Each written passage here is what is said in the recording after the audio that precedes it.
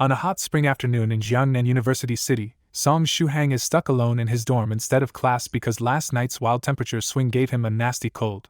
The misery was simple.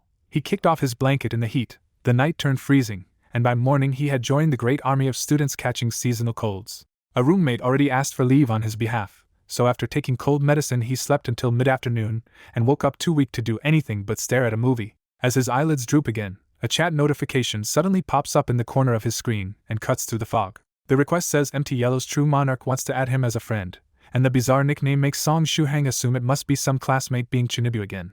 Thinking it's probably harmless, he taps accept. A second prompt follows right away, inviting him into 9 provinces, 1 group, and he accepts that too without much thought. The system announces that his account, MT Books Huge Pressure, has joined the group and should introduce itself, but he is far too sleepy to care. Since his group settings already mute new messages, Song Shuhang just closes the window and lets himself drift back toward sleep. While he dozes off, the new member alert wakes up the entire 9 provinces group. North River's loose practitioner is the first to speak up, surprised that MT Yellow has finally invited a new person after about a year. Su Clan's Achi jumps in with a barrage of questions about region, cave, down name, and cultivation level, talking like this is a real cultivator circle instead of a normal chat room. Then Mad Saber 3 Waves immediately says the quiet part loud and asks whether the newcomer is a fairy, plus bust, waist, hips, and a photo. The rest of the group instantly winces, because 3 Waves has a terrible habit of recklessly offending exactly the wrong people. North River warns him not to court death again in case MT Yellow accidentally invited another terrifying senior.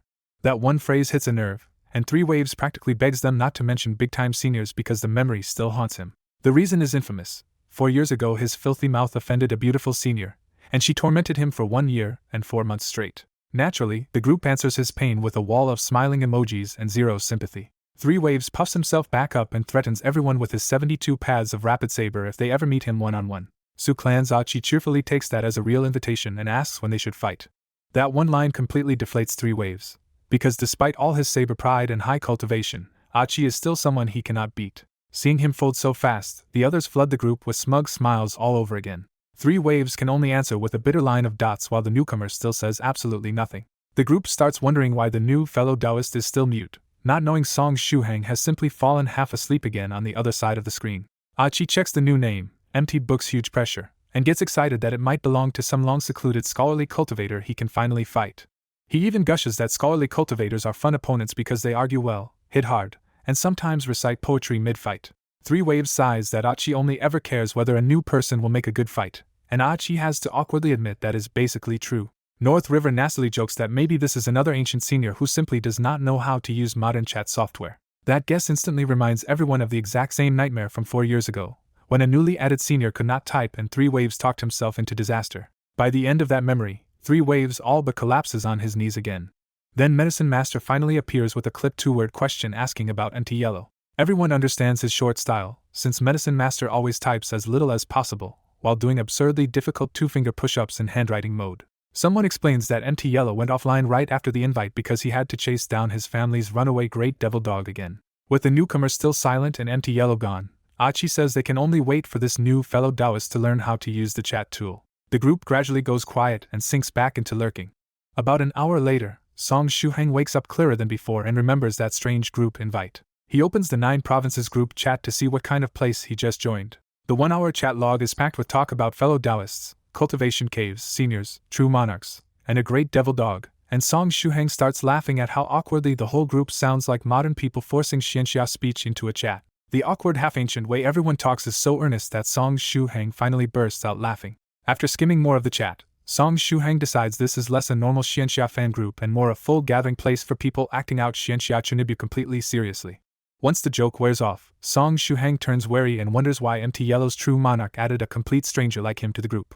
Song Shuhang had already outgrown his middle school fantasy phase, so he knew immortal powers and superheroes should be impossible even if part of him still secretly wished they were real. Instead of leaving the bizarre 9 provinces chat, he decided to stay and lurk because watching these shameless Xianxia fanatics embarrass themselves was strangely entertaining. A famous horror movie played beside the chat, but Shuhang was so unimpressed and sleepy that he rewound it, yawned, and slowly collapsed into bed instead of getting scared. Half asleep, he drifted into a beautiful dream full of immortals, mythical lands, and the old impossible wish to live freely with power beyond the ordinary world.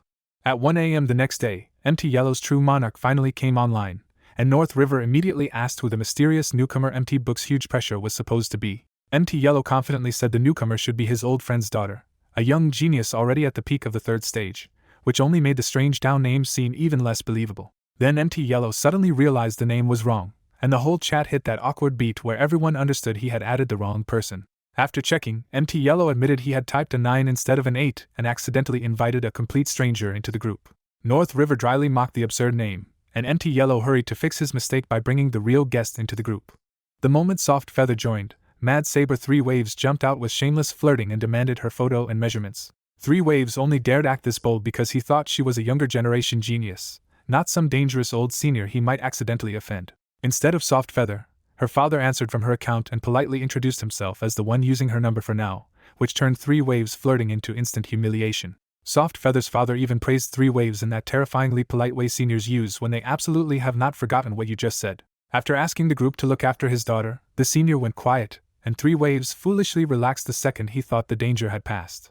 The others stared at him in disbelief, and even the usually silent medicine master finally spoke just to say 3 Waves was hoping for too much. When 3 Waves still did not get it, North River had to point out the deadly clue in the name Spiritual Butterfly Island. The realization finally hit, and 3 Waves understood he had just hit on the daughter of Spiritual Butterfly Respected Sage, a terrifyingly fussy powerhouse. MT Yellow made it worse by revealing the senior had only minimized the chat and had not gone offline, so every suicidal word could still be seen. 3 Waves immediately broke down, begged MT Yellow to save him, and got nothing but a cold, unhelpful response. Once the group stopped enjoying 3 Waves' suffering, North River brought the topic back to the accidental outsider Song Shuhang and asked what should be done with him. Su Clan's Achi suggested kicking Shuhang since he was just an ordinary person and did not really belong in a cultivator chat. MT Yellow refused to act too quickly and said he would perform a divination first, partly because he wanted an excuse that preserved his dignity. He used Tang vs. Song phrases as the base for his secret technique, and the divination flowed so smoothly that he felt absurdly proud before seeing the result. That confidence died the instant the first trigram came out as a romantic verse about flying wing to wing and intertwining branches. MT Yellow was so disgusted by the implication that he instantly blamed his own skill and tried again, refusing to believe fate was pairing him with the likely male stranger he had added by mistake. The second divination only made it worse with another love-soaked verse about separation never changing a bond. He stubbornly cast the third time, convinced this one had to be right, and got a line about finding your destined person under dim lantern light. That was the last straw, so MT Yellow tore the book apart and declared he clearly had no talent for divination at all. Even so, he returned to the chat and grandly announced that Song Shuhang would stay because their meeting was bound by fate, while hiding the actual trigram results from everyone. North River naturally asked what the divination had shown, and MT Yellow fled the conversation on the spot by claiming sudden urgent business and going offline. By the next noon, Shuhang was still sick in bed, eating the century egg porridge his roommates had kindly left for him and feeling like his cold had only gotten worse. Once he turned on his computer, the unread messages in 9 provinces immediately pulled him back in, and he opened the chat to see what these people had done overnight. Reading through the logs, he finally understood the truth. MT Yellow had simply added the wrong number, and he was the accidental extra. The more he read, the more he pictured the group as older hardcore Chuyuni enthusiasts, including fathers still talking like immortal seniors in the middle of the night. Shuhang decided his safest role was still silent spectator, because reading their nonsense was fun but joining in would make him part of the nonsense too. 10 days slipped by, and on Children's Day he was alone in the dorm again because his roommates had gone home for the weekend. His cold had mostly passed, but the stubborn cough and blocked nose were still hanging on as he went through a slow, uneventful morning. By now checking the 9 provinces chat had become his favorite way to kill time, and he had spent those 10 days quietly learning the group's strange regulars. The chat logs were always packed with impossible talk about raiding secret realms, hunting demons, and splitting loot, so convincing that Shuhang felt he could turn them into a profitable xianxia novel. That day the first message he noticed was from the famously quiet Medicine Master, and the sheer length of it was enough to make him stop and pay attention. Medicine Master had posted an improved recipe for body tempering liquid, listing a long mix of common herbs and bizarre ingredients Shuhang had never even heard of. The instructions were weirdly practical too, walking through the order, timing, and heat needed until the final medicine became a black transparent paste with a strong smell. Shuhang looked up the ingredients and found that some were real medicinal herbs, but a whole chunk of the list seemed completely made up, which made the post suddenly feel dangerous instead of funny. He started worrying that these people might actually drink the stuff, and the thought of someone poisoning themselves over Chuyuni nonsense finally pushed at his conscience.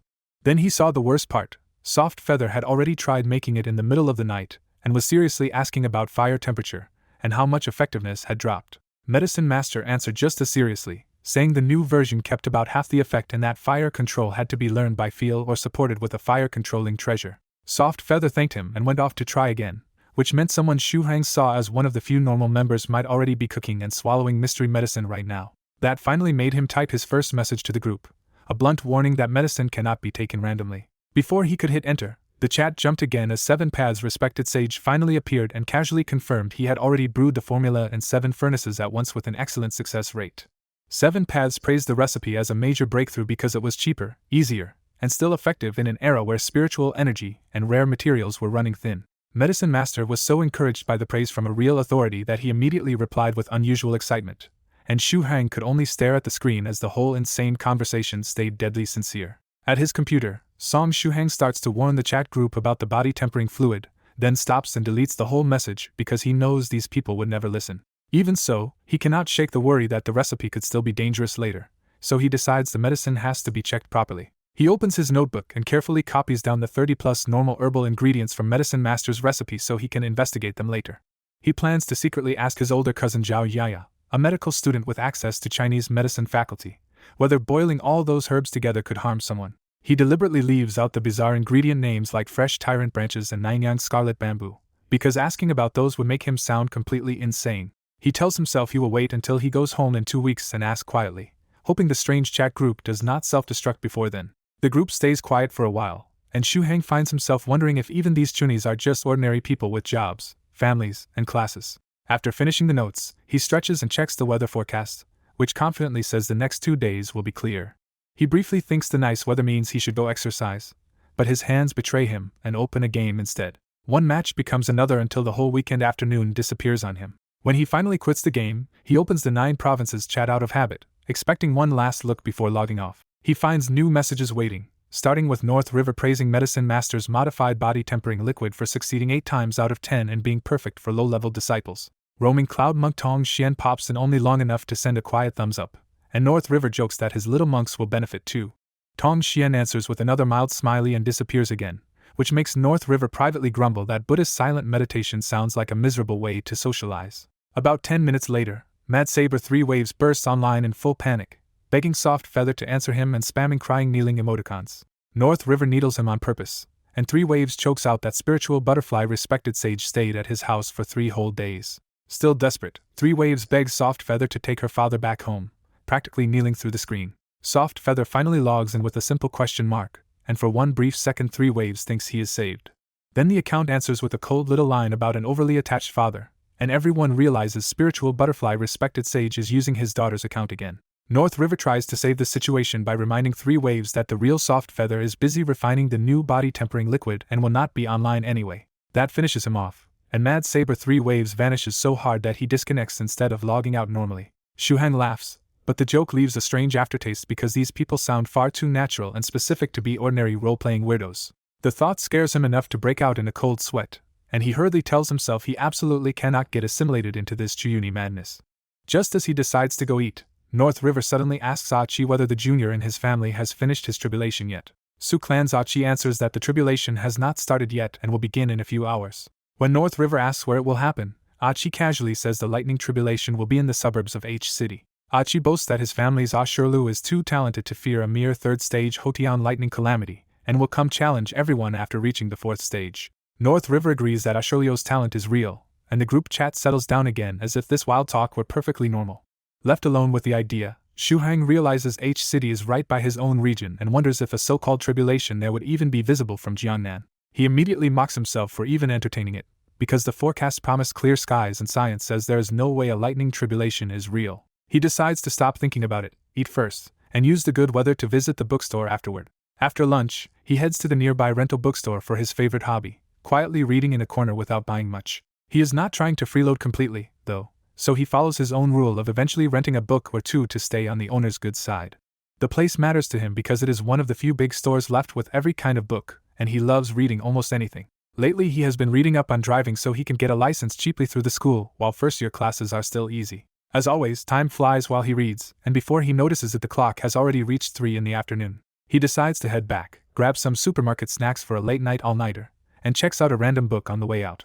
At the entrance, the bookstore's lady boss sits in the shade because the broken awning cannot block the fierce summer-like sun. She calmly rents him the book and reminds him to bring it back within 2 days, while Shuhang can only smile awkwardly because she clearly knows exactly how long he likes to linger there. Shuhang steps toward the door under the blazing clear sky, still thinking it feels more like midsummer than early June. Then an explosive boom tears across the air so suddenly that it startles the whole store and knocks Song Shuhang flat on his face. Everyone looks up in confusion as a black cloud suddenly gathers over the horizon, swallowing the clear weather in moments. Shuhang assumes the weather forecast just failed him again and gets ready to dash back before any rain starts. A second thunderclap freezes him in place, and this time he sees dense lightning twisting through the black cloud in a terrifying net. The storm does not spread like normal weather at all, and instead keeps hammering one fixed area with non-stop explosions like the world is ending there alone. Since the thunder seems like it might last, he gives up on leaving and turns back toward the bookstore to wait it out with another book. The moment he decides that, the entire storm vanishes at once, leaving the sky absurdly clear again as if someone erased it by hand. Around him, people can only trade uneasy guesses about freak weather and heaven's punishment, because nobody understands what they just saw.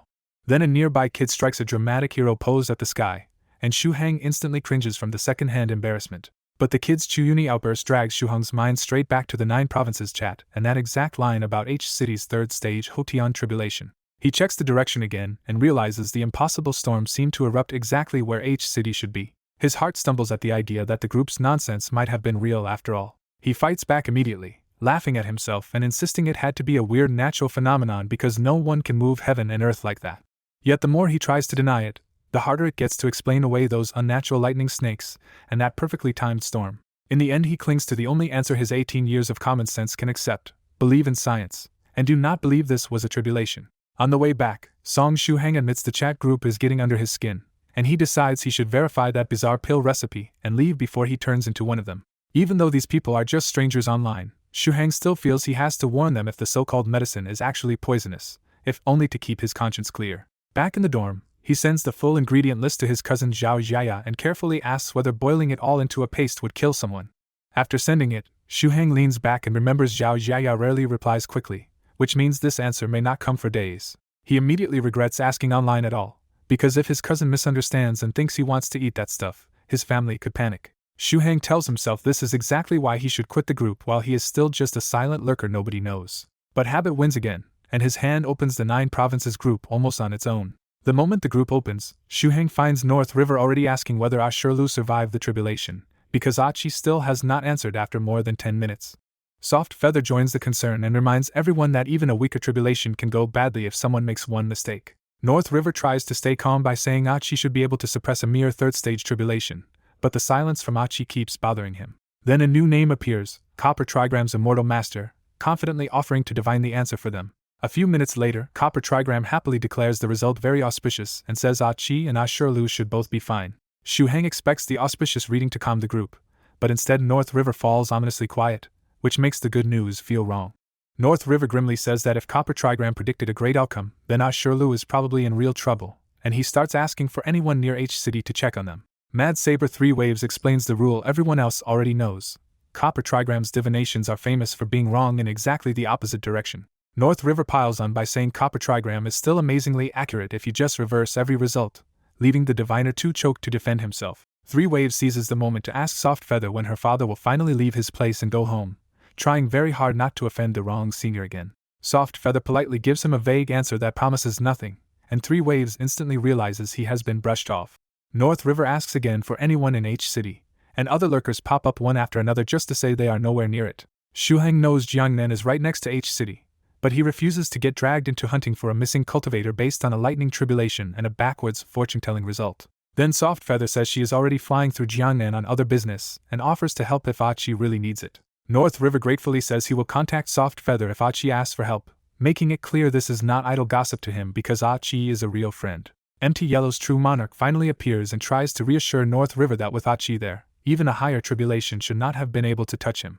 North River admits he was not worried until Copper Trigram gave that very auspicious reading, and even MT Yellow and 3 Waves have no answer to that logic. That jab finally sets Copper Trigram off, and he angrily challenges North River to a duel on the full moon night at Forbidden Purple Peak. North River accepts on the spot, pushes the date back 3 months, and mocks Copper Trigram for having so many identities that he might not even recognize him in person. Copper Trigram snaps back that he would recognize North River even as ashes, and the duel is officially set. MT Yellow sees through North River's real motive at once and says this duel is probably his chance to force a breakthrough after being stuck at 5th stage for too long.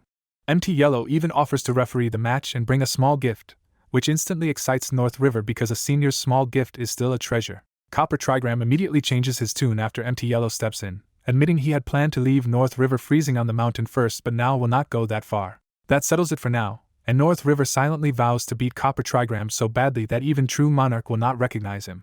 After reading all that, Shu Hang is weirdly worried they might really show up at Forbidden Purple Peak, get caught by security, and damage a protected cultural site. He closes the group and checks the university website instead, where the top story is the same mysterious lightning strike near H City.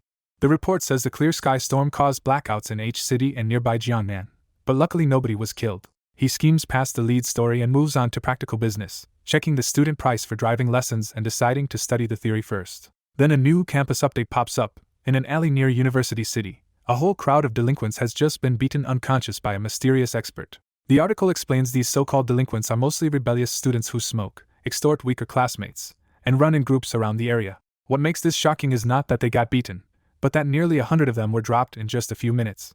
The photos are brutal, with every face swollen red and purple until they look like opera masks, and not even their mothers would recognize them. Students flood the comments with wild guesses, from martial arts clubs to special forces, while others insist only a true expert could wipe out that many people so fast. Shu Heng shrugs it off because delinquent troubles have nothing to do with him, and he has always lived in a separate world from them. But when he tries to relax, the morning's strange thunder keeps flashing through his mind and will not let him settle down. The next morning, Shu Heng wakes early and decides he just did not have the mood to stay up after everything that happened yesterday. He checks Zhao Yaya's chat first, finds no answer yet, and decides he will call her in 2 more days if she still stays silent. Then he opens the 9 provinces group again, fully aware that this weird chat somehow keeps putting him in a better mood. At the top of the chat, Achi finally reports in, Shirlio's lightning tribulation really did go wrong, but he got the situation under control. Achi explains that after the accident, Shirlu went on a rampage near H City and knocked out dozens of ordinary people before being stopped and taken away. With that, the mystery is solved for Shu Heng. The wiped-out alley delinquents were almost certainly the unlucky ordinary people Shirlu flattened after his tribulation mishap. Achi adds that he is taking Shirlu back to the Su clan's main branch and will be offline for the next few days, finally easing the group's overnight worry. In the chat, North River quickly says Achi is safe and promises to tell Soft Feather so she does not rush uselessly toward H City. Watching North River answer at every hour, Song Shu Heng can only stare and wonder if this man ever sleeps. The idea gets so ridiculous that Shu Heng mentally labels North River a sacred warrior of the internet, and even worries he might die from staying online too long. He even decides that when he finally leaves this weird group, he should warn North River to take care of his health.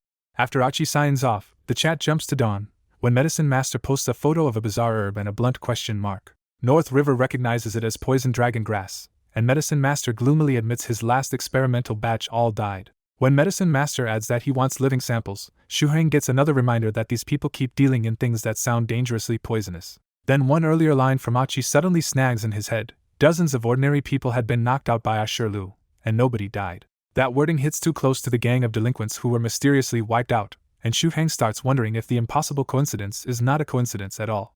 He forces himself to back off, telling himself this is just the paranoid habit of linking unrelated things together. To stop spiraling, Shu Heng stretches, gives up on the theory for now, and decides to start a morning jogging routine to recover from his lingering flu and cough. At the same time, a long-haired young woman named Soft Feather steps out of Jiangnan Airport with a big suitcase and immediately looks annoyed by how easy it is to get lost in a place this huge. After his run, Shu Heng feels refreshed for the first time in days, buys a bun and soy milk, and heads back to the dorm on a quiet Sunday morning. Still bothered by the unconscious delinquents, he checks the school website again, but there is no update because none of them have woken up yet. The rumors are worse than he expected. Around 80 injured punks are still moaning in pain together in a giant hospital ward. He mutters that a normal knockout should not look like this, which only makes the whole incident feel stranger. When he reopens the group chat, he finds new messages from Soft Feather saying she has already arrived at Jiangnan Airport, and is asking if Achi still needs help. North River tells her Achi already found Shirlu before dawn and left H City, so she can stop worrying and go handle her own business in J City. Soft Feather is relieved they are safe, but she quietly admits she had hoped Achi could escort her because she does not know this area well. North River cheerfully recommends phone navigation like a modern travel expert, and Shu Heng can only stare at how casually this supposed cultivator chat has moved on to GPS advice. Soft Feather says navigation is useless because it cannot find her destination, and even with directions she is so bad at finding her way that she might still get lost. North River comforts her by saying she will stop getting lost once she can fly at the 5th stage, but for now a taxi is the safest answer as long as she avoids illegal cabs. When North River asks where she is going, Soft Feather finally names it, Luo Xian Street in J City, to an old place called Ghost Lamp Temple. North River promises to ask around, and Soft Feather gratefully heads off to find a taxi. Shu Hang thinks he would have helped if he could, but Jiangnan Airport is far away and he knows nothing about J City's Ghost Lamp Temple anyway. The name Luo Xian Street nags at him as oddly familiar, but no matter how hard he digs through his memory, he cannot place it. Meanwhile at the taxi stand, Soft Feather asks the first driver about Ghost Lamp Temple, and he admits he has never heard of it. When she says the temple should be on Luo Xian Street, the driver perks up because he lives there, then leaves her even more awkward by saying he still has never heard of Ghost Lamp Temple. Red-faced but stubborn, Soft Feather decides to head to Luo Xian Street first and ask around herself instead of immediately calling home for help.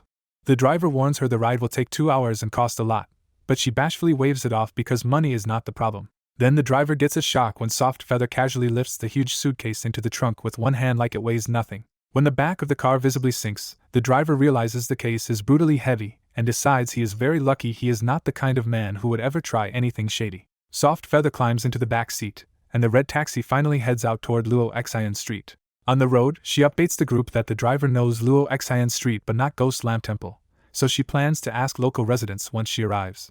North River still has no useful lead, but just seeing his steady reply on the group chat settles Soft Feather's nerves during her first real solo trip far from home. Back at school with a free Sunday dragging on, Shu Hang decides to go window reading again and brings his phone along this time, even though he usually barely uses it. But at the bookstore, something feels off because he cannot sink into any book at all, no matter what genre he tries. After giving up on reading, he rents a book anyway and decides to kill time with a walk to the food street near campus. He heads for the famous food street by Jiangnan University, the place students love so much they hardly remember its real name anymore. Then he casually looks up at the welcome sign and finally sees the name in full. This food street is also called Luo Xian Street. He whips back around to stare at the sign in disbelief, suddenly realizing the place Soft Feather is trying to reach may be right here near him. While wandering for food, Song Shu Hang suddenly realizes this Luo Xian Street is the famous foodie paradise near Jiangnan University, not the one Soft Feather mentioned in J City. He shrugs off the question, keeps eating as he strolls, and eventually drops onto a roadside bench with 2 fresh crispy chicken rolls to rest. The bench turns out to be a prime people-watching spot, and 3 nearby guys are openly rating women's legs like judges at a ridiculous contest. They debate one woman in a red tight dress with fake serious precision, and Shu Hang glances over just long enough to admit she really is beautiful. Even so, Shu Hang still thinks the whole leg obsession is beyond him, and silently concludes he just does not get what excites these guys so much. Then the fat guy suddenly spots a perfect 100, and all 3 snap toward the square at once. A tall black-haired beauty appears from the crowd dragging a huge suitcase, and her long legs and effortless stride make her stand out instantly. When she walks past the woman in red, the comparison is brutal, and even the self-appointed experts instantly agree this new arrival is on another level. One handsome guy decides he has to try his luck, convinced he will regret it forever if he lets a woman like this walk away. His bold plan collapses almost immediately, because he cannot even catch up to her pace and comes back looking utterly defeated. The handsome guy comes back defeated because he literally could not keep up with her pace, and Shu Hang nearly laughs himself sick at the pathetic result. After the little street-side comedy ends, Shu Hang gets moving again and decides to buy a pile of snacks to bring back for his roommates. The story cuts to a joking aside about Copper Trigram's terrible divinations, saying that what looks like coincidence may still be inevitable. A little later, Shu Hang steps out of a shop with bags of food and freezes when he sees that same black-haired beauty heading straight toward him again. She closes the distance in just a few strides, and Shu Hang gets a first-hand lesson in how absurdly fast those long legs really move. Shu Hang politely shifts aside to clear a path, and the beauty thanks him with a gentle, almost shy smile before entering the store. He starts to leave, but the moment he hears the black-haired woman ask the shopkeeper about Ghost Lamp Temple near Luo Xian Street, Shu Hang freezes mid-step. The shopkeeper says he has never heard of the temple and suggests asking older stores, which only makes the coincidence feel more suspicious to Shu Hang. Now seriously unsettled, Shu Hang pulls out his phone and opens the 9 Provinces 1 group to check Soft Feather's latest messages. Her earlier chat messages say she took a taxi to Luo Xian Street and just arrived at a crowded gourmet street full of delicious food, which sounds exactly like this place. Shu Hang works through the timing and finally concludes Soft Feather probably never made it to J City at all, but came to Jiangnan's Luo Xian Street by mistake. That makes one possibility suddenly painful and absurd. The glamorous long-legged beauty might actually be the Chunibu girl from the chat group. He still cannot be completely sure, because in theory someone else could also be searching for Ghost Lamp Temple in the wrong Luo Xian Street. Before he can decide anything, a new voice message from Soft Feather pops into the group, and he instinctively taps it open. Inside the small shop, the black-haired beauty sends a disappointed voice message, saying she has already asked many stores around Luo Xian Street and still cannot find Ghost Lamp Temple. She puts the phone away and keeps moving, still resolved to continue searching instead of giving up. Before she gets far, her own fresh voice message suddenly plays from Shuheng's phone nearby, and she spins around in startled disbelief. In an instant, her frustration turns into joy, because the random young man on the street is obviously someone from 9 Provinces 1 group. She rushes straight to him like someone grabbing a lifeline after being lost all day. Shuheng turns and finds the black-haired beauty smiling beside him, staring at his phone and happily asking if he is also from 9 Provinces 1 group. At that point Shuheng can no longer deny it, and awkwardly asks the obvious question anyway. She is Spiritual Butterfly Island's Soft Feather. Soft Feather cheerfully confirms it, and immediately, very politely, asks for this young-looking senior's down name. Looking at this ordinary college boy and sensing nothing from him at all, Soft Feather quietly concludes that he must be a senior expert who has hidden his cultivation far too well. When Soft Feather asks for his down name, Song Shuheng immediately cringes and refuses, because saying a Chu Uni title out loud in public would be too embarrassing. Soft Feather quickly apologizes, since cultivators normally do not mention down names in public, and she realizes she got carried away. Then Song Shuheng asks her to stop calling him senior too, which makes Soft Feather worry that he might be a cold and difficult person after all. Before she sinks too far into that idea, Song Shuheng explains that she can just call him Song Shuheng, or even Shuheng, because he cannot bear being called senior in real life. Soft Feather still awkwardly ends up saying Senior Song, but now she relaxes completely and starts smiling again, convinced he is actually kind. When she eagerly asks if he came to help her, Song Shuheng steers the conversation forward and leads her away so they can talk somewhere less crowded. As they walk, Song Shuheng confirms the place she wanted was Luo Xian Street in J City, and Soft Feather instantly senses bad news. The mistake lands hard when Song Shuheng tells her this is Luo Xian Street too, just the one in Jiangnan City instead of J City. Mortified, Soft Feather lowers her voice and asks the only thing that matters now: does he know how to get to the real place? Song Shuheng admits he has never been there, but he figures she can just navigate on her phone instead. That plan dies immediately when Soft Feather taps her phone twice, and it shuts off in her hands. She looks at him with watery eyes and admits her phone is out of battery, making Song Shuheng realize this beautiful stranger is also a complete klutz. Even so, he hands over his own phone so she can use that one instead. Then fate piles on the embarrassment when Song Shuheng's phone also dies the moment she tries to use it. Song Shuheng remembers he left home with only 6% battery, and now both of them are stuck with no navigation at all. So he asks whether she urgently needs to reach Ghost Lamp Temple, trying to measure how bad this detour really is. Soft Feather says it is not urgent down to the minute, but delays could still cause trouble, because she really does need to get there soon. With no working phones, Song Shuheng offers the practical solution: come back to his dorm, charge up, and use his computer to look up the route. Soft Feather accepts at once, but her excited question about whether his dorm is a place of seclusion reminds Song Shuheng just how deep her cultivator mindset runs. As they head out together, Song Shuheng cannot help thinking she looks like someone who could be kidnapped with 2 lollipops, even though that impression is about to be very wrong. 5 minutes later, Song Shuheng is already panting, because Soft Feather's long legs let her cover ground so fast that keeping up feels like jogging. Soft Feather looks genuinely confused that a senior cultivator would be winded by a short walk, which only makes the situation more awkward for him. Song Shuheng can only tell her to slow down, and the considerate Soft Feather immediately shortens her stride to match his pace without prying. As they leave Luo Xian Street behind, the same 3 guys who were judging women's legs spot Soft Feather again and instantly lock onto the perfect score walking away. The handsome one gets ready to chase, only to deflate when he notices there is already a man beside her. Then the trio realizes that man is the same quiet guy who sat next to them earlier while they were scoring her, and the handsome one drops to his knees like he has witnessed a legendary pickup master. At the dorm building, Song Shuheng brings Soft Feather inside without trouble, because a girl entering a boy's dorm barely attracts attention on a lazy Sunday. Seeing the stairs ahead, Song Shuheng offers to carry her huge suitcase upstairs like a gentleman. The moment he tries to lift it, he realizes with horror that the suitcase weighs around 50 to 60 kilos, even though she had been dragging it around like it was nothing. That is when his image of her as easy kidnapping prey collapses completely, because anyone trying that would be the one needing a coffin. Trying to save face, Song Shuheng immediately changes plans and says they should just take the elevator. Soft Feather asks no awkward questions and simply follows his lead, because she is considerate enough to leave a host's dignity intact. His dorm room is empty when they arrive, giving Song Shuheng a quiet space to settle her in and start helping for real. He offers her a drink while turning on the computer, and Soft Feather innocently requests Jade's Spirit Vein tea like that is the most normal thing in the world. The bizarre tea request makes Song Shuheng freeze for a beat, because he has never even heard of Jade's Spirit Vein tea. Unable to follow that cultivator request, Song Shuhang brings it back to normal life and offers ordinary drinks instead. Soft Feather is briefly stunned that a senior's place has no jade spirit vein tea at all, then decides this must be part of his mortal world seclusion and sweetly asks for orange juice. A moment later, Song Shuhang brings her a large glass of orange juice, and her polite gratitude only reinforces that she is a nice girl despite all the Chuyuni nonsense. Then he finally opens the map on his computer and searches for the real Luo Xian Street in J City. The map confirms the bad news in hard numbers. From University City, the real destination is still a long way off.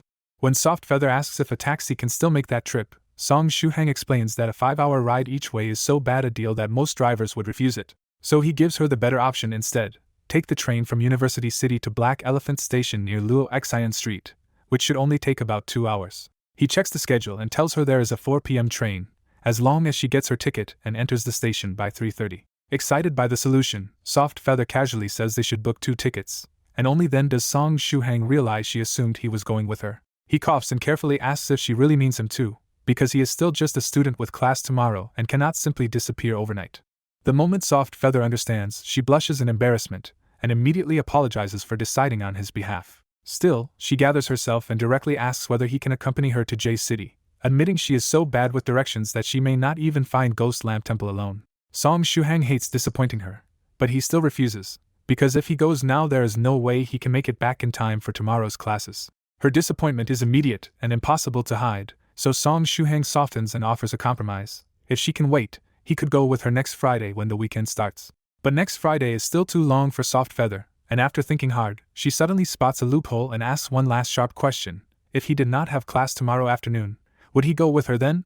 Song Shuhang gives Soft Feather a careful maybe, but he knows tomorrow's afternoon class will not disappear without a real reason. To steer the talk away from skipping class, he asks why she came all this way for Ghost Lamp Temple without confirming where it was. Soft Feather honestly admits she only knew the temple was somewhere around J City's Luo Xian Street, and rushed over too fast to check more. When she casually mentions Marshall Nephews booked the plane ticket for her, Song Shuhang is left blinking at how strange her world sounds.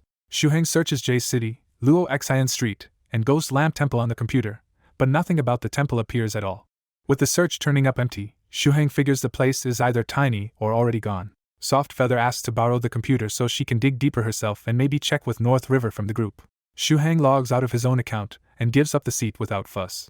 Soft Feather slides into the chair, logs into her chat account smoothly, and looks for North River first. North River still does not reply, which surprises even Shuhang because that senior usually feels permanently online. With chat help failing, Soft Feather closes the window and starts searching every temple lead around Luo Xian Street by herself. Meanwhile, Shuhang remembers both their phones died, so he offers to charge hers along with his. Soft Feather quickly hands over her phone, and Shuhang plugs in both devices. When Shuhang looks back, Soft Feather's hands are flying across the keyboard so fast she looks like a pro gamer in full sprint. Her rapid search suddenly lands on Song Shuhang's own student profile, complete with his class and timetable.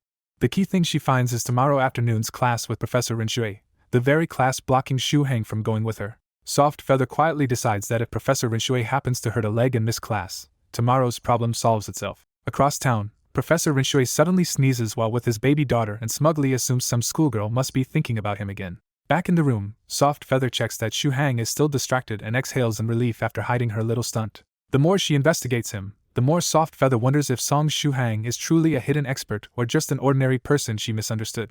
Her attention shifts to the open notebook beside the computer, where Shuhang has copied Medicine Master's body tempering liquid recipe. She notices he only copied the ordinary ingredients, and that makes her think he might be trying to improve the recipe by cutting the cost even further. When Shuhang turns around and catches her staring at the notebook, he instantly realizes this looks very bad for his image. Soft Feather eagerly asks how many successful batches he can make from Medicine Master's recipe, treating him like a fellow cultivator with real experience. She even admits she only succeeds 3 times out of 10 because controlling the flames is hard for her. Shuhang can only admit he never made any at all, which makes Soft Feather lean even harder into the idea that he is researching a better version. Trying not to crush her excitement, he explains the real problem is simple. He has no medicinal ingredients and cannot afford to gather them. Soft Feather immediately decides to repay him by sending 2 chests of medicinal ingredients after she gets home. Shuhang misunderstands the scale completely and accepts with a casual thanks, thinking it probably is not worth much. Moving on to something practical, Shuhang asks whether she has an account for the ticket booking site.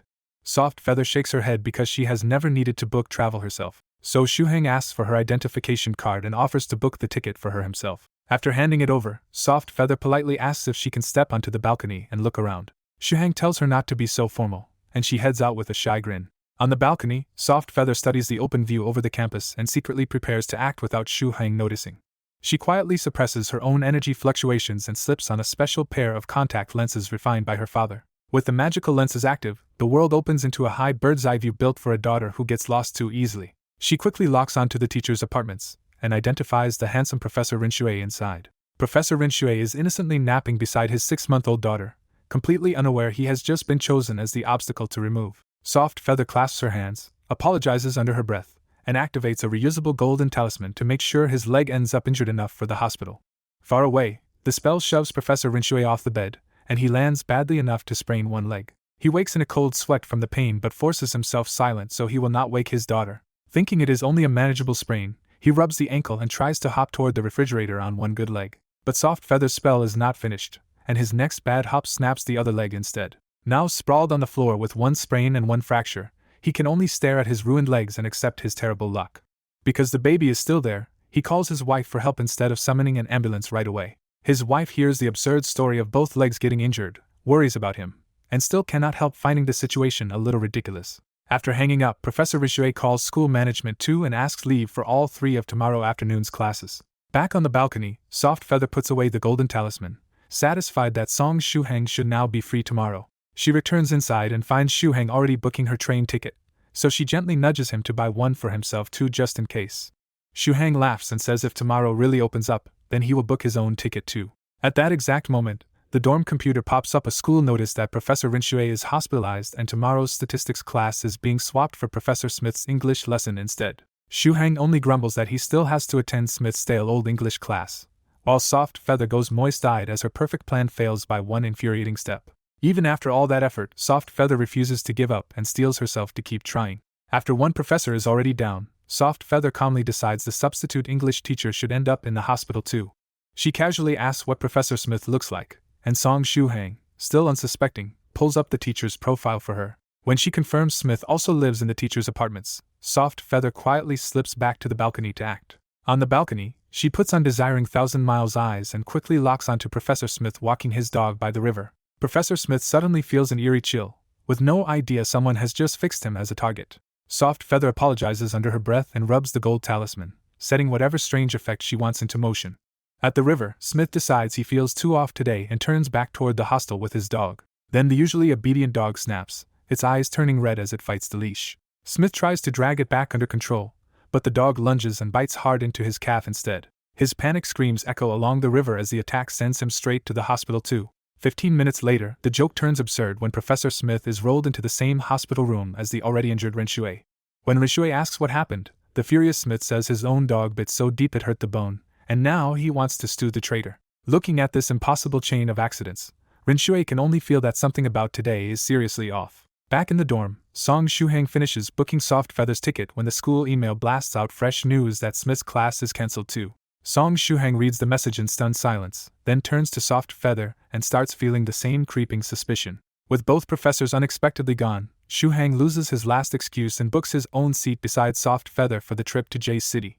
Still bothered by the absurd timing, he stares hard at Soft Feather and bluntly asks if those 2 hospitalizations were really just a coincidence.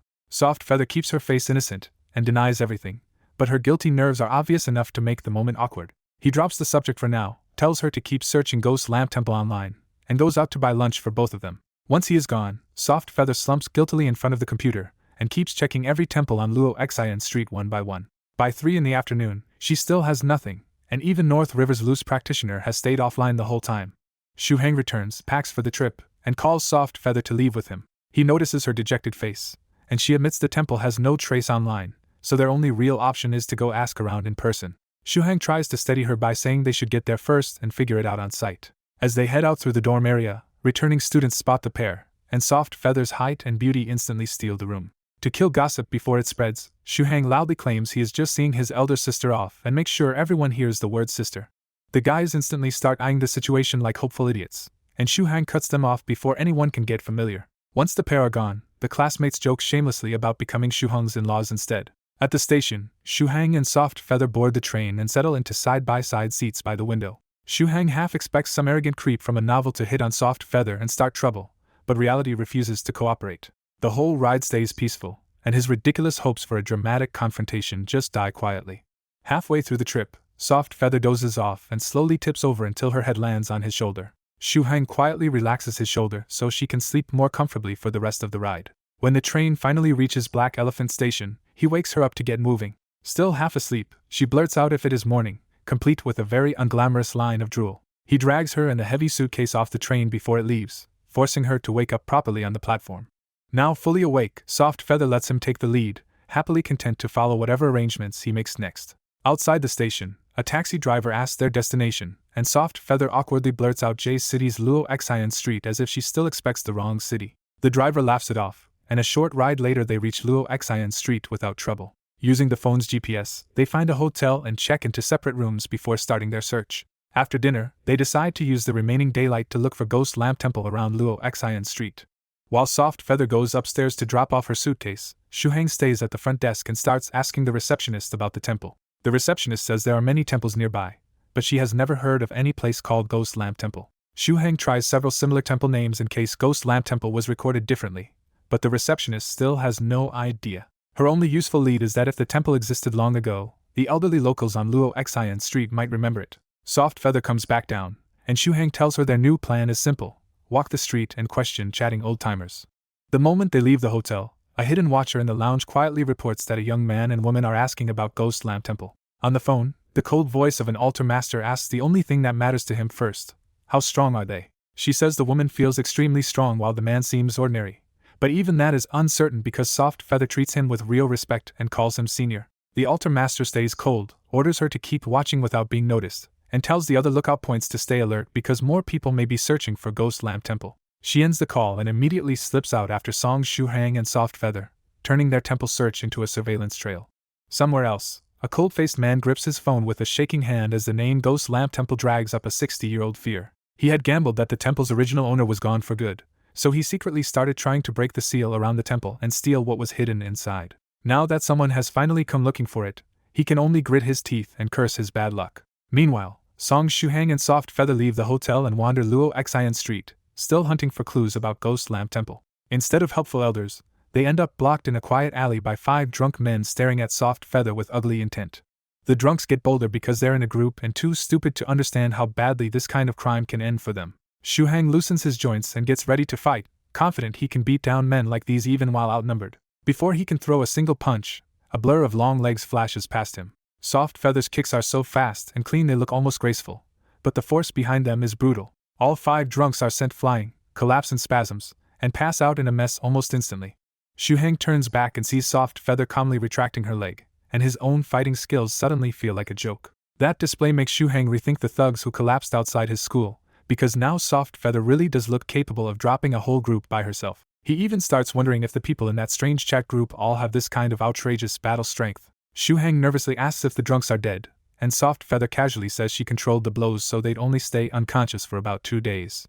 That answer hits Shu Hang like a clue, because it lines up a little too well with the still unconscious gang from before.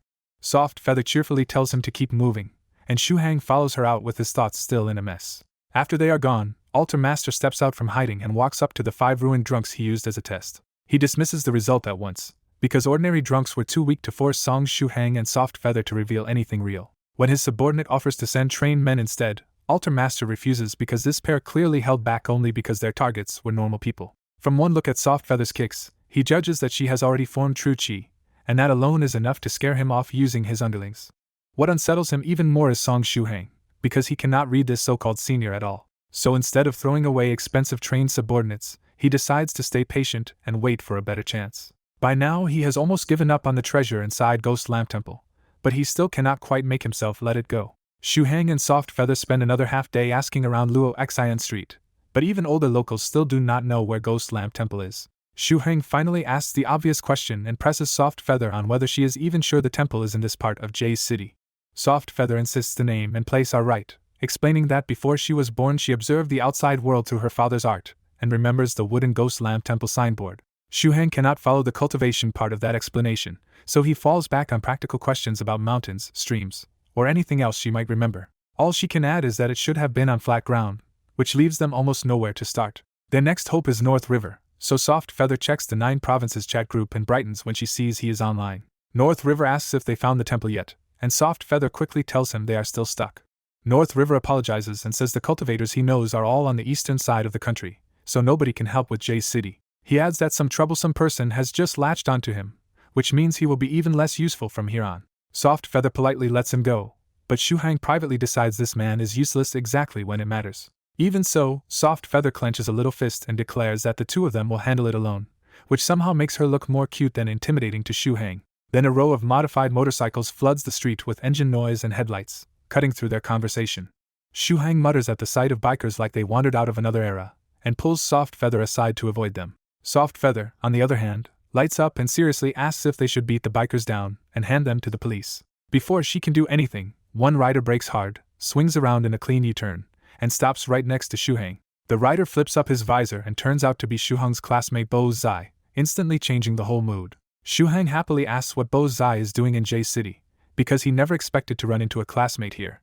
Bo Zai says his family is visiting his grandfather in Jay City, then notices Soft Feather, and immediately assumes Shu Hang secretly brought a gorgeous girlfriend on a trip. He starts ribbing Shu Hang for hiding such a beauty, but Shu Hang shuts it down and introduces Soft Feather as his elder sister instead. Once the joke passes, Bo Zai asks what they are actually doing here, and Shu Hang explains their failed search for Ghost Lamp Temple. Hearing that, Bo Zai offers the first real lead of the day. His Jay's city-born grandfather might know about the place. Shu Hang worries about intruding on their family visit, but Bo Zai waves it off and jokes that his father would rather lock him up with textbooks anyway. Bo Zai asks if Shu Hang can ride, and when Shu Hang says yes, a borrowed motorcycle is arranged on the spot. Shu Hang gets on the black bike and immediately feels that Bo Zai's crowd are not riding ordinary machines. Bo Zai proudly admits he modified every one of those motorcycles himself, reminding Shu Hang that this guy's hands are absurdly good with machines. Soft Feather climbs on behind Shu Hang, and the sudden close contact leaves him stiff and flustered before they even start moving. With engines roaring, Bo Zai leads the way and the two bikes race off toward his grandfather's place. Bo Zai's grandfather turns out to be an unusually modern old man, and the moment he hears Ghost Lamp Temple, he laughs like he actually knows the place. That one reaction tells Shu Hang they finally found somebody who can give a real answer. The grandfather explains that hardly any young people know about it now because Ghost Lamp Temple belongs to a story from more than 60 years ago. He points east and says that if they go into the forest there, they will find a large tomb standing where Ghost Lamp Temple used to be. Shu Hang blurts out the wrong question and wonders if Ghost Lamp Temple was a tomb all along, but Soft Feather catches the real point at once. The temple was destroyed.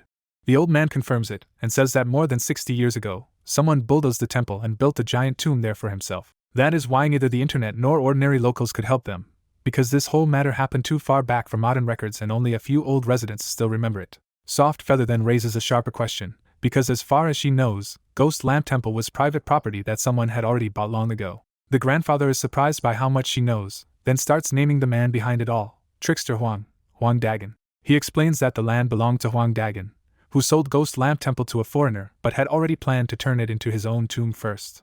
When that foreigner came to buy Ghost Lamp Temple, Huang Dagan happily took the money anyway. Several years later, after the foreigner never came back, Huang Dagan shamelessly built his own tomb right on top of the temple he had sold. Shu Hang can only call it shameless, and the grandfather agrees that Huang Dagan cheated plenty of rich outsiders back in those days. Hearing that, Shu Hang quietly suspects the foreigner who bought the temple may have been one of Soft Feather's elders. But Soft Feather does not get angry at the old story itself. She only sighs and coldly asks the one question that really matters now.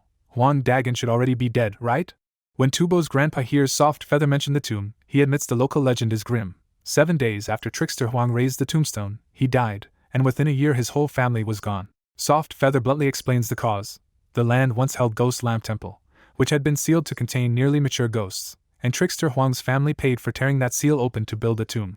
Tubo's grandpa stares at her for a long beat and dismisses the whole thing as blind superstition, insisting young people should believe in science instead. Shu Hang laughs at the old man's reaction, but the laugh dies fast when the story leaves him with a cold, uneasy thought that maybe this really was not coincidence. The awkward moment blows over, and by the time the talk finally winds down around 9 that night, Shu Hang and Soft Feather have spent hours chatting comfortably with Tubo's grandpa. After borrowing Tubo's bike, Shu Hang brings Soft Feather back to the hotel, says a tired goodnight, and just wants this exhausting day to end. Shu Hang is dragged out of sleep by icy little hands patting his face, and a soft voice insisting that it is almost time. When he finally opens his eyes, he finds Soft Feather straddling his chest in the middle of the night, and for one stupid second, assumes he must still be dreaming. Her next cheek-pinching wake-up makes it painfully clear this is real. which raises a much worse question for Shu Hang. How did she even get into his locked room on the 23rd floor? Soft Feather casually reveals why she came. She wants to go to Ghost Lamp Temple at midnight, because that is when ghosts are easiest to find. Shu Hang can only stare as the truth sinks in. This beautiful, terrifying girl really did travel all the way to Jay's city just to catch ghosts. He also remembers exactly how strong she is, and that thought kills any dangerous impulse far faster than cold water ever could. Soft Feather flips lightly off the bed with impossible control, and Shu Hang gives up on sleep, gets dressed, and decides he may as well escort her through this madness. When Shu Hang asks about the luggage, Soft Feather casually lifts her huge suitcase onto her head with one hand, proving again that normal standards do not apply to her. A little later, the borrowed bike roars through the sleeping city as Shu Hang pushes hard toward the forest Tubo's grandpa pointed out, with Soft Feather and her absurd luggage riding along behind him. They find the forest without much trouble, but the bike can go no farther, so the two of them continue on foot toward the hidden burial ground. At the tomb site, Shu Hang offers to help, but Soft Feather happily tells him a mere spirit ghost cannot hurt her and orders him to just keep watch. Standing before Huang Dagon's giant old-fashioned family tomb, Shu Hang finally sees how huge the place is, with enough space for 4 generations and 14 dead relatives. The midnight cemetery gets under Shu Hang's skin fast, and he can only clutch his coat and hope they are not actually about to meet real ghosts. Soft Feather snaps open the huge suitcase beside the tomb, and Shu Hang is hit with the sight of serious cultivation gear inside, from stacks of jade sheets to a strange purple gold bell that looks outrageously expensive.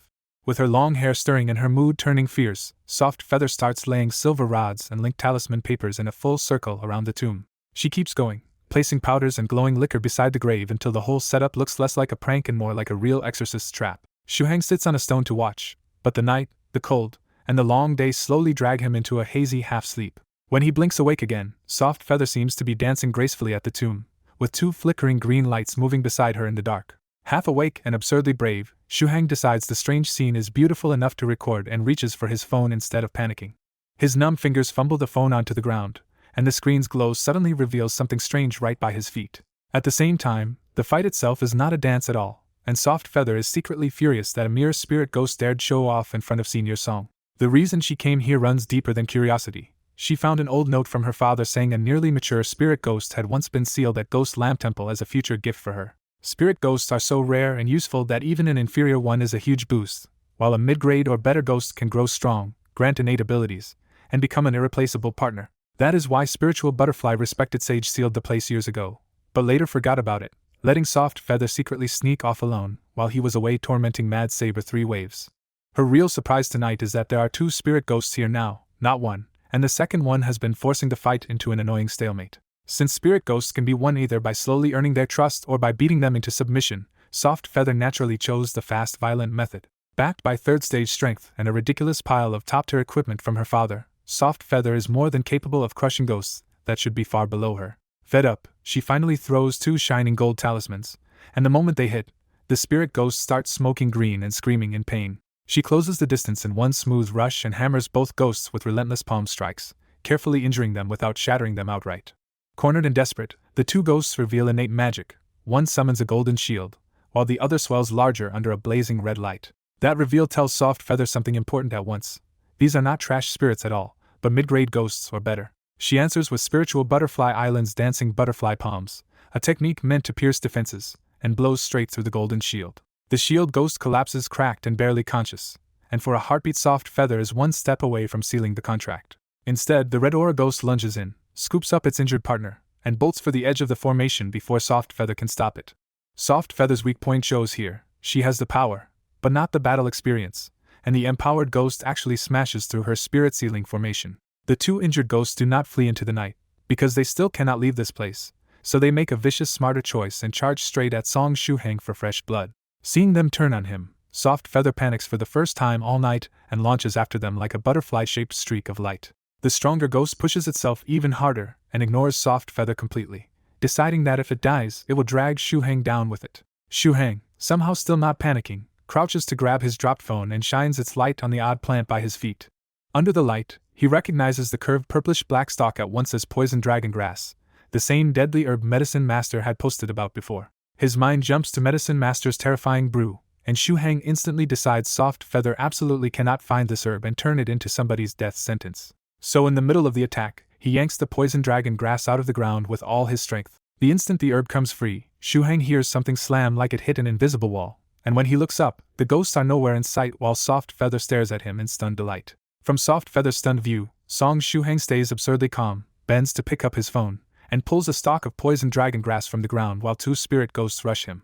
The grass turns out to be the hidden switch of a formation, and an invisible barrier slams both ghosts out of the air and pins them helplessly to the ground. Soft Feather realizes Song had spotted a second hidden seal she completely missed, and in her eyes his casual choice of where to sit suddenly looks like careful protection. With the ghosts trapped, Soft Feather leaps in, plants her feet on them, and takes out two ghost-sealing ice pearls from her suitcase. She flashes through hand seals and snaps out a command, and the two battered spirit ghosts are sucked into the freezing pearls.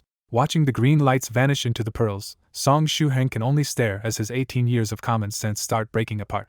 Soft Feather warmly thanks him for saving the hunt, because if those spirit ghosts had escaped tonight, finding them again would have been a nightmare. Then she casually offers him one of the sealed spirit ghosts as a thank you gift, talking as if priceless ghost treasures are normal things to hand out. Song Shuheng refuses on the spot, because from his point of view she is basically trying to hand him a portable haunted disaster. Soft Feather insists that he has to accept it, saying she would feel guilty enough to affect her cultivation if he turned her down. Before he can keep arguing, she stuffs the cold pearl into his hand, and the sealed ghost feels more like a tiny air conditioner than a curse. With the mission finished, Soft Feather packs up cheerfully and follows Song out of the forest so they can head back and leave in the morning. Partway out, Soft Feather suddenly winces because the sole of her right shoe finally falls off from all the chasing and fighting. Song offers to help her to the bike and promises they can stop by a shopping street near the hotel to find new shoes. Soon the motorcycle is roaring away from Ghost Lamp Temple again, and Soft Feather rides behind him in an especially good mood after getting exactly what she came for. At the shopping street, Song tries his usual hard bargaining on a pair of women's sandals, and the vendor instantly cuts him down. When he asks to buy them for half price, the auntie says fine and asks whether he wants the left shoe or the right one. Soft Feather laughs so hard she can barely stand, and Song gives up and pays full price for the sandals. Back on the road, Song asks what he did to offend that woman so badly, and Soft Feather can only laugh harder because he still does not get it. After they leave, the hidden altar master finally steps out of the forest, lights a shaking cigarette, and wears the face of a man who just lost 60 years for nothing. He admits to himself that Soft Feather was far stronger than expected, and even her casual strike and expensive talisman were enough to make attacking feel suicidal. What really chills him is Song Shuheng, an ordinary-looking youth with no readable aura who somehow found the key to the sealing array at exactly the right moment. Still, fear does not stop the bitterness, because he has spent 60 years scheming around Ghost Lamp Temple and now both mature spirit ghosts are gone. He remembers the cruel truth. One spirit ghost was prepared by spiritual butterfly respected sage, while the one he raised at Huang Dagon's tomb was also locked in by hidden arrays he could never break. He had even demolished Ghost Lamp Temple through Huang Dagon, thinking he had outsmarted the seal, only to realize far too late that his greed made him overlook the real trap. Even so, he decides he cannot let it end here, because getting back just one spirit ghost could still push him into the next realm and buy him another 100 years. He leaves the tomb with heavy steps, still aching over the years he wasted and the treasure he never truly held. Only after he is gone does another watcher appear, a tall handsome young man with a lazy face who has been keeping an eye on the whole mission. He calls spiritual butterfly respected sage and calmly reports that Soft Feather sealed the spirit ghost safely and should be heading home in a day or two. The father, relieved, tells him to keep watching over his junior sister and clean up the leftover arrays before they cause trouble for ordinary people. After hanging up, Lu Jianyi quietly notes that the altar master survived only because he was smart enough not to attack Soft Feather. He is even more determined to keep quiet about Song Shuheng, because if his master learns Soft Feather climbed onto a man's chest in the middle of the night, the fallout will become his problem. That choice fits him perfectly, because Lu Jianyi is so devoted to conserving effort that he once learned a breathing technique just to avoid having to breathe often. The bigger reveal is that Soft Feather never knew this whole trip was secretly arranged by her father, who planted the path and sent Lu Jianyi to guard it from the shadows. By morning, Song Shuheng finally drags himself out of bed and notices, a little guiltily, that the room feels calmer without Soft Feather waking him by sitting on his chest. He calls Soft Feather, and she answers that she is already up and has finished her morning meditation. With the ghost hunt over, Song suggests they eat the hotel's free breakfast first and then head back, and Soft Feather readily agrees. After a smooth ride back, Song Shuheng and Soft Feather reach Jiangnan University City around noon with the whole ghost hunting trip finally behind them. Out at the station, Song Shuheng politely invites Soft Feather over, then immediately realizes they are still basically acquaintances and that the offer was a bit too sudden. Soft Feather sweetly turns him down because she has to hurry home, finish the contract with the spirit ghost, and avoid getting caught if her father comes back first. Song Shuheng points her toward a taxi to the airport, and Soft Feather confidently says she already booked her flight and can handle the rest alone. Just before leaving, Soft Feather suddenly remembers her promise and asks for Song Shuhang's address so she can mail him the 2 boxes of herbs. Song Shuhang tries to wave it off, because the ghost sealing ice pearl Soft Feather gave him already makes those promised herbs feel anything but ordinary. Soft Feather gets serious and insists that a butterfly islander does not break her word, so Song Shuhang finally writes down his mailing address for her. Soft Feather carefully puts away the note, says goodbye, and heads off on her own. Once she is gone, Song Shuhang lets out a huge sigh of relief and tells himself this bizarre encounter is probably over for good. But that address changes everything, because Soft Feather's promised herbs are the push that will pull Song Shuhang out of an ordinary life and toward cultivation. Later in the group chat, North River's loose practitioner asks if Soft Feather found the Ghost Lamp Temple, and she happily confirms the mission went smoothly. She explains that she first got lost in the wrong Luo Xin street, then met a powerful senior from the group named Song Shuhang who guided her to the right place and helped finish the job. North River asks for that senior's down name, but Soft Feather sheepishly admits she forgot to ask and only knows him as Song Shuhang. The name Song Shuhang sounds oddly familiar to North River, but he cannot place it, so he simply congratulates her on completing the task. As she boards her flight home, Soft Feather thanks North River, turns off her phone, and gazes out the window thinking the group's seniors are kind, especially the incredibly nice senior Song. The next day brings brutal summer heat, but while the packed lecture hall bakes under 14 useless fans, Song Shuhang sits there strangely fresh and clear-headed. For the first time in his life, class feels easy to him, and he can remember the lecture almost as soon as he hears it while still thinking about other things. The reason is hanging from his neck. Soft Feather's ghost-sealing ice pearl is cooling his whole body like a human air conditioner, and somehow making his mind faster too. One female classmate keeps inching closer just to steal the cool air, and by the end she is less interested in flirting than in how perfect he would be as a summer body pillow. Feeling the pearl work so well, Song Shuhang remembers Soft Feather sealing the ghost and finally starts asking the dangerous question he kept dodging. Maybe cultivation is real. The possibility hits him all at once, and now he desperately wants class to end so he can open the 9 provinces group and search for proof. The break bell finally rings, and the overheated students rush out into the hallway while the girl beside him leaves with obvious reluctance. Then a booming voice from the door cuts through the room, and a frightening man in a suit asks whether student Song Shuhang is there. Song Shuhang stands up in confusion, and the suited man introduces himself as Sima Jiang from Fengshan Courier, here to hand over 2 urgent air-delivered packages that need Song's personal signature. The moment Song Shuhang hears about 2 express boxes sent overnight, Soft Feather's bashful smile flashes through his mind. Tubo and the other roommates come over to check if something is wrong, but Song Shuhang reassures them that it is only a delivery. Song Shuhang casually calls the scary courier Little Jiang, and Sima Jiang twitches at the nickname before hiding it behind a laugh. Sima Jiang says the boxes are already waiting at Song Shuhang's dorm, and Song heads over with him during the short class break. At the dorm door, Song Shuhang finds 4 more black-suited men guarding 2 big boxes like they are protecting state secrets. Song Shuhang can only stare at this ridiculous service, and Sima Jiang explains that the sender is a very special customer. When Song Shuhang checks the receipt and sees Soft Feather's name in the sender line, he immediately realizes these boxes are the promised herbs. He skips opening the shipment on the spot, signs for it, and Sima Jiang leaves with his men after a very formal goodbye. Only after they are gone does Song Shuhang realize he forgot to ask for help moving the boxes, but luckily they are far lighter than Soft Feather's luggage was. He drags both boxes inside, sets them on his bed, and opens them immediately, too curious to wait. Inside he finds layer after layer of small wooden cases, 32 in total, packed with more than 40 medicinal ingredients. Some herbs he recognizes and some he does not, but even the unfamiliar ones smell so pure that just breathing them in makes his body and mind feel cleaner. The cost of these ingredients is obviously absurd, but the real shock is that they perfectly match the recipe for the simplified body-tempering liquid from the 9 provinces group. That thought catches fire fast, because if he follows Medicine Master's instructions and this liquid really works, he can finally prove whether cultivation exists. Since he has no afternoon classes, Song Shuhang decides on the spot to try making the body-tempering liquid today. The decision runs straight into a problem. He needs a pill furnace, and a normal college dorm definitely does not have one. He rummages through the kitchen searching for anything that could substitute, but every option feels wrong.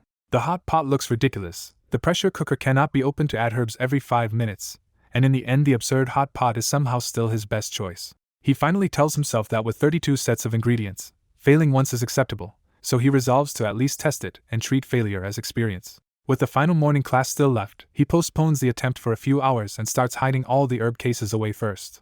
One by one he packs the wooden cases into his school cupboard, relieved when every last box fits neatly inside. After the last class ends, Song Shuhang stretches at his seat and immediately feels awkward under the curvy classmate's lingering stare. Before the mood gets any stranger, Tubo and 2 roommates arrive complaining about the brutal heat and pulls Shuhang into their chatter.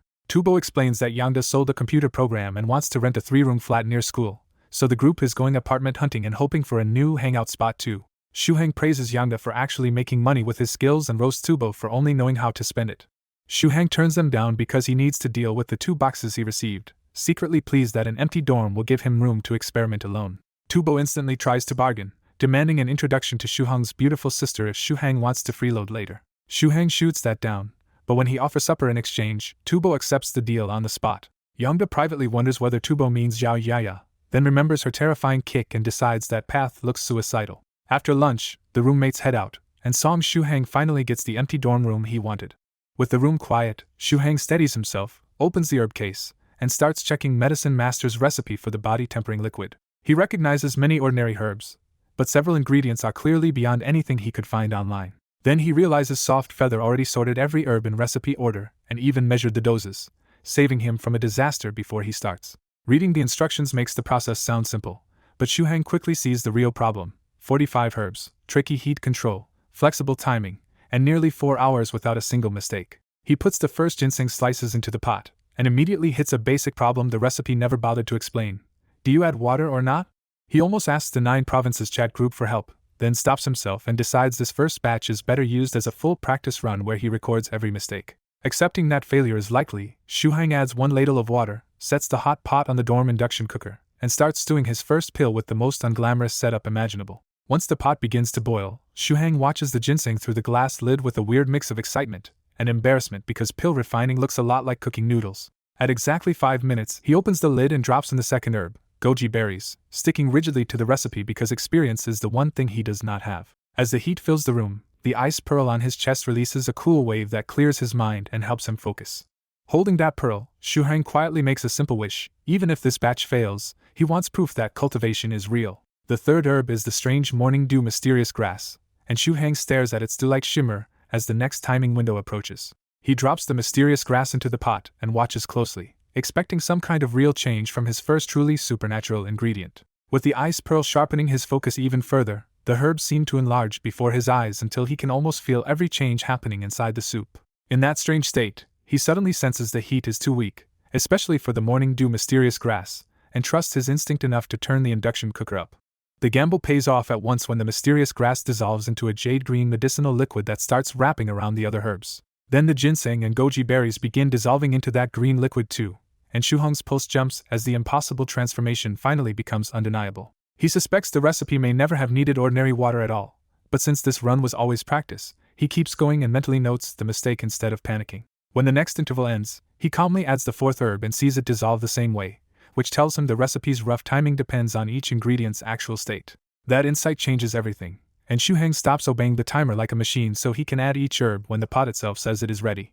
46 minutes in, around the 10th herb, he is already adjusting the induction cooker's heat up and down on instinct while working through the sequence. By the 16th herb, the morning dew mysterious grass reaches its limit, so Shuhang follows the recipe and throws in another special ingredient, the 3 Lives fruit core. Just as he hoped, the 3 Lives fruit core takes over the dissolving role, and Shuhang realizes the liquid has not dried out at all even though he never added more water. So Shuhang settles into the lonely real work of pill refining, repeating the same careful cycle of adding, watching, and waiting where one small mistake could ruin everything.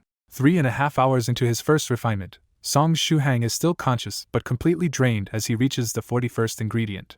He drops in ingredient number 41, knowing only 4 purifying ingredients will remain after this step. The moment the new ingredient hits, the gray liquid suddenly reeks, flares up, and evaporates so fast that Song Shuhang thinks the whole batch has failed. Then he notices the medicine is still dissolving the 41st ingredient, so he refuses to give up and starts looking for any way to save it. He remembers this is the hardest step because the last 4 ingredients are only meant to purify the medicine, and without that purification the whole thing is just expensive herbal soup. He knows Medicine Master could probably rescue the batch, but he has no such skill, so his only desperate move is to pour in more water and slow the evaporation. With his roommates due back soon and no time to start over, Song Shuhang grimly decides to treat this batch as a learning attempt and gamble on the final ingredients. He throws all 4 remaining ingredients into the pot at once and slams the lid shut. Inside the pot, the 2 young ingredients blaze red and boil furiously while the yin ingredients crack open and flood the other half with icy blue liquid. When the medicine starts separating into hot and cold halves, Song Shuhang panics and cranks the induction cooker higher to force the cool side back into the fight. The liquid keeps shrinking until he is sure it will all vanish in seconds, and he finally admits this attempt is probably dead. But just as he moves to turn the heat off, he sees the divided liquid starting to merge, and that tiny change makes him go all in. He slams the heat to maximum, betting the whole batch on forcing all 45 ingredients to fuse before the last liquid burns away. Fire and ice churn together in the little pot until the glass lid becomes coated with impurities, and he can no longer see what is happening inside. Blind now, Song Shuheng grabs his phone and decides to rely on timing again, planning to shut everything down after 5 minutes. 3 minutes and 23 seconds later, the pressure explodes and the lid blasts off the pot. A wave of black smoke and a truly vile smell floods the kitchen so hard that Song Shuheng nearly gags while rushing to kill the heat. He sprints to open the windows, half joking that if he does not air the room out, his roommates will come back to a corpse killed by the smell. As the smoke clears, he bitterly jokes that this failed medicine smells deadly enough to be used as a bioweapon. The instant the danger passes, 4 hours of strain crash down on him, and he has to grab the table before slowly sinking into a seat. After resting a moment, he forces himself to inspect the pot and finds only a thin layer of black, transparent, horribly smelly paste left at the bottom. Then his expression changes, because Medicine Master's notes describe the finished simplified body tempering liquid in almost exactly the same way. He cannot tell whether he accidentally succeeded or just made a weird mistake, especially because the last steps went completely off recipe. In the end, his need to prove cultivation is real beats his fear, and he decides to test the medicine on himself. He is careful about it though, and puts Tubo's number on his phone screen so he can call for help with one tap if this goes badly. He lifts one precious spoonful, talks himself into treating it like sesame paste, and swallows it in one go. The smell vanishes in his mouth, but a savage burst of pain and heat tears through his throat so hard that he thinks he has poisoned himself. He reaches for the call button, ready to beg Tubo for help, but the burning abruptly melts into a warm flow that settles in his stomach. That warmth spreads from his belly through his whole body until the comfort becomes so intense he almost moans out loud. He tries to let out a blissful sound, but the pressure comes out as an embarrassing fart first, followed by a huge burp that seems to purge the heat from his body. After that burp, he feels unbelievably refreshed, like every breath is clean and his organs have just been washed out. The remaining medicinal power keeps surging harder through his body, and the itching, energy, and vanished fatigue finally convince him the body-tempering liquid is real. But the power is overflowing so badly that he fears he might burst if he does not vent it somehow. He remembers heroes in Xianxia stories use martial arts to digest medicine, but since he knows no real technique, he settles on the simplest option he has left: run. Clenching his teeth against the brutal afternoon heat, he bolts out toward the school track to burn off the swelling medicinal power. By the time he reaches the track, he is practically sprinting, and the faster he runs, the better his body feels. With the whole sun-baked track to himself, he runs like a horse with the reins cut, going faster and faster until even the turns feel like drifting.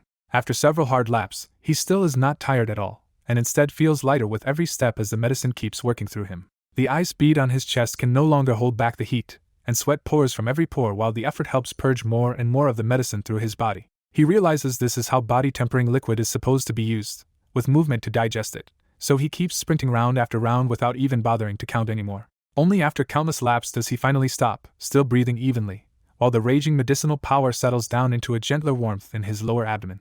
Soaked through and finally cooled off enough to think, Song Shuheng peels off his sticky shirt and grips it in his hand on the empty track. At the girls' dorm, 2 students spot someone absurdly running laps in the brutal heat and start mocking him from the window. The moment Song Shuheng stops and pulls off his sweat-soaked shirt, the teasing mood shifts fast because his body is way more impressive than either girl expected. Lu Fei recognizes him as her classmate, and her reaction flips from lazy curiosity to urgent interest before other girls notice him first. On the track, Song Shuheng notices the black grime mixed with his sweat and realizes the medicinal paste really forced impurities out of his body. When he touches his stomach and shoulders, Song Shuheng finds his old abs back and even his long-standing computer aches completely gone.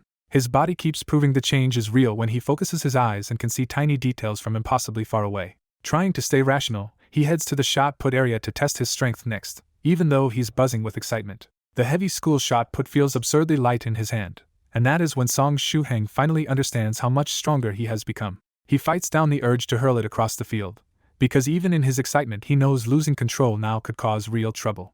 Clutching his shirt, Song Shuheng hurries back to the dorm with one wild thought hammering in his head: even a damaged spoonful worked this well. Back in the kitchen, he stares at the hot pot and finally admits the truth to himself: the body-tempering liquid is real. All the strange things around the 9 provinces group suddenly click together, and Song Shuheng's old worldview finally shatters for good.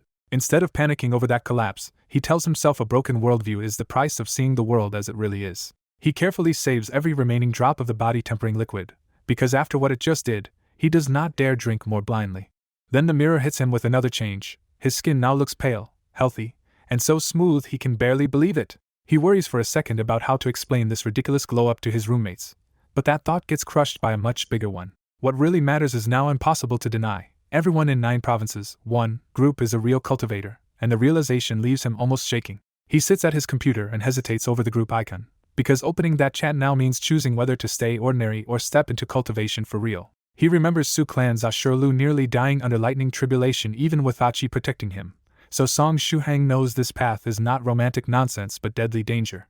His hesitation lasts only a second before he chooses the magnificent danger of cultivation over an ordinary life and clicks into the group for real. When the group chat opens, Soft Feather is already online cheerfully retelling her trip, and just seeing her there steadies Song Shuhang's nerves. Song Shuhang finally sends his first message to the cultivators, a simple polite hello that feels much bigger than it looks. Soft Feather answers at once, still calling every group member senior, while North River is startled that the accidentally added mortal is speaking at last. Song Shuhang thanks Soft Feather for the 2 boxes of herbs and explains he was only dragged into the group because his account number was 1 digit off from hers.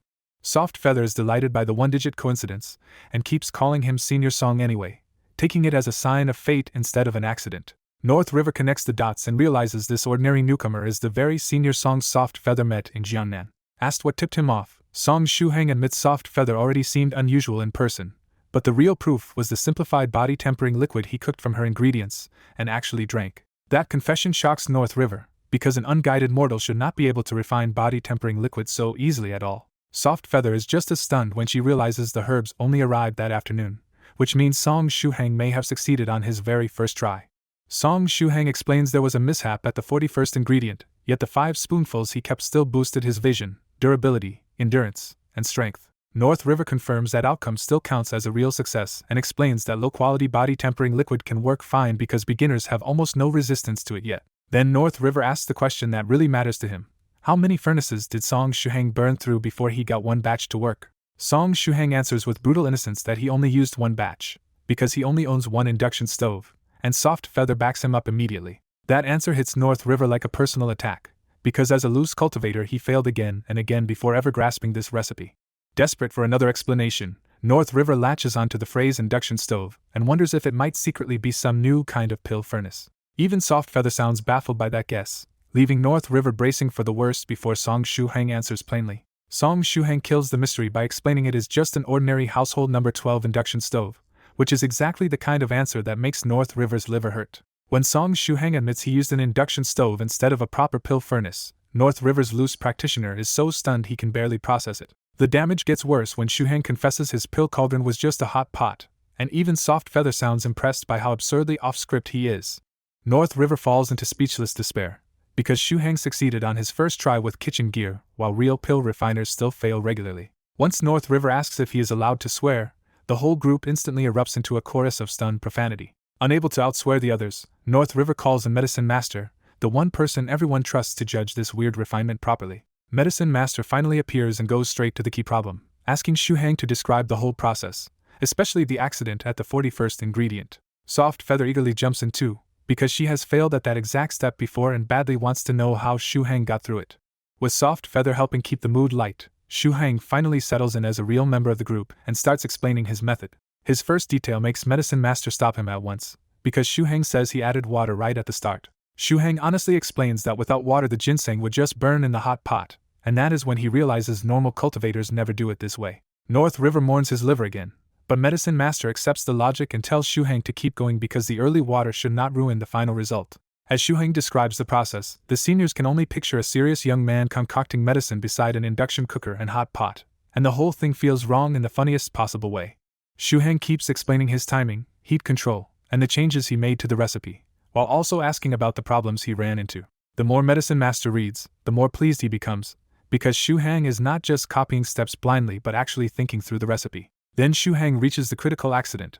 When he added the 41st ingredient, the liquid turned foul, started burning, and shrank almost instantly to a fifth of its volume. Soft Feather and Copper Trigram both recognize the disaster immediately, because they have seen the same step failed before. Medicine Master explains that the 41st ingredient triggers the final purification, so any earlier mistakes in timing or heat explode at that moment, and experience is the only real answer.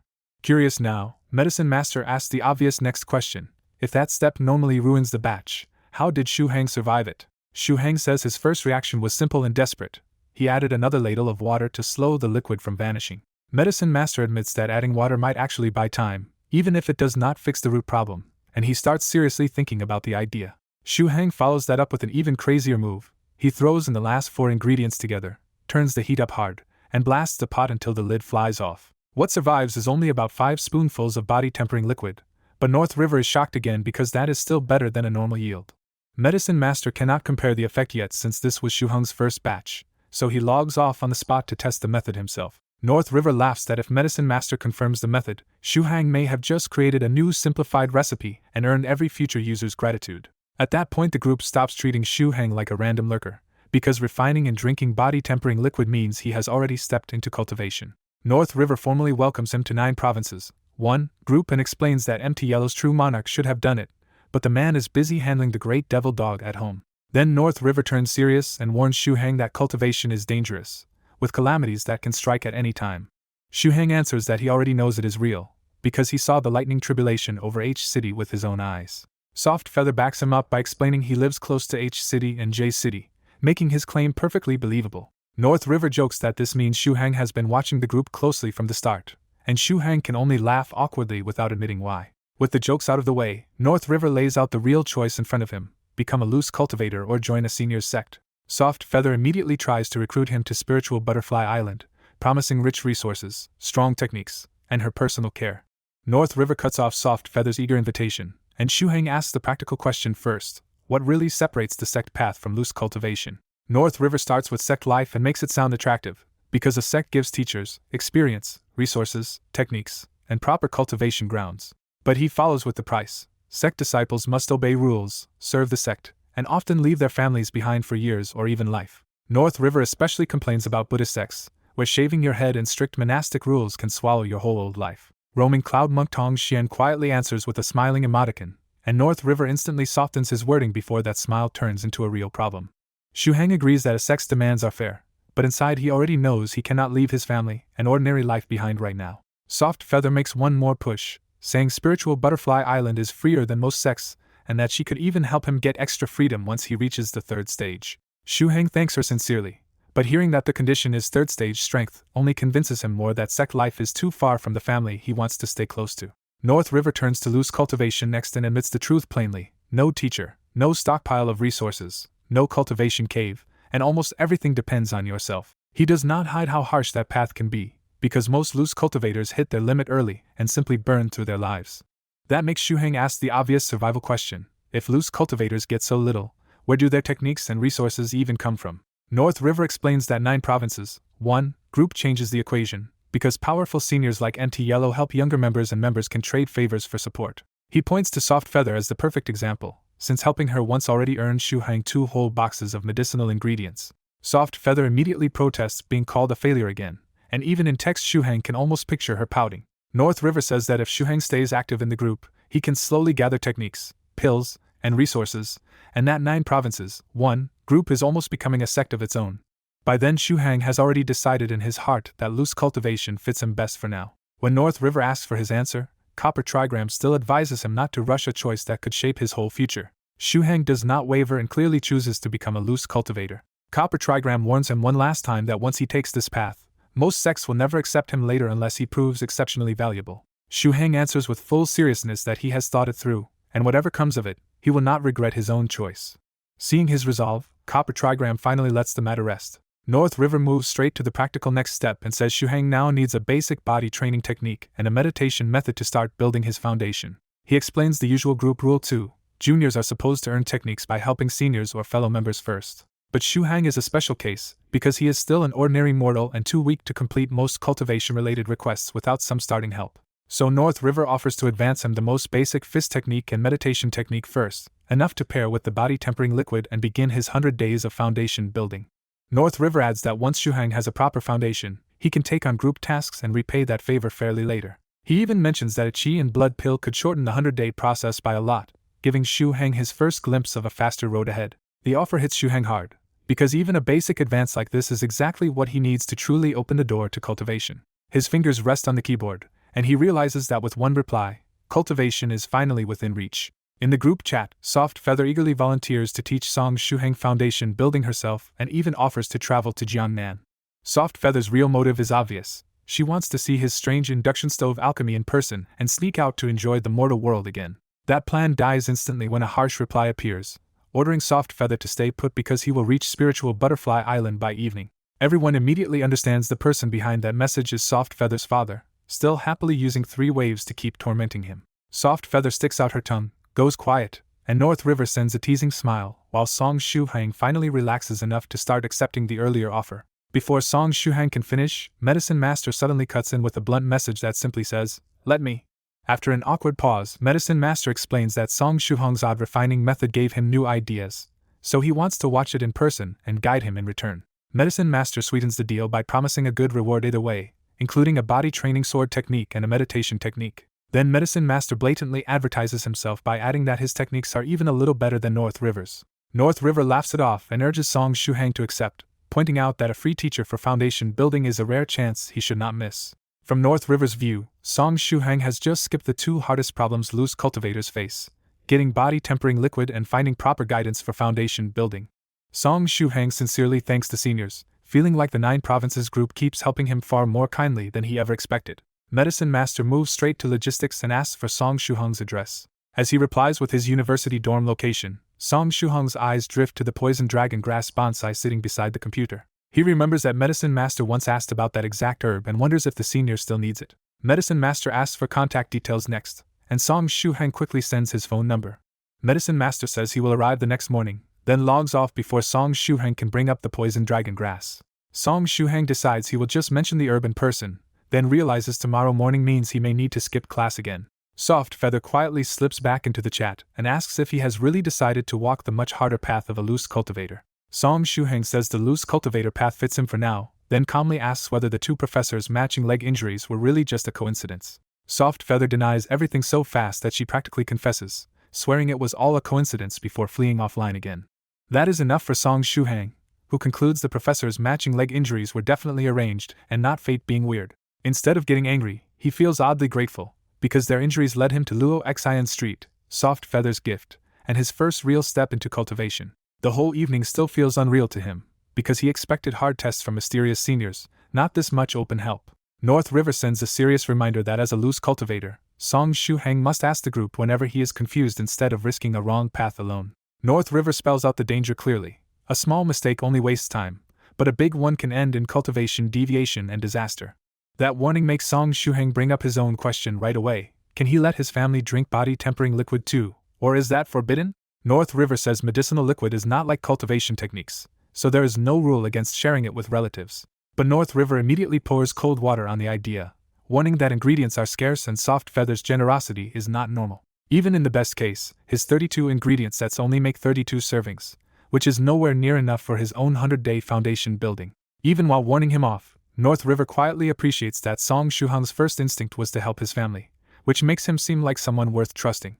North River advises him to wait until he is stronger and has extra supply before secretly helping those close to him. He also warns Song Shuheng to keep his identity as a cultivator hidden for now, because exposing that secret too early could bring danger to both him and his family. If he ever gives relatives the liquid, North River says he must first prepare a normal excuse for where it came from and why it works.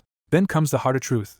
Body tempering liquid is not safe for just anyone, because the drinker needs abundant qi and blood first. North River explains that elderly people with declining vitality absolutely cannot take it, and sects normally train disciples for months before giving them even one dose. That answer leaves Song Shuheng deflated, because it sounds like his parents may not be able to use the liquid at all. North River suddenly circles back and asks whether Song Shuheng exercises often, because his own safe dose now seems unusual.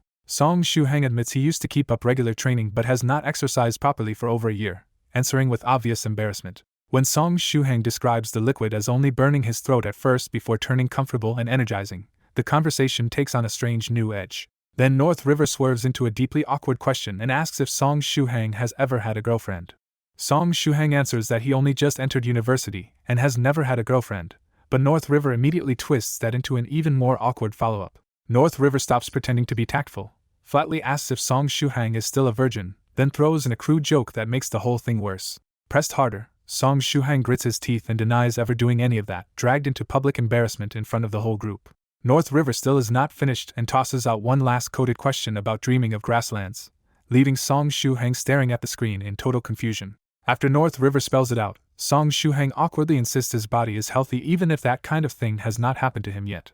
That answer gives North River what he wanted. Song Shuhang has not lost his original yang, so his still pure body helped him endure the body-tempering liquid despite slacking off on training for a year. North River even says that if Song Shuhang had not been so untouched, swallowing the body-tempering liquid rashly could have made his body explode on the spot. By this point, all Song Shuhang wants to do is throttle North River for making him reveal all of this in public first, and explain later. Then Copper Trigram appears just to point out the cruelest part of all.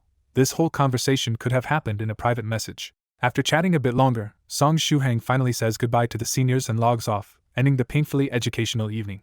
Once Song Shuhang is gone, Copper Trigram privately questions North River and asks why he pushed the boy toward the brutal path of a loose cultivator at all. North River sighs and admits he knows exactly how hard that road is, and if there were a better option, he would not have chosen it either. Copper Trigram presses the point, since the group includes many sect members who could easily help place Song Shuhang somewhere suitable. Later, in a private chat after Song Shuhang logs off, North River gives Copper Trigrams the real reason he pushed the loose cultivator path. At 18, Song Shuhang is already far past the ideal age for foundation building. North River calmly explains that for someone starting cultivation as late as Song Shuhang, joining a sect is barely better than staying a loose cultivator.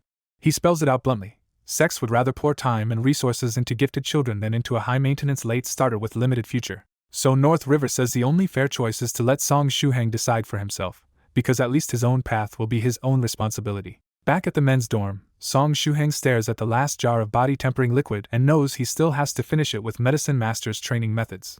A phone call from Tubo cuts in, and he tells Song Shuhang that Yanga's off-campus room is ready and the group is heading over to inspect it and mooch a meal. After agreeing to go, Song Shuhang looks toward the balcony and starts thinking that he may need an off-campus place too for pill making and quiet cultivation. That idea immediately runs into a problem, because as an ordinary student he can only think about taking a part-time job to afford rent. His thoughts wander further, and he even wonders how the senior cultivators in the 9 provinces group earn money for ordinary modern life. Tubo's text arrives with the address, and Song Shuhang sees the apartment is on Auspicious Street, very close to campus.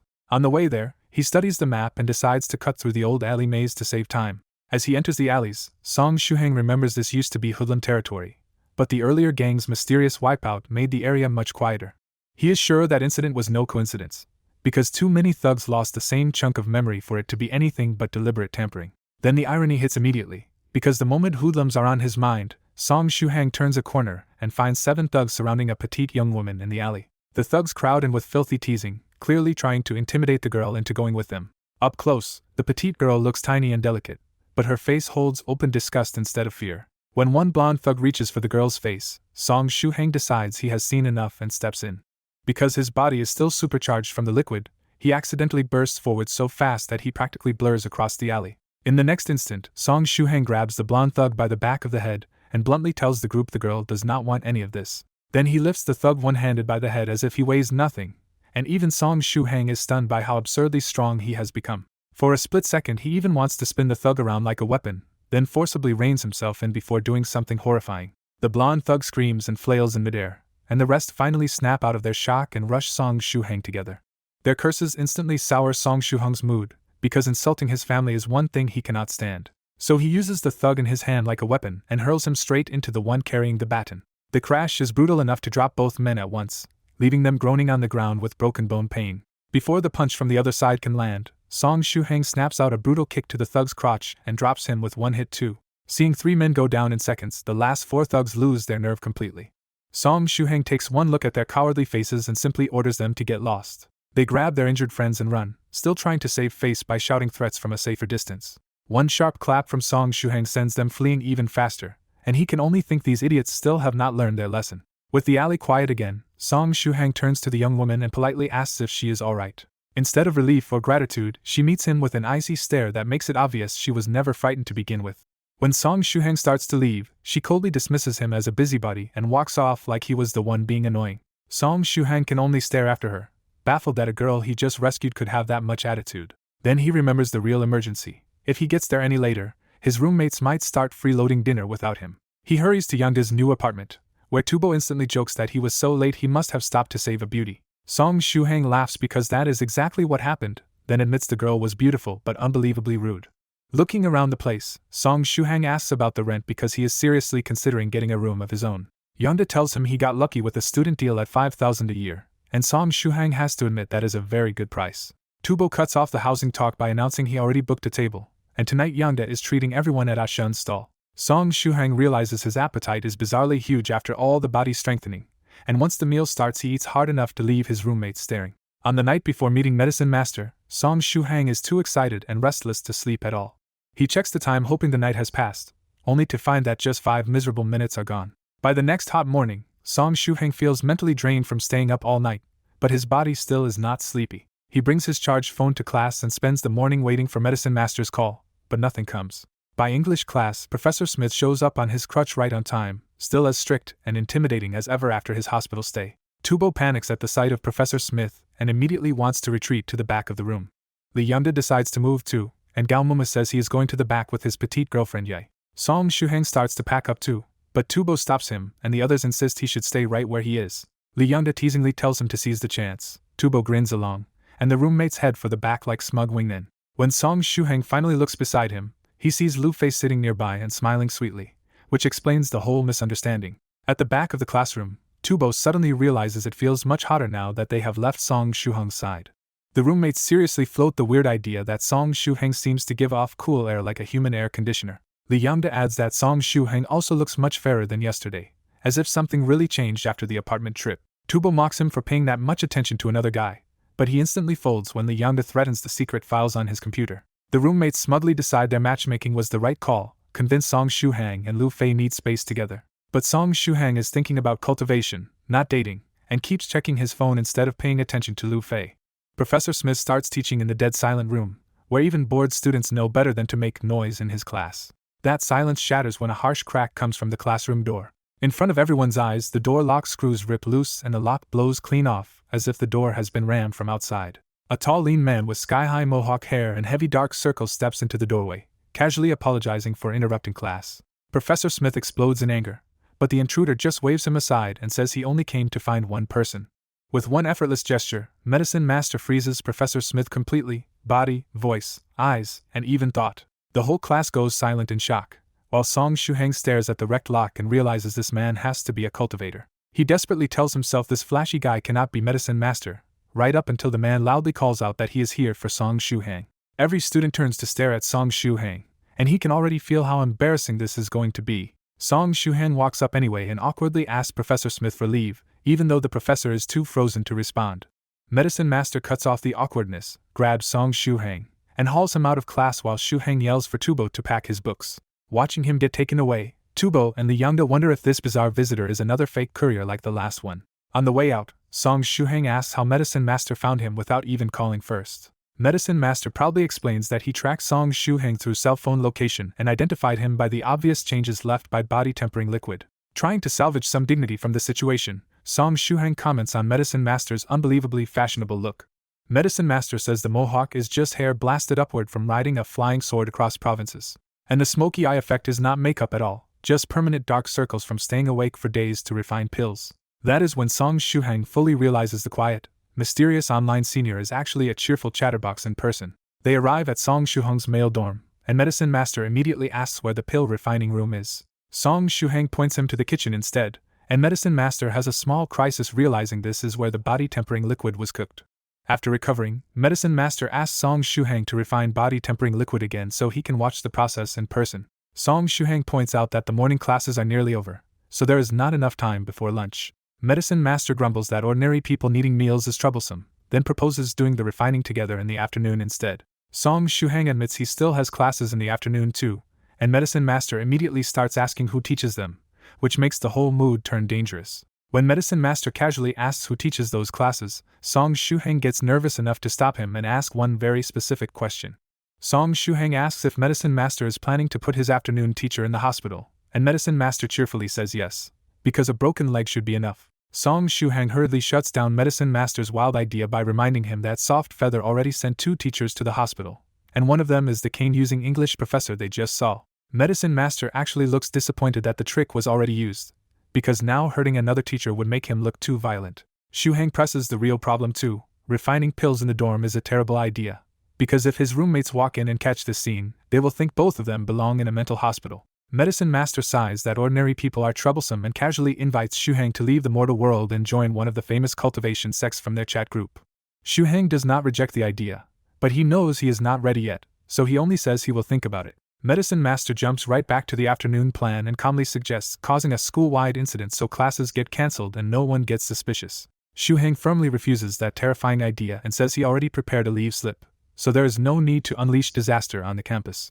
Medicine Master surprisingly worries about Shuhang's grades, but Shuhang assures him he can catch up with a classmate's notes, and has been studying hard lately. With that settled, they agree to leave school and look for a rental place where they can refine the body-tempering liquid properly. As Shuhang gathers his things, he spots the pot beside his computer and suddenly remembers that Medicine Master has been looking for poison dragon grass. When Shuhang asks, Medicine Master admits the poison dragon grass he bought from friends is only average quality, and still not ideal for his experiments. Shuhang points out the very plant sitting in his dorm, and Medicine Master is startled that he somehow failed to notice it until now. That shocks Medicine Master even more because with 500 years of handling herbs, he should have sensed the spirit medicine instantly. He steps up to inspect the herb like a true specialist, sniffing it, pinching the leaves, and even tasting the tip to judge its nature. Medicine Master finally identifies it as an exceptional poison dragon grass that spent 50 to 60 years in a spirit-rich place as an array, and its mutation lets it hide its own presence. When Shuhang asks if it fits his needs, Medicine Master says it is exactly what he wants but warns him that this one plant is worth far more than the 2 chests of ingredients Soft Feather gave him. Shuhang still decides to sell it, because keeping it does nothing for him, and he feels Medicine Master's free body tempering liquid recipe already opened the door to cultivation. Medicine Master refuses to downplay the exchange and tells him plainly that a lone beginner like Shuhang should not treat that recipe as equal to such a valuable herb. Then Medicine Master lifts the pot and makes it vanish, leaving Shuhang staring as the poison dragon grass is transferred into a pill master's special medicinal field.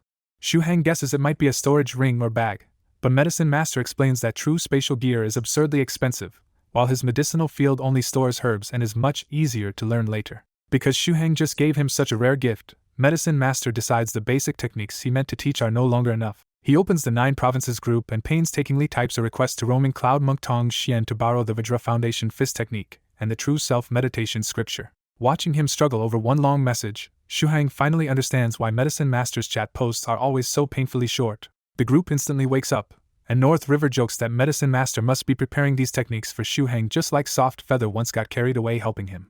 Soft Feather immediately pops up to protest the joke with a puffed-up little response of her own. Mad Saber 3 Waves starts to make a crude joke, but North River instantly warns him not to court death because Soft Feather's father could be logged into her account right now. That thought scares 3 Waves silent. While Medicine Master calmly posts the reason for all this trouble, Shuhang gave him a high-grade mutated poison dragon grass, and it is worth the trade. Roaming Cloud Monk Tong Xian appears, sends a simple sword icon, and Medicine Master immediately accepts the deal as if that tiny reply says everything needed. When Soft Feather asks if the manuals are really that good, North River explains that the Vajra Foundation fist technique was once a respected Vajra Temple Foundation art with strength close to a first-stage martial skill. Satisfied, Medicine Master ends the chat and heads to the balcony for the next step. On the balcony, he raises one finger toward the sky and holds the pose so long that Shuhang has no idea what he is doing. After 10 silent minutes, scarlet light starts glowing from Medicine Master's fingertip, and the strange pose suddenly looks cool instead of ridiculous. Medicine Master proudly announces that he just fixed the coordinates with Tong Xian, so the 2 manuals can be sent here in 4 or 5 hours. Shuhang first assumes Tong Xian is coming in person, but Medicine Master casually explains that a flying sword will just deliver the books instead. That image hits Shuhang hard, and he cannot help imagining how amazing true sword flight must be compared with any ordinary plane. Then Medicine Master snaps back to business and asks whether Shuhang wants to bring along the induction cooker and hot pot too. After some hesitation, Shuhang packs both into his black suitcase because he trusts the equipment he already knows how to use for refining medicine. When Shuhang moves to grab his own medicinal ingredients, Medicine Master stops him at once and insists that a pill master who asked for help should be the one paying for the materials. Shuhang quietly accepts that and locks the cabinet again, knowing his own 32 sets might not even be enough for his 100 days of foundation building. As they finally head out, Shuhang asks what kind of rental place Medicine Master wants, and the answer is simple but demanding: quiet and well soundproofed. Shuhang starts thinking in student budget terms and mutters that 500 or 600 yuan should rent a small place for a month. Medicine Master immediately rejects that and says the place must at least be a large stand-alone apartment building, otherwise there will not even be room for his pill furnace. Shuhang winces at the cost, but Medicine Master cuts him off and makes one thing clear: since he asked for the help, he will pay for everything himself. That solves the rent problem, but it opens a bigger question for Shuhang, so he asks how cultivators who still live in the modern world actually make money. Medicine Master says of course cultivators have normal income sources, and for him, being a pill master already covers all his worldly expenses. He catches the stress in Shu Heng's voice and asks directly if money in the mortal world is starting to bother him. Shu Heng admits it honestly. Now that cultivation is becoming real, he can already tell he will need a lot of money, especially if he wants to rent a room outside school and keep his secrets safe. He goes a step further and awkwardly confesses that he has even been considering taking a part-time job just to support this new life. As they walk, Medicine Master warns Song Shu Heng that a loose cultivator needs mortal world money for places to train, equipment, and easy-to-buy herbs, so wealth matters early. Then Medicine Master offers a future deal. Once Song Shu Heng learns the basics, he will teach him to make medicines for ordinary people and turn that into serious income. Shu Heng immediately understands the group's give-and-take culture and asks what he can do in return instead of just taking the favor. Medicine Master explains the real point of his money channels. Every year he trades for 20 rare deep-sea herbs, and later he wants Shu Heng to make the exchange medicine and keep 60% of the mortal world profits. Even without knowing the exact value, Song Shu Heng happily accepts, realizing this senior is handing him a real path to money and cultivation resources. When they reach the same auspicious street alley where Shu Heng rescued a girl yesterday, Medicine Master suddenly stops and turns sharp, locking his gaze deep into the shadows. Asked what happened, Medicine Master casually brushes it off as a few pests tailing him for medicine favors or herb leftovers, and admits he hates stalkers enough to strip a place clean. Shu Heng is left piecing it together. Medicine Master really is the kind of expert people secretly follow just to scavenge whatever herbs he misses. Deep inside the alley, the hidden watcher is revealed as Altar Master, slumped against the wall and lighting a cigarette with trembling hands after that single glance nearly scared him to death. From Altar Master's side, that moment felt like overwhelming pressure from a higher realm, and he knows the visual K-man with Song Shu Heng is terrifyingly stronger than him. His scheme started with a spirit ghost. He came to Jiangnan following Song Shu Heng because both Shu Heng and Soft Feather had won, and he desperately wanted to seize that chance. But Soft Feather is untouchable in his eyes, backed by strength and family to the point that even begging with all his wealth would get him nowhere. So Altar Master pins his hopes on Song Shu Heng instead, thinking this mysterious senior Song seemed indifferent to the spirit ghost and might be willing to trade it away. To prepare for that trade, he sends men to shadow Song Shu Heng and dig up everything they can about what this supposed senior might want. Then the report arrives, and it does not describe a hidden expert at all, but an 18-year-old mechanical engineering student with a clean, ordinary background. That ordinary student profile hits Altar Master so hard he wonders if the information is fake, because the smiling face in the photo is definitely the same man who terrified him before. After wrestling with every possibility, he decides to tail Song Shu Heng himself and verify whether the senior Song is a real cultivator or just an ordinary person. And if Song Shu Heng turns out to be ordinary, Altar Master's fear instantly curdles into vicious revenge. He wants the spirit ghost back and wants Song Shu Heng to suffer for scaring him. So he rushes to Jiangnan University City in person and soon spots Song Shu Heng walking out with that same fashionable visual K-man. At first Altar Master feels confident in his stealth and plans to observe for a few days before testing whether Song Shu Heng is truly weak or strong. Then Medicine Master abruptly turns and looks straight at him, and Altar Master feels like a tiny insect caught under a monster's stare. That one look scares the naturally cowardly Altar Master silly, proving that the man beside Song Shu Heng is far beyond anything he can handle. After finishing the cigarette and forcing his hands to stop shaking, Altar Master still refuses to give up and decides to wait until Song Shu Heng is separated from that terrifying senior. Meanwhile, Song Shu Heng spends the afternoon showing Medicine Master house after house around Auspicious Street, but none of them meet his standards. Just when Shu Heng is thinking they may need to search farther from campus, Medicine Master finally finds a newly built standalone mansion that he likes. The problem is obvious at a glance. This place is not listed for rent, but Medicine Master cheerfully decides that this is the one anyway. Shu Heng warns him that it is private property, but Medicine Master ignores that and presses the doorbell like the answer is already settled. A bald, plump middle-aged owner opens the door, takes one look at Medicine Master's hair, and dryly assumes he is there for a delivery. Medicine Master goes straight to the point and says they want to rent the house, which already puts the owner on edge. The owner politely refuses because his family lives there and does not want strangers sharing the home. Instead of backing off, Medicine Master brightly suggests the whole family move out and rent the entire building to him for whatever price they want. The owner's temper finally rises, but he still keeps his manners and flatly tells them to leave because he is not interested in the money. Shu Heng is bracing for them to get thrown out, but the next turn happens off-screen and ends with an absurd result. Somehow, Medicine Master and Song Shu Heng end up moving into the entire 5-floor house because he did not rent it at all, he simply bought it outright. The reason is simple. Once Medicine Master offered an irresistible price, the furious owner flipped instantly from ready to fight into cheerful agreement. The owner hands over contracts, keys, and a transfer date, and his whole family clears out within 2 hours, proving just how absolute money can be. Once inside properly, Medicine Master tours the floors in delight, and immediately starts planning to knock down one level into a dedicated pill refining room. Shuheng can only mutter that they originally just needed one room, while Medicine Master shrugs off the scale and focuses on having the right setup for alchemy. With the house settled, Medicine Master says they can finally start refining pills and tosses Song Shuheng a seclusion grain pill first. He explains that this low-grade seclusion grain pill replaces food during closed-door cultivation, and for Shuheng one pill is enough to cover a full month of meals. Shuheng is touched that Medicine Master even remembered he missed lunch, and he starts to see that the rough senior is more considerate than he looks. The moment he places it in his mouth, sweetness spreads through him, and his hunger vanishes so completely that he nearly burps. Medicine Master quickly warns him to take it out once he feels full, because the pill keeps working and too much would overfeed him. Relieved, Shuheng stores the reusable pill away and privately thanks fate that he did not swallow it like in the movies. Then the real work begins. The induction cooker, hot pot, and all 45 ingredients for the body-tempering liquid are laid out in order for another attempt. Medicine Master tells him to repeat his first method without pressure, because there are plenty of ingredients and failure is acceptable. Shuheng recalls yesterday's process step by step, closes his eyes to steady himself, and begins by adding water, ginseng, and then goji berries on a timed boil. But when the morning dew mysterious grass goes in, he stops following the simple timer and starts reading the changes in the pot for himself, adjusting the heat by instinct. Medicine Master watches in silence so he does not break Shuheng's focus, even while inwardly admitting this hot pot method barely resembles pill refining at all. Even so, the practical side of him starts thinking modern appliances may actually beat old furnaces for basic heat control when special pill flames are not required. With the ice pearl helping him focus, Song Shuheng sinks into total concentration until the bubbling body-tempering liquid is the only thing left in his world. Watching that level of focus and control, Medicine Master's skepticism turns into real admiration, and he starts to believe Shuheng may truly have talent for pill refining. By late afternoon, Song Shuheng brings the body-tempering liquid back to the dangerous 41st ingredient, but this time he stays calm. He quickly adds water, then throws in the fresh Overlord branch, 9-yang scarlet bamboo, ocean trench frost crystal, and core of the snow demon in one practice burst. When the liquid splits into two opposing forces, Song Shuheng cranks the heat to the maximum and braces for the result. He dares to relax for a second, but he is already mentally preparing for that world-ending stink to hit again.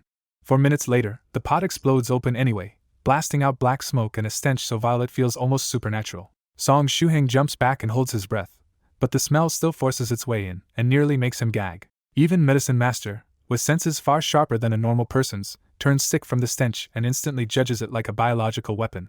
He mutters that low-level cultivators with heightened smell would be tortured by this thing, then sweeps the smoke away with a burst of palm wind. While Song Shuheng complains he still cannot get used to that smell, Medicine Master asks the real question: did the refinement work?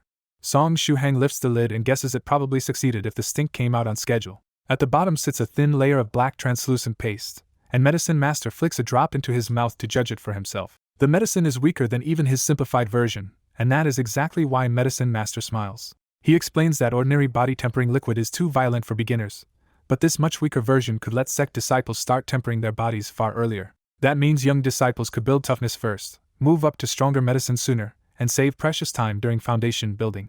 What excites him even more is that Song Shuheng's method is just a small correction to the simplified recipe, which could also save apprentices from costly failed batches. Relieved, Song Shuheng asks if this finally helps improve the simplified body-tempering liquid formula. Medicine Master says not yet, but the trial proves his idea is feasible, and he wants Song Shuheng's help for several more days of adjustments. Song Shuheng agrees at once, happy to cooperate now that the experiment finally has a clear payoff. Pleased, Medicine Master starts recording every detail at lightning speed, showing the hard work behind his reputation as a genius pill master. But Song Shuheng can barely focus on the notes, because he keeps thinking about the flying sword delivery bringing his cultivation manuals. He finally blurts out that Tong Xian's flying sword book transfer should be arriving about now. The thought of the Vajra Foundation building fist technique and the true self meditation technique has him almost vibrating with anticipation. Medicine Master laughs and says there is no need to panic, because he set the delivery coordinates himself and will sense it when the sword arrives. He adds that the flying sword is headed for Song Shuheng's dormitory, so they need to go back there if they want to catch it. Song Shuheng instantly suggests leaving now, eager to wait at the dorm before anything unexpected happens. Medicine Master still wants to finish writing his observations, so he tells Song Shuheng to head back first if he is that impatient. Song Shuheng agrees to go ahead and keep watch at the dormitory on his own. Instead of stopping him, Medicine Master tosses over a bunch of house keys and casually solves one of Song Shuheng's biggest problems. He loans Song Shuheng the top floor of the house, saying there is more than enough room and no need for him to waste money renting a place.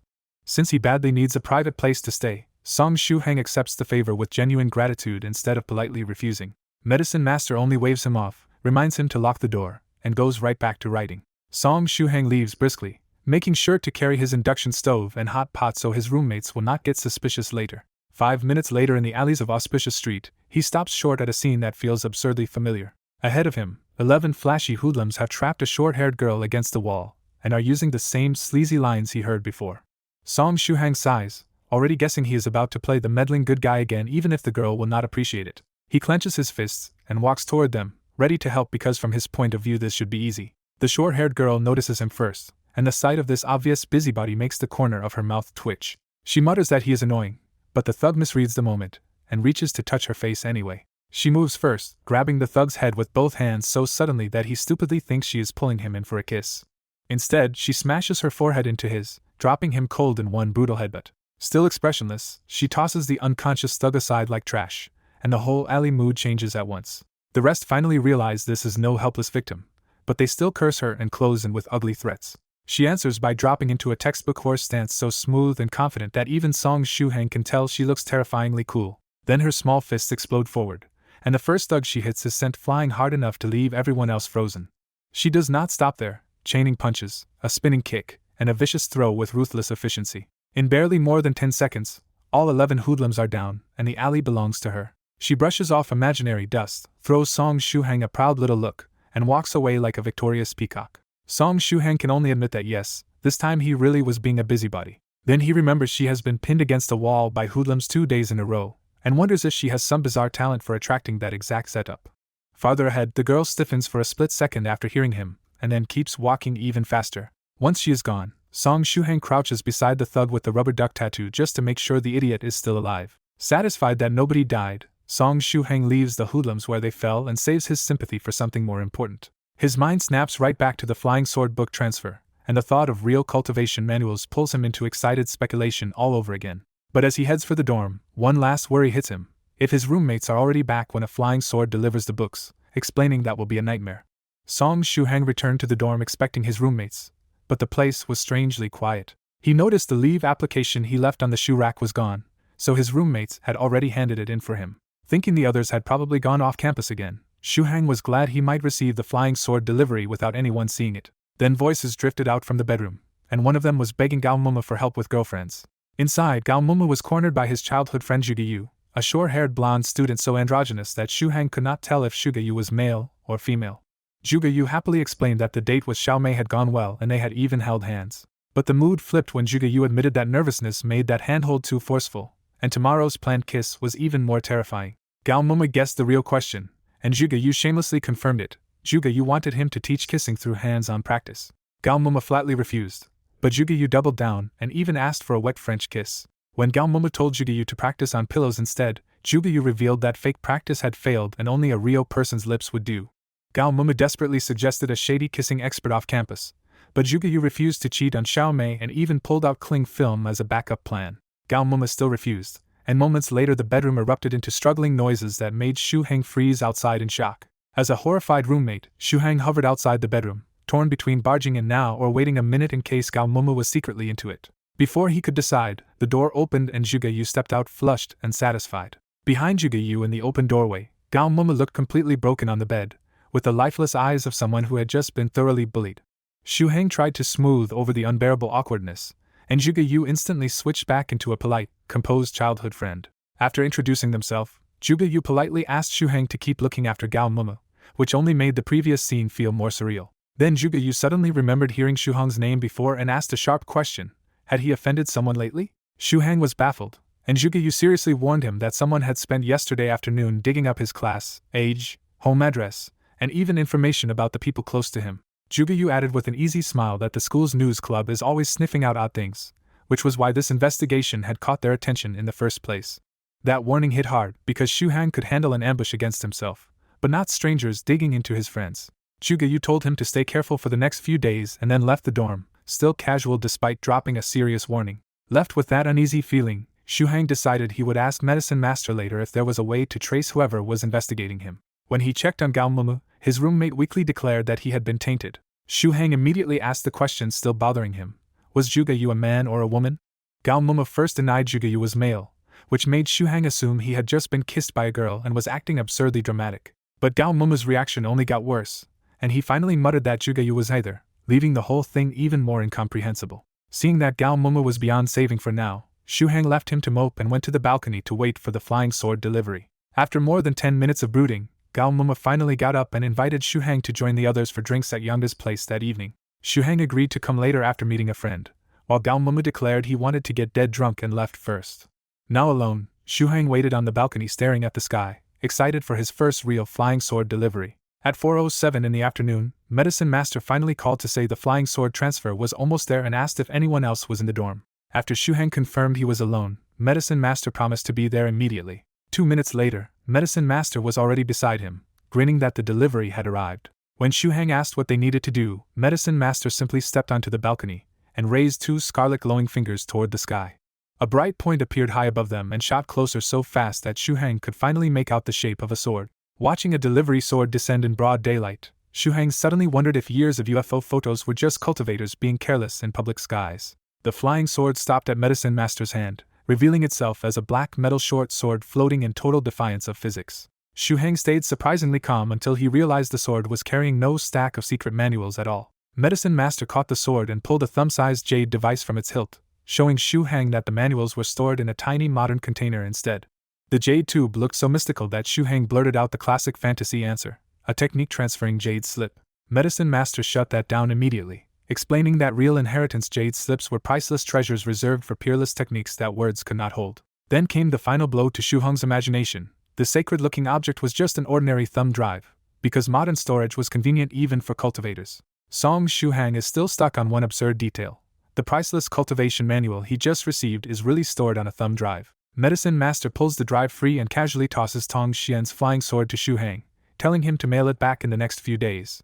Shuhang blurts out the obvious question: why can't a flying sword just fly home by itself? Medicine Master shuts that down fast and explains that the sword needed Tong Xian's power to fly here, and nobody else can charge or control his personal weapon from this far away. That logic only makes Shuhang complain harder, because now this magical flying sword suddenly has to obey shipping laws and common sense. He keeps pushing, worried that mailing a sharpened weapon is dangerous, illegal-looking, and a terrible idea if something this precious gets lost. Medicine Master just smiles and says he has mailed this sword many times before, because its concealment array hides it from ordinary people, and its owner mark means it can still be tracked if misplaced. Even after that explanation, Shuhang still feels weirdly oppressed by the fact that he is apparently expected to courier a flying sword like normal mail. Then Medicine Master finally hands over the unlocked thumb drive and says the 2 beginner manuals inside are the Vajra Foundation Fist Technique and the True Self Meditation Scripture. Before Shuhang can get carried away, Medicine Master turns serious and warns him that cultivation techniques are never to be passed around casually. He lays out the rule clearly: if a technique came from someone else or from a sect, Shuhang must get the owner's permission and pay the proper price before teaching it to anyone. Medicine Master adds that anyone caught secretly spreading techniques will be cut off by the 9 Provinces group and the wider cultivation world. Shuhang accepts that immediately, understanding that a hard-earned technique is personal property and passing it on without consent would be shameless. Now genuinely excited, Shuhang sits at the computer, disconnects the internet, and even runs an antivirus scan before daring to open the cultivation files. Medicine Master quietly approves, because even excited, Shuhang is still cautious enough to keep his head clear. Inside the drive, Shuhang finds exactly 2 folders, one for the fist technique and one for the meditation scripture. He opens the fist manual expecting mighty martial art names, only to discover the first page is bluntly titled Foundation Building Fist Technique 1. He flips to the second and third pages hoping it gets better, and realizes every move is named with the same painfully practical number system. When Medicine Master asks what he is doing, Shuhang admits he was checking the move names and feeling a little let down. Medicine Master shrugs off the disappointment, and says plain numbered names are more practical, and if Shuhang really wants flair later, he can rename the moves himself. Shuhang can only imagine how humiliating it would be to shout Foundation Building Fist Technique 3 in a dramatic duel against someone using elegant sword moves. Enough joking around, Medicine Master starts the real lesson and tells Shuhang to listen carefully to the basics of cultivation. He explains that no matter the path, a cultivator begins the same way by tempering the body and building up the power of chi and blood. The first half of foundation building uses fist and weapon practice to toughen the body from the outside and stir the blood into abundance. Then meditation works from the inside, gathering that overflowing chi and blood into the heart until the artery opens and a true sliver of cultivation power is born. Medicine Master names that breakthrough the first stage, beyond mortal realm, the point where someone finally counts as a real cultivator. He goes one step further and says that after that, the eyes, nose, ears, and mouth acupoints must be opened and linked to the heart to reach the second stage, the true master realm.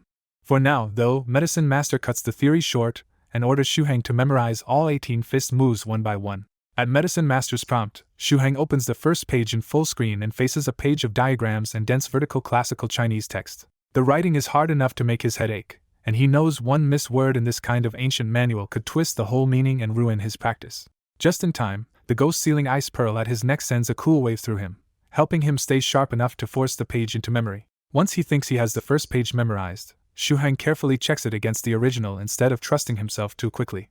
That second look turns strange fast, because the page begins to blur into a hazy mosaic right in front of him. When the blur clears, Shuhang is no longer looking at the monitor at all but standing in a vast open grassland. Before he can make sense of it, a muscular topless man with an indistinct face appears in the field and starts practicing the first fist move as if Shuhang is not even there. Shuhang immediately recognizes it as Foundation Building Fist Technique 1, even while panicking over where this place and this teacher came from. He forces himself to calm down and guesses this has to be some hidden teaching method, because whatever triggered it, losing the chance would be stupid.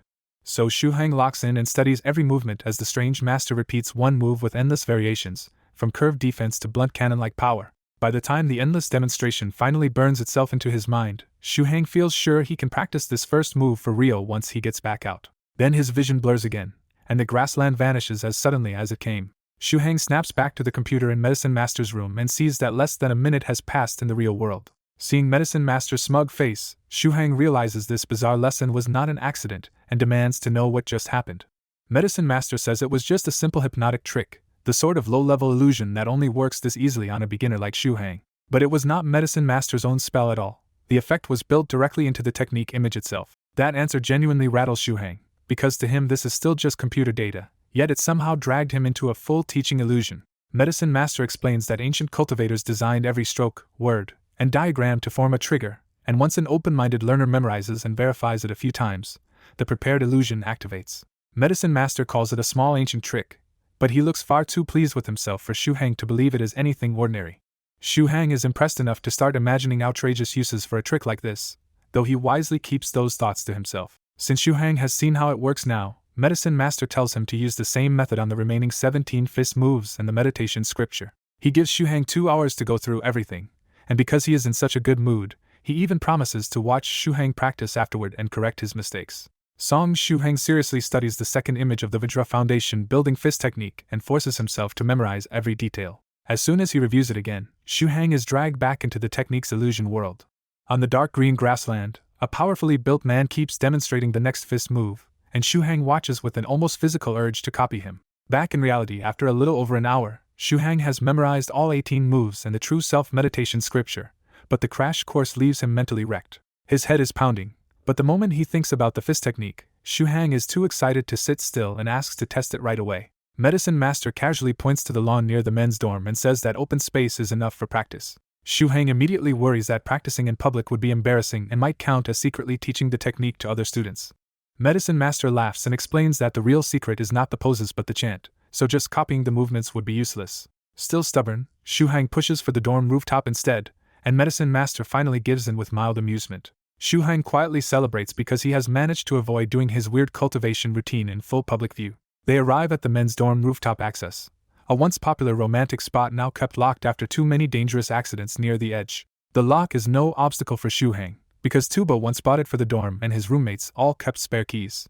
They step onto the rooftop, choose the left side, and Medicine Master finally explains the normal flow of cultivation, finish all 18 moves, then sit and refine the chi and blood with the true self-meditation scripture. Shuhang closes his eyes, recalls the 18 moves, and settles into the first stance with surprising confidence. Thanks to the brutal illusion training and the body-tempering liquid, his body follows the full routine smoothly, almost as easily as stretching.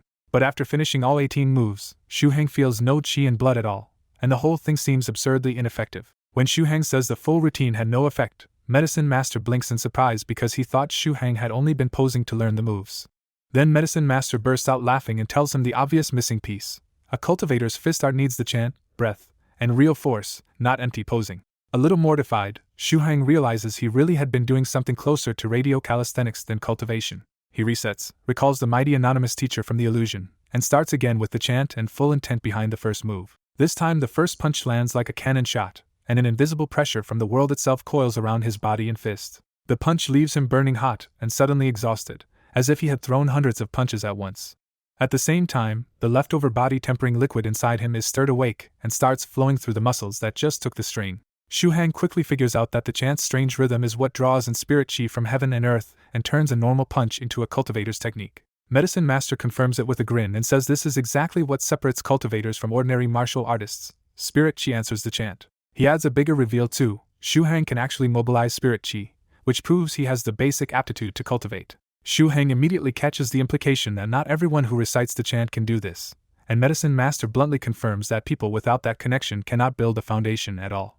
Medicine Master cuts off any more thinking and orders him to keep moving, because the more exhausted his body becomes, the better the technique tempers it. Shu Hang answers without hesitation, grateful for the 9 provinces group, for the seniors who helped him, and for the rare luck that brought him this chance. He launches into the second move, and the repeated punches hit with much more tempering force than the first. After enough punches, his fists feel weighted down, his strikes tear through the air, and black impurities begin sweating out of his body again.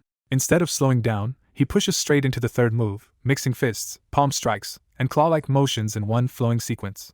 That third move burns through the last dissolved medicinal power in his body, and every muscle starts vibrating as heat floods him until his whole body turns red. Inside that punishing heat, he finally senses warm blood chi forming in his body for the first time. While Shu Hang struggles forward, Medicine Master watches in secret calculation, because he never told him this fist art is normally far too brutal for a beginner to finish in one try. He knows even great Master Tong Xian's elite disciples usually stop somewhere around the 13th to 15th move, and he doubts Shu Hang should manage even 5. So instead of lowering the bar, Medicine Master lets Shu Hang believe he has to finish the entire set, hoping that pressure will force out more of his potential. By the time Shu Hang reaches the 4th move, he is panting like a collapsed runner, with rain-soaked hair and clothes and a body that feels as heavy as a mountain.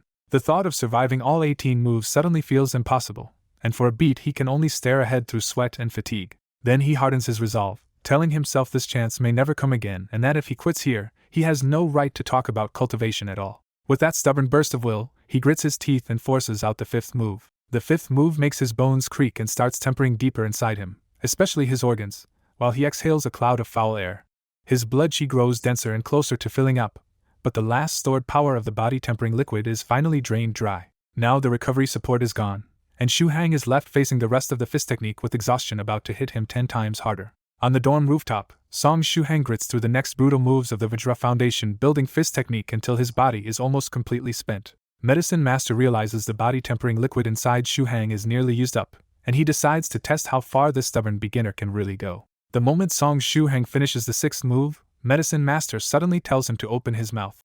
Medicine Master flicks a black lump of simplified body-tempering liquid into Shu Hang's mouth, and it burns down his throat before bursting into warm power. Fresh medicinal force floods Song Shu Hang's body, and the 7th move finally comes out clean. With the medicine propping him up, Shu Hang powers through moves 8 and 9 so smoothly that the technique suddenly feels effortless. He keeps chanting the fist scripture under his breath and forces himself to endure every wave of fatigue so the medicinal power can refill him again. With only one thought left in his head, Song Shu Hang pushes all the way through the full 18 moves in one shot.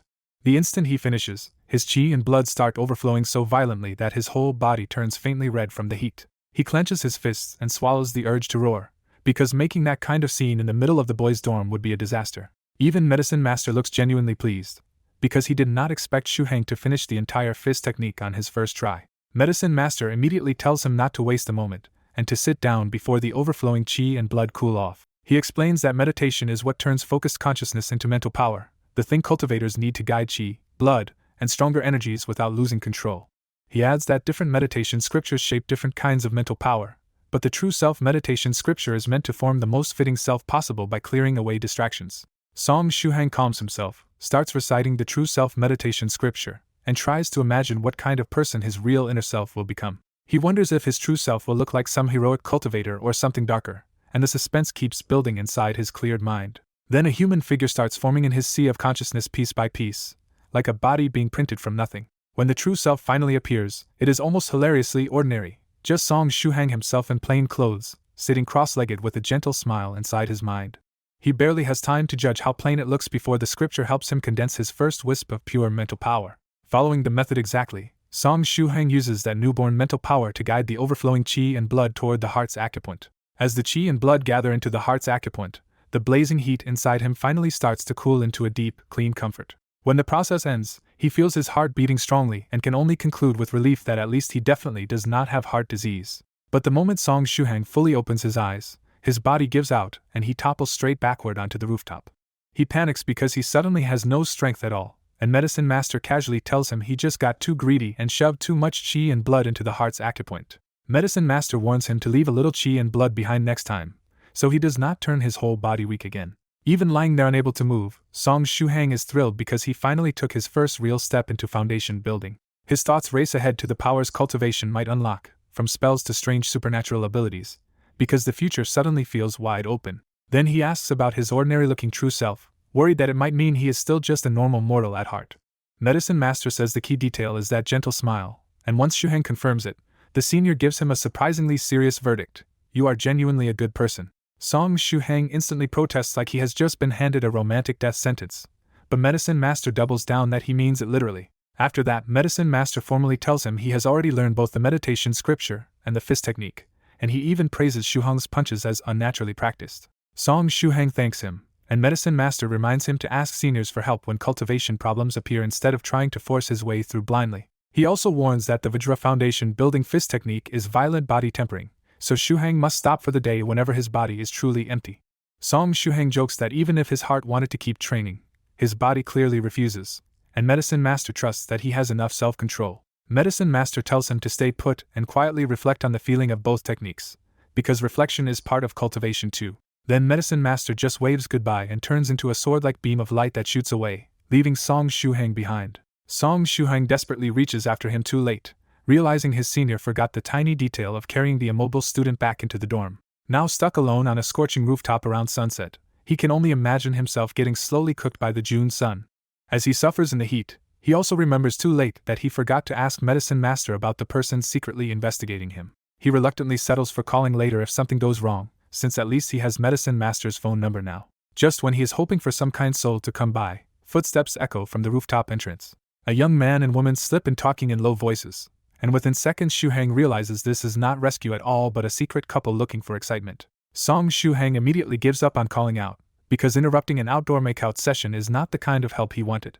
The pair settle on the other side of the rooftop and get busy, completely unaware that a stranded classmate is lying nearby like a corpse. So Shuhang shuts his eyes, ignores the awkward sounds, and waits until enough strength slowly returns to his body. At last he manages to crawl up and head toward the rooftop door, weak but mobile again. Then he remembers the girl's reckless comment that getting caught would be even more exciting, and his expression turns thoughtful in a very dangerous way. With absurd sincerity, he decides that as a confirmed good person, he should help fulfill that wish since it would barely cost him any effort. So Song Shuhang bends low against the wall and peeks around the rooftop corner, ready to ruin the mood for the hidden couple. On the rooftop, Song Shuhang watches the flirting martial arts pair keep fighting and waits until the moment is at its hottest before stepping in. He suddenly pops out and cheerfully greets them, ruining the mood in one blow. The man whips around ready to explode, but his anger drops from panic to pure embarrassment when he sees it is only a skinny-looking student. Song Shuhang shamelessly acts like he did them a favor, tells them to lock the rooftop, and strolls away before they can answer. Pleased with himself for helping two people at once, he heads back to his dorm in a ridiculously good mood. That good mood dies the instant he opens his dorm door and finds Zhao Yaya sitting on his bed in a white medical robe, reading the notebook with the body tempering recipe. Song Shuhang breaks into a sweat because Zhao Yaya is his cousin-like older sister, she has his dorm key, and she is exactly the person he asked to check this dangerous formula. Seeing his pale face and weak breathing, Zhao Yaya assumes he wanted the recipe for himself and bluntly warns that mixing that many potent herbs could turn into poison. Song Shuhang realizes this misunderstanding is disastrous, because if Zhao Yaya tells his mother, he is getting dragged straight to the hospital. Unable to tell her the full truth about cultivators, he hurriedly starts building a half-true excuse instead. Zhao Yaya crosses her long legs and fixes him with the same stare that used to see through all his childhood lies, making this even harder. So he tells the version he can defend. He was added to a strange chat group full of people acting like Xianxia fanatics. He adds that someone in the group posted this recipe along with other absurd fantasy-sounding ingredients, so he got worried they might really swallow it. He finishes by saying he only copied the normal herbs and sent them to Zhao Yaya so he could warn the group before anyone poisoned themselves. That story fits his personality well enough that Zhao Yaya finally believes most of it and lets the formula issue go. She still calls out his fake flattery, bonks him on the head, and reminds him that having some secrets at his age is normal even if she knows he is hiding things. She only makes him promise to tell the group not to mix medicine recklessly, because even nourishing herbs can kill when piled together like this. Then she circles back to his earlier weakness, refusing to ignore the way he looked when he walked in. Song Shuhang quickly claims he was just run down from not exercising enough and says he has started intense recovery training. To sell it, he strikes a bodybuilder pose, and by now the meditation backlash has faded enough that his face really does look healthy again. Zhao Yaya is genuinely startled by how much fitter he has become, but instead of pressing further she wrinkles her nose and orders him to shower because he reeks. As he heads to wash up, Song Shuhang relaxes a little, grateful that this person he cares about has not dug into his cultivation secret any deeper. While showering, he asks why she came to Jiangnan University City, since there is no way she made the trip just to scold him over one recipe. Zhao Yaya says she is here for field work as a healthcare doctor during the upcoming 3-day university sports meet, and her apprenticeship is almost finished.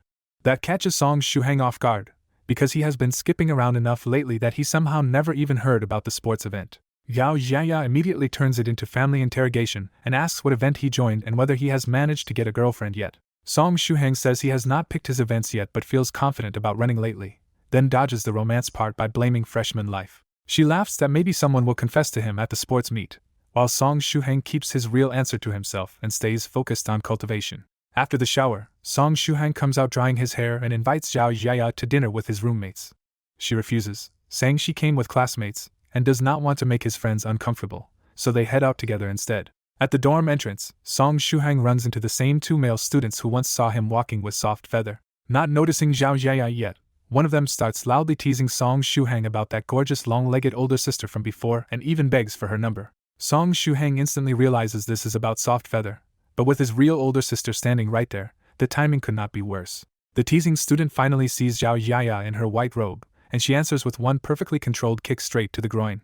As the poor guy drops to his knees, Song Shuhang cheerfully introduces her as his actual elder sister, Zhao Yaya. The other student laughs until Zhao Yaya turns her eyes on him too, and he immediately shuts up and claims he is only an innocent passerby. Song Shuhang wisely drags Zhao Yaya away before anything escalates, leaving the 2 boys behind at the dorm entrance. Even after that brutal lesson, the kicked student painfully stands back up and still insists Song Shuhang's family has amazing genes and that becoming his brother-in-law would be worth it. On the way back, Zhao Yaya suddenly asks how those 2 boys knew about her when they had never met her before. Song Shuhang laughs awkwardly and tries to bluff that they probably heard about her from Tubo and somehow found a photo. Zhao Yaya instantly calls that excuse fake and points out the boys clearly acted like they had just met his so-called elder sister, not her. She bluntly guesses that the woman is really his girlfriend, maybe even an older one he feels too embarrassed to introduce. Song Shuhang hurriedly denies it and insists that woman was not his girlfriend at all. Zhao Yaya keeps pressing and jokes that if he really likes this older woman, their parents probably would not object to the relationship, or even marriage. Flustered and exhausted, Song Shuhang can only stew over how Zhao Yaya jumps straight from girlfriend talk to marriage. At last Zhao Yaya lets him off, tells him to report back if he gets a girlfriend, and heads away in a taxi with a grin. Once she leaves, Song Shuhang finally relaxes, knowing he can barely hide anything from someone who knows him that well. That relief turns serious when he reminds himself that cultivation must stay secret from Zhao Yaya and his family, or the danger around him could spill onto them. Remembering North River's loose practitioner's warning and the hidden person investigating him, Song Shuhang hardens his resolve to stay cautious. By 6 in the evening, he reaches Li Yangda's rented place and finds Gao Momo and Tubo already drunk and clinging to each other. Gao Momo keeps weeping like a man deeply traumatized, while Tubo loudly thumps his chest and promises to console him. Li Yangda drags Song Shuhang aside and admits Gao Momo's drunken rambling about being tainted and unclean is honestly unsettling. Song Shuhang bursts out laughing because he knows exactly what ruined Gao Momo this badly. He fills Li Yangda in on the dorm disaster with Zhugeyu, but carefully leaves out the part about someone secretly investigating him. Once he hears the whole story, Li Yangda remembers Zhugeyu as a core member of the school news department, and believes that person should be female. Song Shuhang says Gao Momo turned pale when asked if Zhugeyu was male, looked even worse when asked if Zhugeyu was female, and even cried when Shuhang guessed something in between. With every normal answer ruled out, Song Shuhang and Li Yangda land on one last grim guess about Zhugeyu and look at Gao Momo with even more pity. They decide the kindest thing tonight is to let poor Gao Momo get completely drunk and forget it. Instead of dragging Gao Momo out in that wrecked state, Li Yangda orders delivery, and the night turns into a cramped apartment drinking session. While Tubo and Gao Momo keep pouring alcohol and barely touch the food, Song Shuhang and Li Yangda finally enjoy a proper dinner. Over dinner, Song Shuhang finally asks about the school sports event he somehow never heard about. Li Yangda explains the class was only told that afternoon, then casually drops that a girl named Lu Fei specifically came asking about Song Shuhang. That news leaves Song Shuhang blank, because he barely even interacted with Lu Fei in class. Then Li Yangda grins and reveals the real trap. Because nobody wanted the brutal men's 5 kilometers race, the class shoved it onto the absent guy named Song. Song Shuhang explodes in outrage at being volunteered for a race that sounded deadly just 2 days ago. But in the middle of raging, he suddenly realizes that after cultivation and body tempering, a mere 5 kilometers might not be a big deal anymore. Li Yongda tells him the list is already submitted and he is running on June 7th no matter what, though there are extra course credits if he places well. With his pride back on, Song Shuhang accepts the challenge and declares he will take those credits for himself. Li Yongda toasts him, and suddenly the supposedly wasted Tubo jumps in with clear eyes, exposing that he was not nearly as drunk as he looked. Song Shuhang instantly realizes Tubo probably tricked Gao Momo into spilling all kinds of secrets, while pretending to be drunk. He raises his own cup and laughs with them anyway, while quietly thinking he needs to get stronger for Zhao Jiaya and for these 3 scoundrels too. After enough drinking, Song Shuhang is the only one still perfectly clear-headed, a blunt reminder that cultivation has already pushed his body beyond ordinary people. He moves all 3 roommates onto the bed by himself, and decides he has no intention of sleeping packed in with 3 drunk men. After rinsing up, Song Shuhang leaves the apartment alone and heads back toward the dormitory through the night streets. Without noticing, he drifts back into the messy alleys of Auspicious Street, and jokes to himself that he surely will not run into that backed-against-the-wall girl again. For a moment the route feels peacefully empty, and Song Shuhang almost enjoys how normal the world seems. Then a thought snaps him alert. The last time he walked quietly like this with Medicine Master, someone had actually been tailing them. Suspicion takes over, and Song Shuhang turns around hard and bluffs that whoever is following him should come out now. Even while bluffing, he quietly pulls up Medicine Master's number on his phone so he can call for help the instant things go bad. To his surprise, the bluff works, and a huge figure actually steps out from around the corner. The man is an intimidating 2-meter bald giant, but his honest, almost cute face clashes so hard with his build that the first impression turns weirdly warm. Song Shuhang demands to know who he is and why he has been following him. The giant introduces himself as Nan Haoming, vice president of the Sonda Club, and says he came because 2 of his guys were beaten by Song Shuhang after harassing a girl. Song Shuhang instantly reads it as the classic big brother coming to avenge his underlings and answers without backing down. But Nan Haoming surprises him by saying those idiots hid the truth from him, and after learning they had targeted a girl, he beat them up himself. Hearing that, Song Shuhang knows this giant is not the hidden investigator from yesterday, and his suspicion narrows to something simpler. Nan Haoming admits the real reason he tailed Song Shuhang was simple. He heard Song was strong and wanted to see for himself. He even says Song Shuhang can think of it as revenge if that makes the fight easier, because what he really came for is a proper match. Song Shuhang cuts through the extra words and calls it what it is: this guy just wants to fight.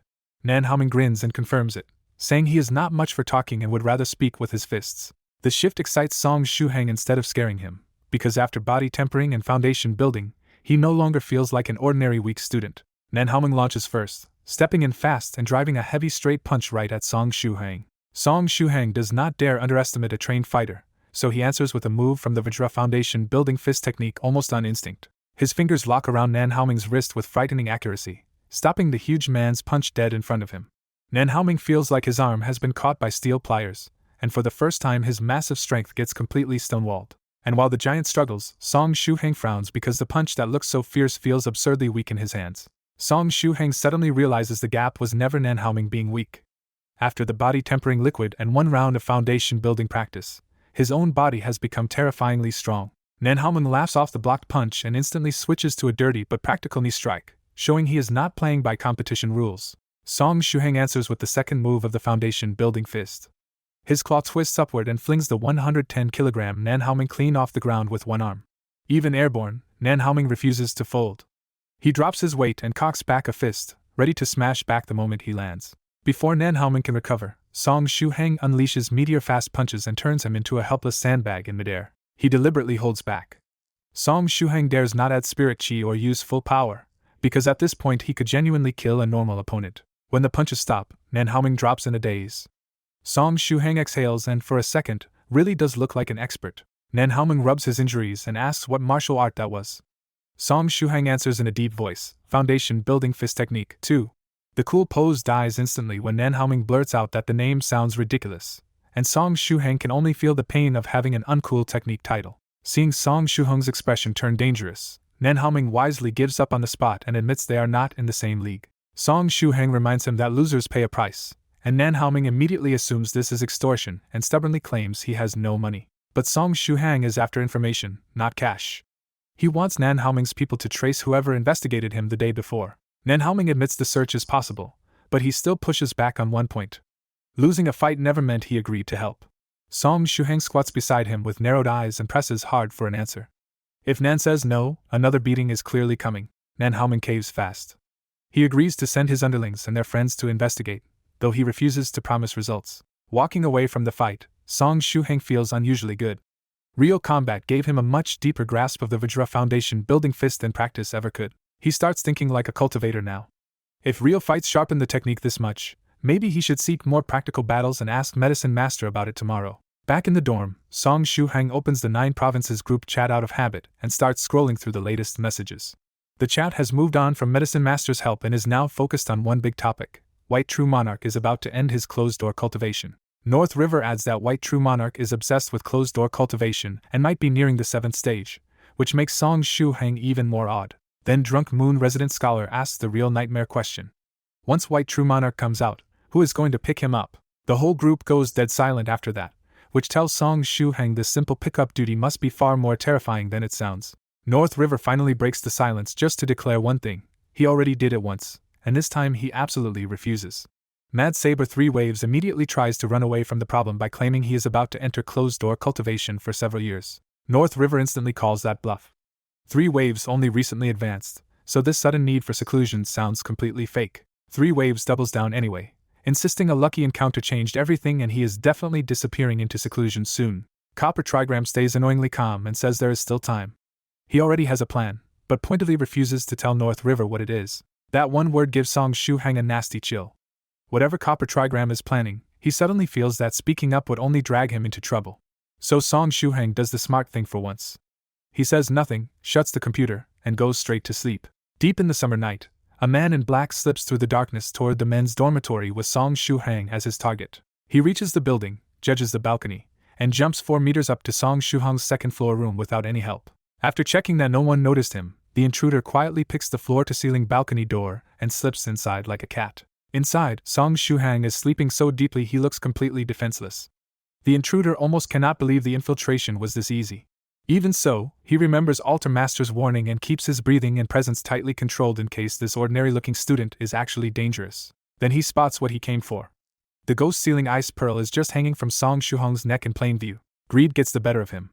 If he steals the spirit ghost and kills Song Shuheng too, he imagines Altar Master rewarding him with status, power, and a better future. He moves in for both prizes at once, left hand reaching for the pearl, while his blade slides towards Song Shuheng's throat. But right before he can touch the necklace, a brutal headache detonates in his skull and his whole body turns weak and nauseous.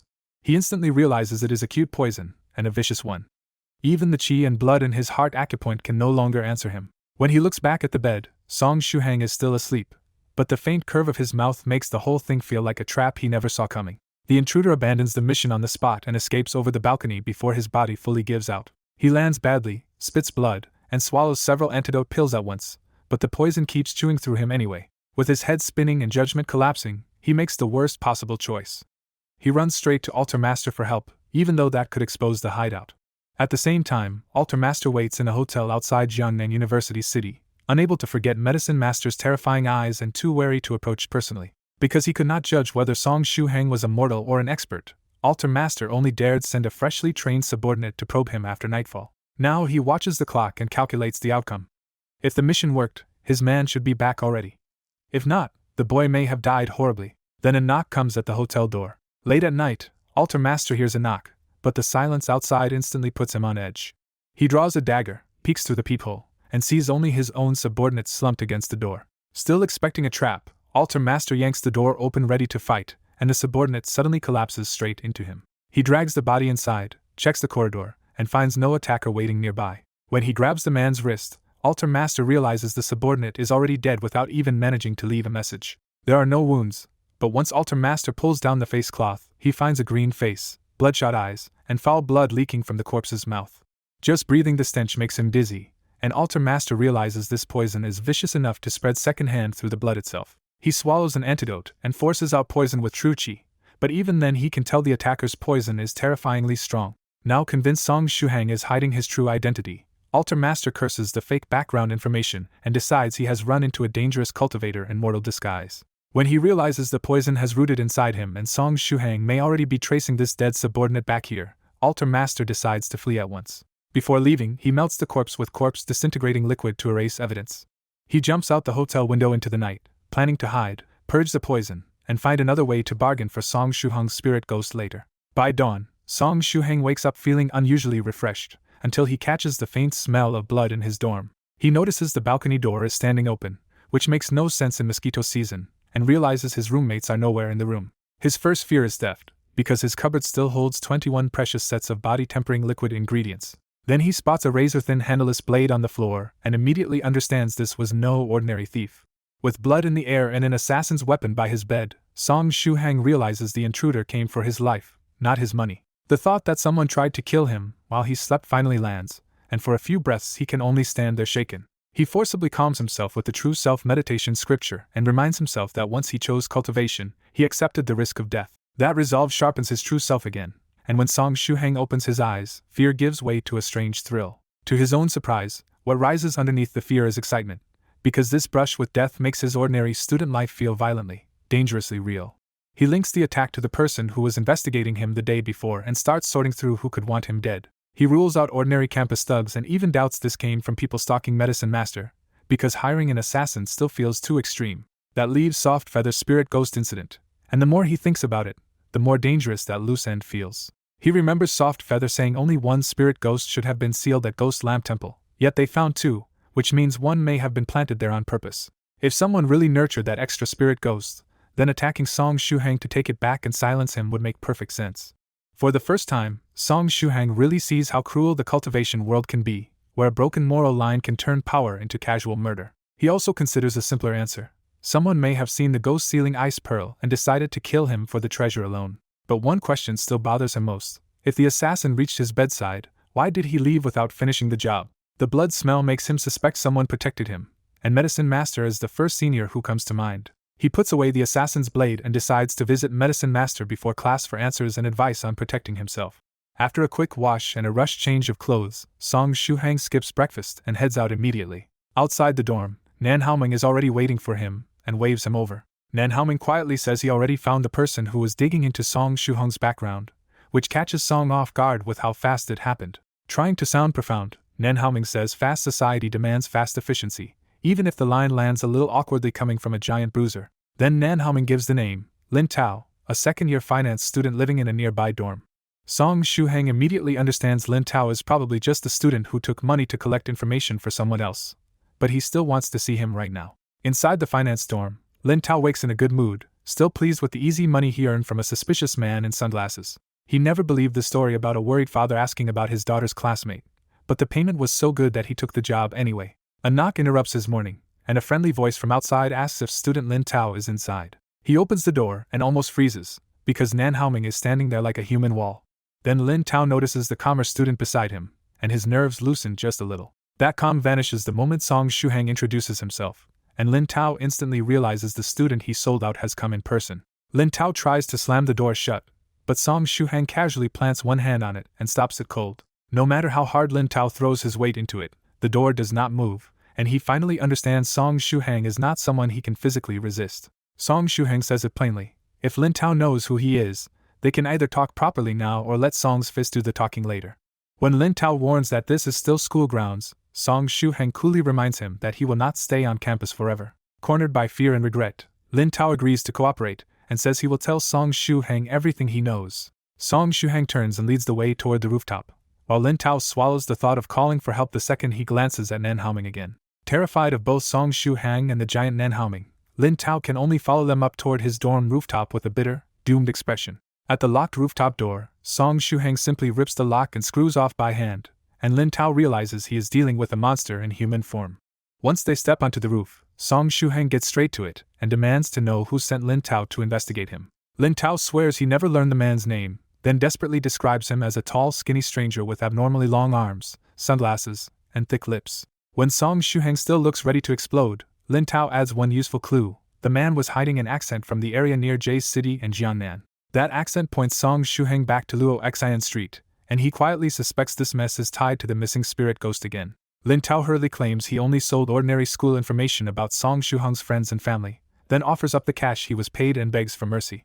Seeing how little money it took to put his loved ones in danger, Song Shuheng finally snaps. Song Shuheng yanks Lin Tao by the collar and drives a furious punch straight into his face. Even after forcing most of his strength back, Song Shu-hang leaves Lin Tao sprawled on the rooftop with a swollen face, blood at his mouth, and several broken teeth on the ground. As Lin Tao sobs through his swollen mouth, Song Shu-hang coldly warns him to forget everything about him and never connect these injuries to him. Song Shu-hang walks off with Nan Haoming, leaving Lin Tao alone on the roof with scattered bills and a painful lesson. On the way down, Nan Haoming finally asks the obvious question: what if Lin Tao reports the beating and gets Song Shu-hang expelled? Song Shu-hang calmly says he would never admit it, and that is exactly why he brought Nan Haoming along as the much more obvious suspect. Nan Haoming realizes Song Shu-hang set him up as the obvious fall guy, and Song Shu-hang shamelessly confirms it with a straight face. Cursing his luck, Nan Haoming rushes back to the rooftop to make sure Lin Tao stays scared enough to keep quiet. Later that hot morning, Song Shu-hang heads to Medicine Master's residence because he has too many questions left from the night attack. Outside the house, an ancient squarish Santana makes Song Shu-hang pause, because it looks like a guest has already arrived. Before Song Shu-hang can unlock the door, a very short woman with a fierce tiger-like aura steps out, and her presence alone makes him wary. Without saying much, the short woman opens the Santana's trunk, drags out a pill furnace, and stomps it to vent her temper while Song Shu-hang watches in surprise. Then Song Shu-hang sees the impossible part. The stomped furnace suddenly swells until it is almost as big as the car itself. Jiang Zian catches him staring, confirms he is Song Shu-hang, and bluntly orders him to help carry the giant furnace. As they lift it together, she reveals she knows him through Medicine Master and carries herself like someone with close authority around that eccentric senior. When Song Shu-hang guesses she might be Medicine Master's Dao companion, Jiang Zian corrects him with obvious satisfaction and introduces herself as his disciple, Jiang Zian. She explains she brought Medicine Master's furnace over because once he starts researching, someone has to manage his hair, clothes, cultivation, and even meals for him. When the temporary pill room opens, Song Shu-hang is hit by an even bigger shock. Medicine Master has been completely restyled. Instead of his old wild look, Medicine Master now has dozens of tiny sky-pointing braids with cute decorations, and the makeover is so bad it almost hurts to witness. The horror continues when Song Shu-hang notices the heavy smoky eye makeup, and he can barely keep his face under control. Medicine Master greets him cheerfully, and says he expected Song Shu-hang to come this morning because something happened around him last night. That confirms Song Shu-hang's suspicion that Medicine Master protected him, so he quickly explains last night's intruder and holds out the thin handleless blade the attacker left behind. Medicine Master glances over the blade and asks the real question first: what does Song Shu-hang think the intruders wanted? Song Shu-hang gives the blunt answer after thinking it through: they most likely came to kill him. Jiang Zian dryly approves that answer, and Medicine Master confirms it by explaining the blade reeks of blood, hatred, and repeated slaughter. Medicine Master tells him this is the part of the cultivation world he hoped to delay showing him, where the danger is not just heavenly disasters but human ones. Asked how he felt about his first assassination attempt, Song Shu-hang admits he was scared at first because the enemy reached his bedside without him noticing. Then he admits the stranger part. After the fear settled, part of him actually felt excited. Medicine Master laughs at that answer, while Jiang Zian simply files Song Shu-hang under weirdo. Medicine Master finally reveals he secretly planted a miniature defensive array on Song Shu-hang's body the day before, and it triggered when a cultivator attacked him. That array also released specially treated medicine, which is why Medicine Master knew the attack happened and had a chance to save him. Medicine Master apologizes because he now believes the attackers were the same cultivators trailing him, irrational enough to target a newcomer like Song Shu-hang. Jiang Zian casually adds that the intruder from last night will never appear again, making it clear the assassin is already dead. Medicine Master warns Song Shu-hang not to waste kindness on enemies, because that kind of softness only gets you and your people hurt. Song Shu-hang answers just as seriously that he may be a good person, but for enemies, the best kind is a dead one. That answer satisfies Medicine Master, because Song Shu-hang is still kind without being foolishly rigid about it. Song Shu-hang then brings up a second possibility for why he was targeted, and reaches for the necklace hidden on his chest. He reveals the ghost-sealing ice pearl and admits this reward from helping Soft Feather contains a spirit ghost, pointing to a whole new motive behind the assassination attempt. In Medicine Master's alchemy room, Song Shu-hang lays out his suspicion that the person who broke into his room either owns the spirit ghost or got greedy after seeing it. Medicine Master says Shu-hang's guess is plausible, and Jiang Zian dryly notes that Soft Feather really does come from an absurdly rich background if she can give away a spirit ghost that casually. When Medicine Master asks what he plans to do, Song Shu-hang admits one enemy would be manageable, but he is scared they will go after his family and friends. He explains that someone in Jiangnan University City was already paying students to gather information on him and the people close to him, which makes the threat feel very real. That leaves Shu-hang feeling unfairly cornered, because he never exposed his cultivator identity, and trouble still found him anyway. Jiang Zian suddenly jokes that she can hold the spirit ghost for him and let anyone greedy enough come attack her instead.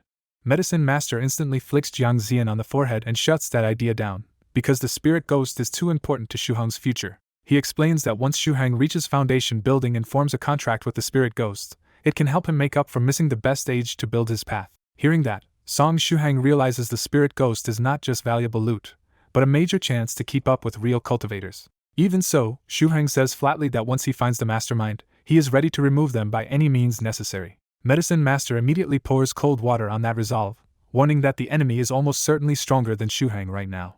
So Shuhang raises the ghost sealing ice pearl and asks the blunt question: if he offers the spirit ghost as payment, can Medicine Master kill the enemy for him? Medicine Master is moved that Shuhang would give up something this precious to protect his loved ones, but he still refuses because fighting and hunting hidden enemies are not his strengths. Instead, Medicine Master promises that if Shuhang really offers a spirit ghost as the reward, many seniors in the 9 provinces group would come running to deal with the threat. That lets Shuhang breathe a little, because with the spirit ghost still in hand he knows he can retreat and call for backup instead of being trapped. Medicine Master still warns him not to trade it away unless he truly has no other path left. When Shuhang asks why, Medicine Master spells it out. Without this spirit ghost, Shuhang may struggle badly after reaching the second stage, but with it, he still has a real ticket into the Dao. Shuhang answers that he knows all that, but right now he has no better bargaining chip. Medicine Master tries to temper that fear too, saying the enemy might only be a first-stage cultivator, which would make this both survivable and useful training if handled carefully. Shuhang thanks him and accepts the immediate priority: first find the enemy's trail, then decide how far he has to go. Jiang Zian laughs that Shuhang is more interesting than she expected, then casually asks Medicine Master if he needs her help with anything else. Medicine Master says she has already done enough by transporting the pill furnace. That answer delights Jiang Zian, who licks her lips and declares that since she is free, she is going off to do something interesting. For a second, Shuhang is struck by how well that dangerous smile suits her before she hides it behind her hand. Then Jiang Zian laughs, hops out the window, and vanishes to pursue whatever trouble she has in mind. After she leaves, Medicine Master just smiles, shifts the pill furnace into place, and gets back to work. Shuhang uses the calmer moment to ask for practical guidance on noticing stalkers and staying alert in daily life. Medicine Master says those are basic everyday cultivator tricks, then pulls out his phone and opens the 9 provinces group's document folder. Shuhang is startled to discover the group keeps a whole library of strange survival guides for old cultivators trying to adapt to modern society. One especially absurd guide warns cultivators not to crash into cars because they are vehicles, not demons, and that tiny detail completely wrecks Shuhang's solemn image of the cultivation world. When Shuhang asks about the file mentioning charitable resident scholar, Medicine Master says that senior once went into seclusion for over a century, and nearly died when an atomic bomb landed right on top of him.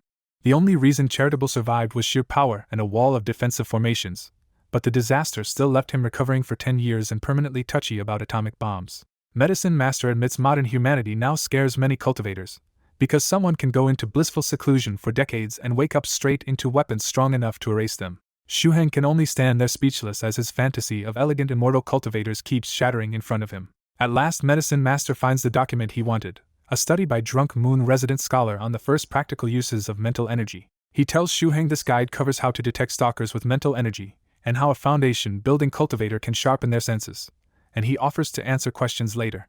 Medicine Master also asks him to come back that afternoon to help test the body-tempering liquid recipe. When Shuhang stares at the author name, Medicine Master laughingly hints that if he ever truly remembers Drunk Moon resident scholar, he would need to call him Drunk Moon Sage Monarch instead. That leads to a quick lesson in ranks, where Medicine Master explains that a Sage Monarch is an 8th stage mysterious sage, the kind of realm even the group's respected sages are still chasing. By the time that sinks in, Shuhang notices it is already 6:37 in the morning, and he needs to leave for class. Before he goes, he asks one more thing. His brief fight yesterday made his Vajra Foundation building fist feel clearer, so does actual combat really help at his stage? Medicine Master confirms it does, comparing pure study to theory alone and telling him real fights will deepen his grasp if he gets the chance. Shuhang starts to say goodbye, then abruptly comes back with another idea about tracing the poisoned intruder through the medicine they might try to buy. Medicine Master points out the assassin himself should already be dead from the poison, but Shuhang argues that any accomplice would still scramble for antidote ingredients just in case. He presses the point that finding that buyer could lead straight to the hidden mastermind, or even uncover that the buyer is the mastermind. Medicine Master praises Shuhang for thinking calmly, then quickly writes down 4 medicinal ingredients that a poison-savvy cultivator would probably try to gather. He smugly adds that the list is a trap anyway, because 2 of those ingredients would actually make his poison worse instead of helping. Better yet, those ingredients are rare enough that only a few pharmacies in Jiangnan would stock them, so anyone buying them should leave a trail. Shuhang takes the paper with quiet gratitude, because in a case that felt completely shapeless, he finally has his first solid lead on the mastermind. Far out at sea, a hidden place called Spiritual Butterfly Island sits completely off the map, wrapped in natural concealment, and surrounded by giant butterflies. On the island, one basin-sized butterfly drops off the Daily Cultivator newspaper right in front of Soft Feather. Soft Feather flips through the Cultivator Times, a paper full of absurd but very real gossip, danger notices, and treasure trades from the cultivation world. One article grabs her immediately. Someone spotted the legendary mysterious floating island in the East China Sea and even snapped a few photos before it vanished again. Because the East China Sea is close to home, Soft Feather instantly starts thinking about sneaking out to explore it. Her father, Spiritual Butterfly's respected sage, appears behind her before she can get too far with that idea. Soft Feather eagerly asks her dad to go out and play, holding up the newspaper like proof that she found somewhere fun. Spiritual Butterfly's respected sage gently shuts that down and reminds her of the deal. First finish the spirit ghost contract array, then he will take her out. Soft Feather insists she keeps her promises, but her mood turns sour because the spirit ghost contract has already failed on her several times.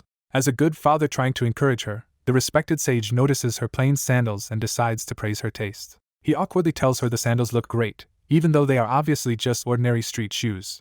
That only makes Soft Feather even happier, and she proudly reveals that Senior Song bought the sandals for her after helping her catch the spirit ghost.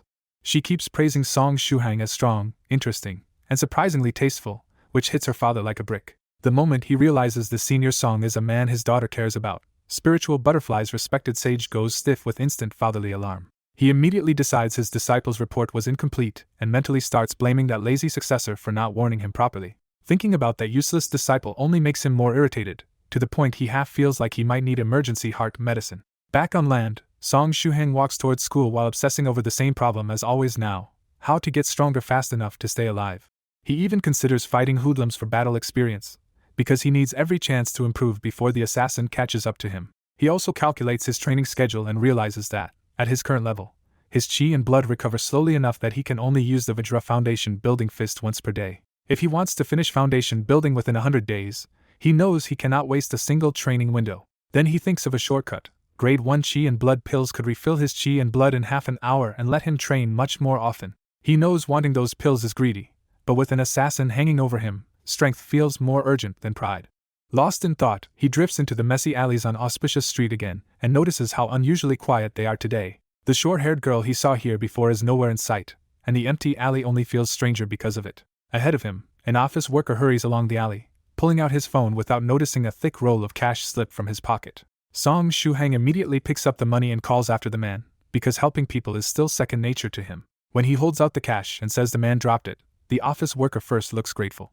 Then the man suddenly remembers an online scam warning and decides this must be a trick. Even when Song Shuhang insists the money really fell from his pocket, the man panics harder and breaks into a run. Left alone in the alley with a fistful of rejected cash, Song Shuhang can only stand there feeling stupid. After a long beat, he pockets the money anyway and starts trying to reason out whether abandoned things really count as fair game. His own comparison goes so badly off the rails that he ends up even more confused than before. By 7:30 he is back in class, but instead of listening he hides behind a heavy textbook and opens the 9 provinces group files on his phone. He opens Drunk Moon Resident Scholar's beginner notes on mental energy, and quickly realizes the methods sound easy enough to test right away. The notes lay out 3 beginner tricks: detection, alertness, and mental oppression. Because detection and alertness should not bother anyone nearby, Song Shuhang decides to test them right there in class. He quietly runs the true self meditation scripture and condenses the consciousness in his mind into mental energy. His first try is mental detection, and he can only spread it outward in a rough circle about 5 meters wide. Inside that range, desks and bodies begin mapping into his mind, but the images are crude and blurry because his mental energy is still weak. While he wonders how strong this skill could get one day, the students around him suddenly shiver as if something unpleasant just swept over them. Their comments make it obvious his clumsy mental skin feels creepy from the outside, so he immediately shuts it down. The attempt leaves his consciousness slightly drained, a reminder that learning the trick is easy but actually mastering it will take real practice. Once he recovers a bit, he switches to the alertness trick and activates it instead. For a few brief seconds, every breeze, voice vibration, and body heat around him becomes vividly clear through his skin. But the overload stirs his thoughts too much, and before 10 seconds pass the new mental state collapses on its own. In class, Song Shuhang quietly savored how sharp his mind felt with alertness active, and immediately realized this state could improve his Vajra Foundation building fist practice too. He rests to recover mental energy, notices half the first lesson is already gone, and realizes his 3 roommates still have not shown up after last night's drinking. Once his mind steadies, Shuhang decides to test his last mental trick, mental oppression, the one that can crush weaker minds with fear and even cause faint illusions. He scans the classroom for a target, half regretting that his missing roommates are not here to be his first test subjects.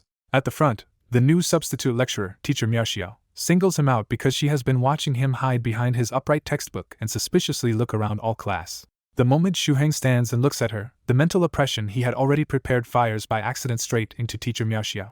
To Teacher Miaoxiao, his stare suddenly feels like a predator locking onto prey, and the crushing pressure terrifies her on the spot.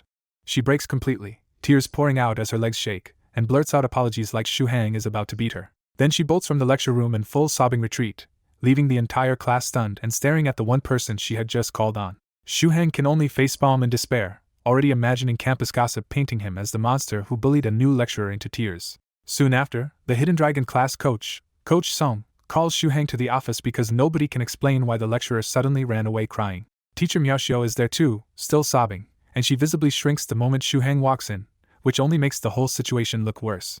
Shu Hang keeps a straight face and repeats the simple truth that he only stood up to answer a question before she suddenly burst into tears and fled. Pressed for her side, Teacher Miaoxiao tearfully admits she does not understand it either, only that looking at Shu Hang suddenly made her overwhelmingly afraid.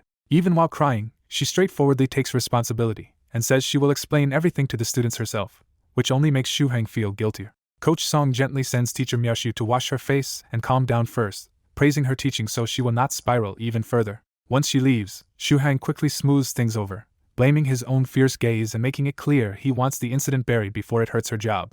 Coach Song is impressed by how understanding he is, then abruptly remembers tomorrow's sports meet and tells him to work hard in the men's 5 kilometers. Shu Hang can only smile and agree, and Coach Song promises that whether Miaoxiao explains it or he does, the crying incident will not be allowed to stain Shu Hang's name. Outside the office, Shu Hang finally exhales, but the guilt still sticks so hard that he promises himself he will make it up to Teacher Miaoxiao someday. Back in class, he stops experimenting with dangerous tricks entirely, and keeps only alertness active so nothing like that happens again. Teacher Miaoxiao returns despite the embarrassment and honestly tells the class that she lost control earlier, then keeps teaching without letting her emotions wreck the lesson. As the morning classes finally pass without another disaster, Shu Hang realizes alertness is absurdly useful, letting him absorb the lecture clearly even without trying hard. He also discovers that keeping alertness up deepens his mastery of the trick and even expands his total mental energy a little. By 9:30, his roommates are still missing, so he decides to head to Li Yongda's flat and make sure the 3 idiots did not drink themselves into corpses. On the way, he keeps cycling through alertness, mental detection, and mental oppression, even trying to stack 2 tricks together just to see if it can be done. Every combined attempt fails because his mental reserves are still too small, but he keeps grinding through the failures for practice until his head finally turns foggy. That drained state reminds him he can only run the true self-meditation scripture about twice a day right now, and he badly needs more foundation-building fist training. Still mentally distracted, he accidentally plows headfirst into the broad back of a tall hoodlum on the street. Because Shu Hang's body has already been strengthened by body-tempering liquid, the man is knocked flat to the ground face first, and comes up bloody and furious. The chicken-headed thug curses at him, and 5 more hoodlums close in around Shu Hang with the familiar grin of men looking for an easy extortion target. Shu Hang sincerely apologizes and tries to settle things peacefully, but the thug immediately demands 1,800 yuan in compensation. When Shu Hang matter-of-factly says he has money but will not pay extortion, the hoodlums decide they can settle the dispute with fists instead. That answer delights Shu Hang, because what they see as a beating is exactly what he hears as a chance to test his Vajra foundation-building fist in real combat. The hoodlums decide he must be crazy and rush him anyway, planning to beat him up and vent their anger fast. 2 minutes later, the whole gang is down, and Shu Hang casually adds a few extra punches to the leader before dusting himself off. He cheerfully thanks them for the practice, notes that their attacks were wild but useful, and walks away pleased that actual combat helped him test all 18 moves of the fist technique. After beating the hoodlums senseless, Shu Hang walks off in a good mood, while the gang lies on the ground swearing revenge. The hoodlums decide that next time they will come back with a bigger mob, exactly the kind of training pressure Shu Hang wanted. Before they can even recover their pride, a sleepy short-haired girl walks up, looks down at them, and coldly mutters that someone has stolen her creeps. Then she casually steps on the chicken-head thug and keeps walking, treating the whole group like trash underfoot. The victim howls in pain and rage, but his blonde companion stares in open envy, revealing that the gang somehow includes a masochist. Shu Hang brings 3 baskets of Xylong Bale and soy milk to Li Yongda's flat, and Tubo opens the door looking wrecked and red-eyed from the drinking night before. Tubo is stunned that Shu Hang looks fresh and sober, because last night he somehow outranked Tubo, Li Yongda, and Gao Mumu all at once. Li Yongda comes out hungry, and the 3 of them joke that Gao Mumu spent the whole night's sleep talking about chastity and pleading with Yai. The teasing instantly turns into a blackmail plan, with fish head dinner already chosen as the future price of Gao Mumu's silence. Gao Muma finally appears with a dark face and a pounding headache, already fed up with having such shameless roommates. After they settle down, Song Shuheng gives Li Yongda a list of 4 rare herbs and asks him to trace which medicine stores across Jiangnan might have them. Li Yongda confidently says he can search the centralized medicine database and even ask around the trade forums, so he should have results by tomorrow. Song Shuheng sweetens the deal by promising to buy Li Yongda the prized fish head meal himself if the search succeeds.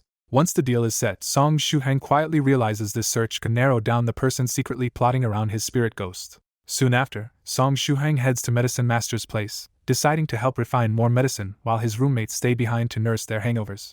At Medicine Master's residence, the senior has even set up the same induction cooker and pot as Shuheng's dorm gear, preparing to turn that clumsy trick into a usable refining method. This time Medicine Master changes one key step and has Song Shuheng replace plain water with a simple herbal soup, hoping to shorten the refining time. 3 hours later, the experiment works, and the batch finishes noticeably faster than before. But the success still comes with the usual disaster, as the pot erupts and releases thick black smoke and a brutal stench. Medicine Master calmly uses a bead-like shell to suck up the entire smoke cloud, showing off a neat little trick right in front of Shuheng. Then he tosses the dangerous bead to Song Shuheng and casually warns that if it breaks, all that trapped stink will explode back out. Medicine Master explains that the shell itself is worthless fruit waste, but the stink sealed inside could wreck low-level cultivators who still cannot control their sense of smell. Song Shuheng instantly understands the hidden favor. Because the enemy targeting his spirit ghost is likely around the 2nd stage level, this trick was meant to disrupt. When Song Shuheng asks if it counts as a magic treasure, Medicine Master snorts and proudly gives it a much less glamorous name, the stink pill. Song Shuheng tries to protest the ridiculous name, but the moment Medicine Master threatens to take it back, he changes his tune and keeps it. Medicine Master also gives him the rest of the newly refined body tempering liquid, knowing Shuheng badly needs it during foundation building. Song Shuheng accepts the gift without fake modesty and silently resolves to remember this favor. By the time afternoon classes end, Gao Mumu is still suffering from the aftershocks of last night's drinking and can barely endure the day. Yai rubs Gao Mumu's temples while glaring at Song Shuheng and Tubo off-panel or at the edge of the scene, making it obvious she knows who got him drunk. Tubo immediately folds under that stare and escapes with the classic excuse that he suddenly has shopping to do. Song Shuheng also slips away, claiming he needs to practice for tomorrow's 5-kilometer run, though his real goal is cultivation. With his chi and blood fully recovered, he decides to practice the Vajra Foundation building fist again and push his body further than yesterday. This time he chooses an abandoned experimental building in the school's 3rd district, a fire-damaged shell quiet enough to become his secret training spot. Satisfied with the empty site, Song Shuheng reviews the 18 moves in his mind and drinks a bottle of body-tempering liquid to begin. As the medicine spreads, he launches the first move, and the fist chant pulls in surrounding spiritual energy like a heavy invisible pressure. His body heats up fast and chi and blood surge harder than before, but this time his punches are no longer stiff because he applies what he learned from the Illusion Space Fist Master. Even the building's stale air starts to clear as spiritual energy fills the place and the abandoned room briefly feels fresh. He completes all 18 moves in one go, and this time the full set finishes smoothly instead of crushing him halfway through. Before the overflowing chi and blood fade, he quickly uses the true self-meditation scripture and guides a 2nd strand into his heart acupoint. After only a short rest, he recovers far better than last time and can already feel a dense new strength running through his body. To test that strength, he throws an ordinary straight punch into the nearest wall and blasts a clean hole through solid concrete. When he checks his hand and finds it completely unharmed, the result makes the body's reinforcement feel suddenly real. He tries again with a properly powered fist technique strike, and this time the damage is smaller on the surface but far more concentrated and violent. That thrill goes straight to his head, and he starts tearing through the abandoned building with punch after punch, palms and fists shifting through all 18 moves. By the time he stops, the place is full of holes, and he stands there absurdly pleased with his own talent for demolition. The result also leaves him hungry for faster progress, and he starts wondering what other methods besides the fist technique could strengthen his body. Just as he thinks about asking the seniors for advice, a cute and seductive voice suddenly answers from nearby and calls him Mr. Demolition Worker Song Shuheng. While Song Shuheng is still by the broken wall, Jiang Zian suddenly appears sitting on a fence, eating fried chicken and clearly amused that she has been watching him for a while. Up close, Shuheng realizes Jiang Zian looks different now, with mysterious deep purple hair and eyes that make her seem even more dangerous than before. Jiang Zian tells him he has been thinking too narrowly, because normal exercise can also toughen a cultivator's body even if it takes far more effort than it would for an ordinary person. The answer hits Shuheng so hard that he smacks his head against the wall, frustrated that he overlooked the most ordinary ways to train his body. Once she points it out, Shuheng immediately decides he will start running around Jiangnan University in the mornings and even look for a gym later. When Shuheng asks why she came, Jiang Zian casually reveals she followed the poison trail back to the hotel where the assassin last stayed. She found the infiltrator, but he was already dead and reduced to mush, and the fake identity at the hotel means the direct trail ends there. Even so, Jiang Zian confirms the dead assassin definitely had companions, which proves Xu Hong's suspicion was right. Jiang Zian tries to be provocatively charming while licking the grease from her fingers, but Xu Hang ruins the mood by earnestly warning her about bacteria. Her seductive act dies on the spot, and she declares that with his total lack of tact, he is doomed to stay single forever. Then she squats beside him and wipes all the grease onto his shirt, casually bullying him because he is too weak to dodge her. Xu Hang protests and insists he will find a girlfriend during university, but Jiang Zian only mocks the idea harder. Jiang Zian offers him good news, but only if he agrees to a deal first. Her condition is simple and terrifying for Xu Hang. While she stays in Jiangnan to spend private time with Medicine Master, he is not allowed to interrupt them except for recipe work. Xu Hang instantly agrees, because he gets the very clear feeling that refusing her would send him straight to the hospital. Satisfied, Jiang Zian rewards him with the real good news. Whoever touched the poisoned assassin afterward would have been infected too, because Medicine Master's acute poison turns the victim's blood into a new source of poison. Now the enemy's ally or boss is either badly poisoned and close to death, or forced into months of closed-door recovery, unless he is an absurdly powerful fifth-stage cultivator. Jiang Zian adds one blunt reassurance. If the mastermind really were a fifth-stage expert, Xu Hang would already be dead, so the enemy is dangerous but not that overwhelming. For Xu Hang, that changes everything, because a poisoned enemy will be weaker and far more desperate for medicine, which makes him easier to track down. When Jiang Zian asks about his own lead, Xu Hang says he already passed Medicine Master's clues to a friend, though luck will still decide whether they find the target. Then Jiang Zian presses the real question. If he does find the enemy, what exactly is he prepared to do? Xu Hang answers that if he gets the chance, he will kill the enemy while the man is weakened, and if he cannot handle it alone, he will ask the seniors in the group for help. Jiang Zian does not let him hide behind words, and with a throat-cutting gesture she asks whether someone who has never killed before truly has that resolve. Xu Hang forces himself to answer that he will make that mental preparation, because if he hesitates now, he will only leave his family and friends exposed. Jiang Zian approves and gives him brutal practical advice. Never show mercy, make sure the enemy is truly dead, and against a second-stage cultivator, cutting off the head is the minimum. With that final warning, Jiang Zian simply jumps away through the window and disappears, leaving Xu Hang alone with her words. After she is gone, Xu Hang quietly thanks her, taking the hard lesson to heart. At 4:40 in the afternoon, Xu Hang pushes himself through a 5-kilometer run and ends up completely exhausted. As he catches his breath, he starts planning the next step and wonders whether weights could train him harder without hurting his growth, especially since he has body-tempering liquid to back him up. He decides to go back to the dorm and build a proper training plan over the next few days instead of rushing it blindly. That night in the dorm, Xu Hang lies on his bed resting while Tubo, Li Yangda, and Gao Moma shamelessly team up in an old war game and even use Xu Hang's computer for dirty tricks. Xu Hang checks the 9 provinces group out of habit, but the chat is strangely quiet for once. Then Li Yangda reports back that among the official Jiangnan medicine shops, only one of the herbs Xu Hang needs is available, and he has also posted on forums to search for more leads. The game round ends in humiliation because even with alts and botting, the 3 of them still lose to old veterans doing the exact same thing.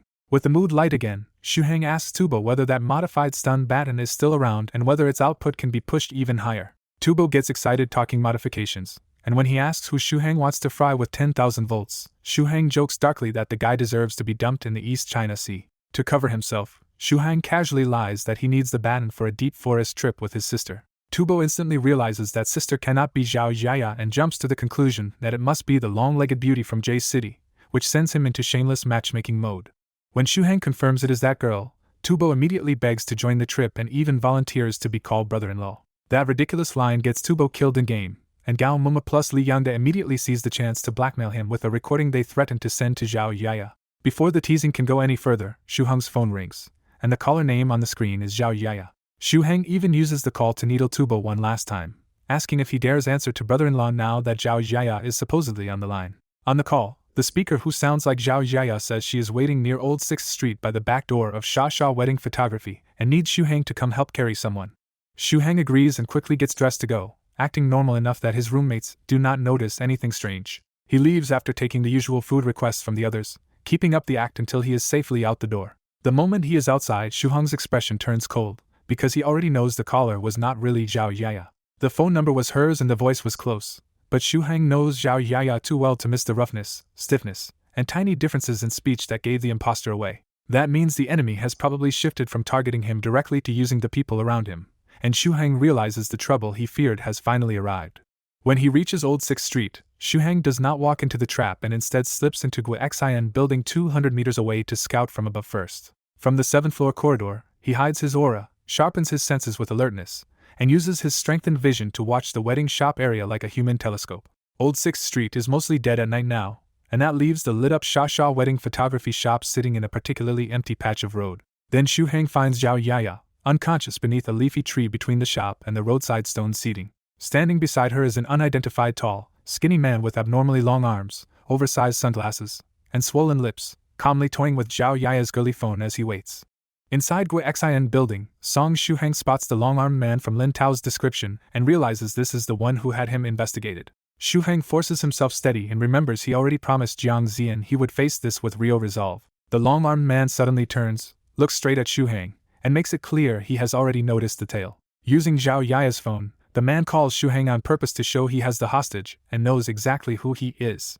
Shuhang answers, and the man taunts him in Zhao Yaya's voice with a chilling line, "I found you, student Song Shuhang." After hanging up, the man carries the unconscious Zhao Yaya toward the blind alley behind the wedding photography shop.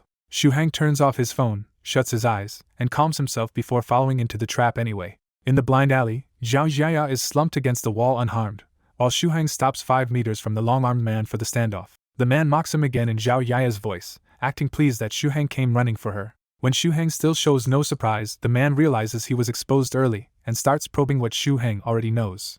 He drops the fake voice and admits changing voices is just a trick, hinting that even his body can shift. Then he sneers at Shuhang for rushing in over an ordinary cousin and demands the truth.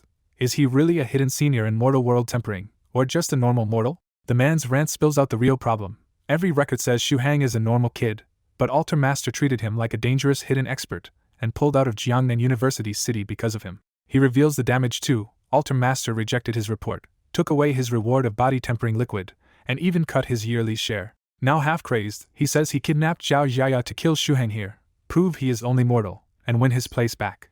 He strips off his sunglasses to reveal bloodshot eyes and boasts that with 2 open acupoints and corpse-dissolving liquid, Shuhang has no chance to escape or leave a body behind. At last Shuhang speaks, and the outburst gives him a crucial answer. Alter Master has been avoiding him because he truly believes Shuhang is a dangerous senior. Shuhang pieces together why. Alter Master's people probably watched him with soft feather, mistook her strength and her constant senior talk as proof, and later became even more certain after Medicine Master's poisoning incident. He also catches a darker clue. If Alter Master withdrew from this area after being poisoned, then the second poisoning victim may have been Alter Master himself. That fear on the enemy side is good news, but right now Shuhang still has to steady himself and face a cultivator who came here to kill him. He quietly weighs his options and decides the stink pill is only a backup. First he needs to lure the man away from Zhao Yaya and make him expose an opening. When the long-armed man demands an answer again, Shuhang suddenly counters with 2 words that hit his weakness: body tempering liquid. Shuhang pulls out a small bottle, pops it open, and the liquid's nasty smell instantly hooks the man's attention. The man blurts out what it is, and Shuhang presses the bait harder by offering the bottle if Zhao Yaya is released. Then Shuhang raises the stakes and says he can provide far more of it, enough to use for a very long time. That promise clouds the man's judgment, and he starts edging toward Shuhang with suspicion and greed fighting in his face. The moment he gets close enough, greed wins completely, and he launches forward like an arrow to snatch the bottle by force. Instead of a reward, he runs straight onto an invisible blade, and sudden agony tears through his chest as his heart is pierced. He stares at Shuhang in disbelief because there is no visible weapon at all, only his blood spilling from an impossible wound. He tries to raise his arms and drag Shuhang down with him, but the sword is draining all his strength before he can strike. At the same time, a maddening Buddhist chant floods his mind, making his final moments even more unbearable. Shuhang finally pulls the black flying sword free and realizes he just killed with Great Master Tong Xian's invisible weapon. The kill had been brutally simple because Shuhang had been holding the invisible sword from the start, just waiting for the man to impale himself on it. With his last strength, the man can only mutter about a flying sword and some impossible life-steal technique, as if Shuhang's disguise as a mortal makes no sense anymore. The blood on the blade and the smell of it still hit Shuhang hard, because a few days ago he was just an ordinary college student. He uses the true self-meditation scripture to force himself calm and asks the dying man if he has any last words. The instant the man starts to answer, Shuhang cuts off his head in one clean stroke instead of risking anything. The headless body drops with barely any bleeding, and Shuhang dryly admits he never intended to hear the last words anyway. His hand trembles, but he accepts what he has done and names it plainly. This is the resolve he needed. He would have preferred to capture the man and force out Alter Master's location, but against a cultivator with 2 opened acupoints, Killing him cleanly was the only safe choice. Staying calm through the scripture, Shu Hang searches the body for anything useful. He finds corpse-dissolving liquid, 3 handleless blades, Zhao Yaya's phone, some cash, and a strange beast head tile marked with 3 claw scars. The clue tile stands out immediately, and Shu Hang guesses it may point to the man's identity or organization. Then he tests the corpse-dissolving liquid on the body, and the dead man starts vanishing almost at once. Seeing how effective it is, he keeps the rest for later and realizes this stuff could be a terrifying weapon by itself. He finishes wiping out the remaining clothes and checks the alley carefully until no obvious trace of the murder is left behind. With the scene erased, Shu Hang hoists Zhao Yaya onto his back and rushes toward Medicine Master's place to make sure she wasn't poisoned. A few minutes later, Zhao Yaya stirs awake mid-run, annoyed at first because she thinks some terrible bed won't stop shaking. When she opens her eyes and realizes she is being carried through the street, she jolts fully awake in alarm. Then she recognizes Shu Hang and calms down enough to ask where they are and what happened. Shu Hang stops, sets her down gently, and immediately checks whether she feels unwell anywhere. Her only complaint is a sore neck, so Shu Hang feeds her a clean lie. She called him, he found her asleep on a roadside bench, and he was carrying her somewhere safer to rest. Zhao Yaya studies him, but his expression is so earnest that even she can't catch the lie. She tries to piece the night together, remembers drinking with friends, and grows more baffled because 4 glasses should never have knocked her out like this. Shu Hang offers to take her to the hospital, still worried the attacker may have used poison or worse. But Zhao Yaya refuses, trusts her own medical judgment, and says a night's rest should be enough if Shu Hang just walks her home. As they head back together, Zhao Yaya suddenly feels that in just one day, Shu Hang has grown up into someone strangely reliable. Shu Hang brushes off the compliment, but inside he knows she is right, because killing the long-armed man really did change him.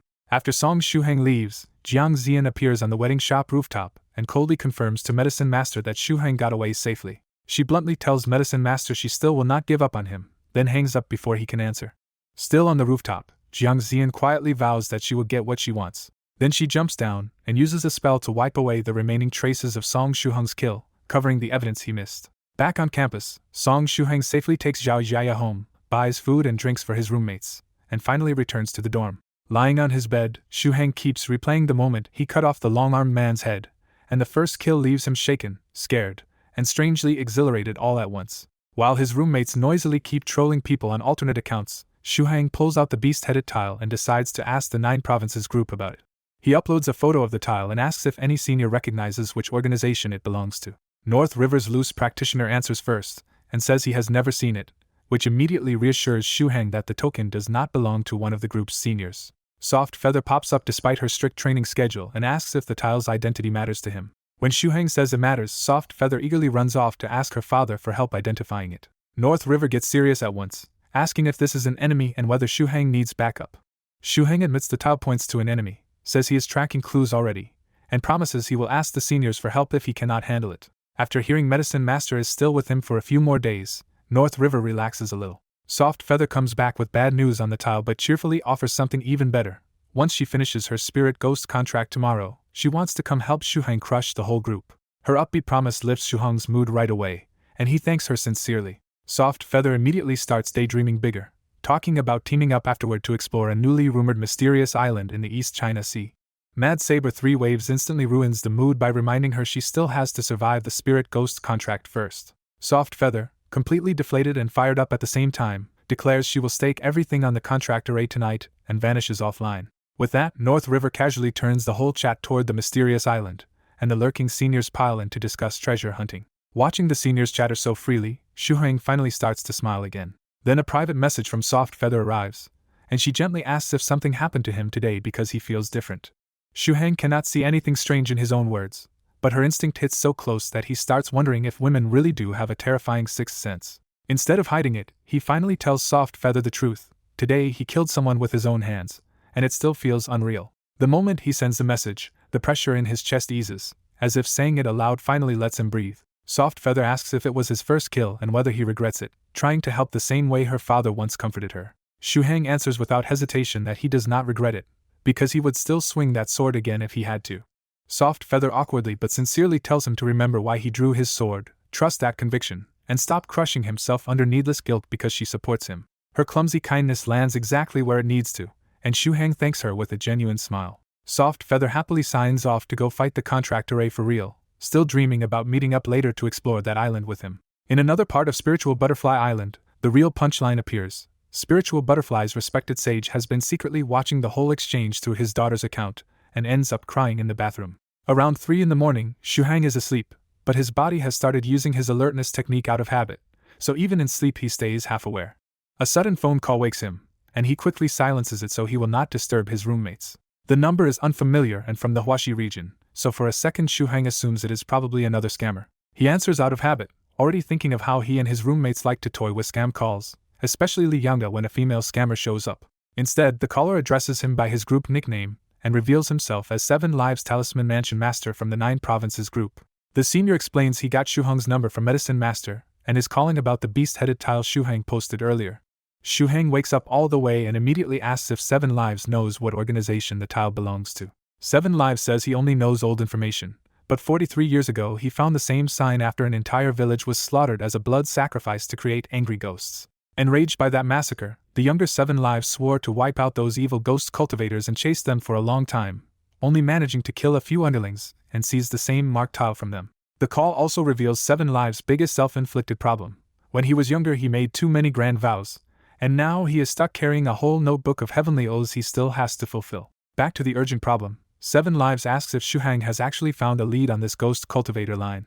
Shuhang says he has some clues thanks to Medicine Master, and if things go well he should be able to pinpoint the enemy Altar Master's rough location. 7 Lives cannot come in person because he is tied up in the Huaxi region, but he insists on sending talismans by courier to help Shuhang fight.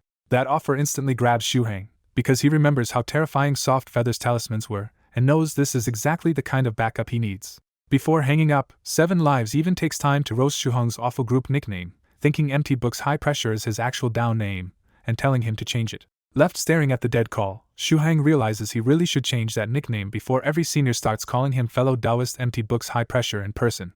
He sends over his address anyway and thinks clearly that in a life or death matter, refusing help for the sake of pride would be idiotic. As dawn approaches, he can only wonder what kind of talismans 7 Lives is sending, and how much they might change the coming fight. By the scorching morning of June 7th, while high schoolers across Huaxia are suffering through college entrance exams, Jiangnan University is holding its sports meet instead. Shuhang, signed up for the men's 5-kilometer run, gets up early planning to stretch first and casually aim for first place. But the moment his hand touches the black flying sword by the bed, the smell of blood seems to come back and yesterday's kill hits him all over again. He tells himself it was real, not a dream, and knows the image of that severed head will stay with him for a long time. That memory hardens into a decision. Next he has to find the Altar Master, because trusting the enemy's misunderstanding is not enough to keep his family safe. He reminds himself that clues should come by this afternoon, so he just needs to hold steady a little longer. After washing up, Shuhang opens the dorm door to head out for exercise and finds a huge man in a suit already waiting there with a broad smile. It turns out to be Sima Jiang from Fengshui Courier again, and he is here with another package for Shuhang. Shuhang remembers how he once casually called this imposing courier Little Jiang, and now the man is almost eager to accept that title because Shuhang's senders are clearly terrifying people. Shuhang immediately guesses this must be the talisman package from 7 Lives and is stunned that something sent after midnight could arrive just after 6 in the morning. When he asks, Sima Jiang proudly explains this really was urgent air express from the Huaxi region, personally flown in overnight to reach him as fast as possible. The package is a small, heavily wrapped box, and Shuhang signs for it right there at the dorm door. While signing, Shuhang casually asks about sending a package himself in a few days, already planning to return Great Master Tong Xian's sword once this mess is over. Sima Jiang lights up at the chance for more business and even offers express air delivery again, but Shuhang says normal shipping will be fine and promises to call later. With the courier gone, Shuhang stands at the dorm door holding the mysterious package from 7 Lives, wondering what kind of talismans are finally in his hands. Song Shuhang slips away to a secluded spot and opens the package 7 Lives Talisman Mansion Master sent him. The note says the first 5 are armor talismans, simple to trigger and strong enough to shield him from any attack at 3rd stage or lower. The next 5 are sword talismans, used the same way but releasing a 3rd stage sword strike strong enough to kill or cripple an ordinary 2nd stage cultivator.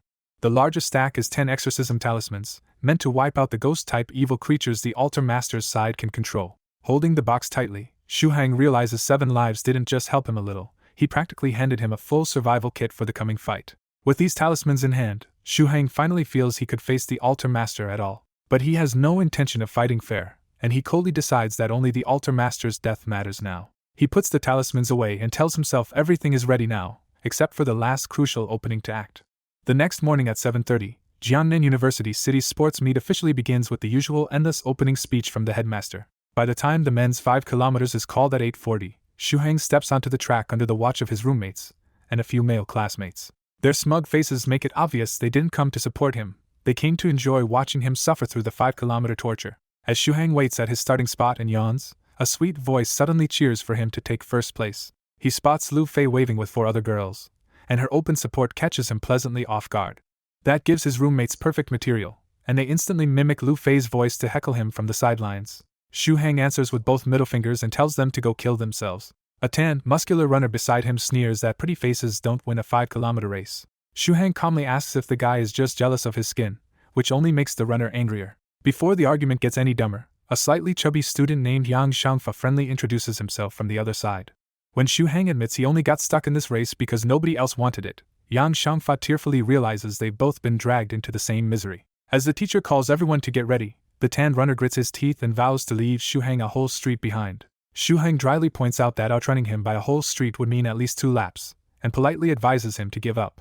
The gun fires, and the tanned runner blasts off at full sprint to prove he can crush this pretty boy immediately. He proudly looks back for a huge lead, only to find Shuhang still following 1 meter behind him without any trouble. The runner insists Shuhang is being stupid by sprinting this early, but Shuhang casually says this is just his normal pace. To shake him off, the runner forces himself into another burst of speed. When he checks again after another 100 meters, Shuhang is still stuck to his back at the same exact distance, and his confidence starts to crack. Their absurd pace nearly puts them a full lap ahead of the rest, leaving the spectators staring in confusion. Lin Tubo can barely believe his eyes, while Gao Muma smugly declares this must be the power of love. Li Yangda's glance toward Lu Fei says exactly what everyone is thinking about that sudden motivation. One of Lu Fei's friends recognizes Shuhang as the guy who used to train on the track shirtless, and Lu Fei suddenly feels a sharp sense of competition. Her friend points out that if this really is the same guy from those shirtless training runs, then Shuhang may still be holding back, and Lu Fei listens more carefully. By now the tanned runner can feel his stamina draining, but Shuhang is still breathing evenly and looking completely at ease. The runner finally lowers his pace a little, and Shuhang immediately warns him that he'll be overtaken if he keeps slowing down. Stung by that, the runner lies that he was only adjusting his breathing and throws himself into another reckless sprint. Shuhang simply speeds up too and keeps the distance fixed at 1 meter, as if he is toying with him on purpose. From the sidelines, classmates start wondering why those 2 idiots are blatantly sprinting a 5 kilometers race like this. After 3 laps, the runner is close to his limit and panics when Shuhang is still right there behind him. He practically begs Shuhang to collapse already, but Shuhang only smiles and says he feels like he can keep running for a very long time.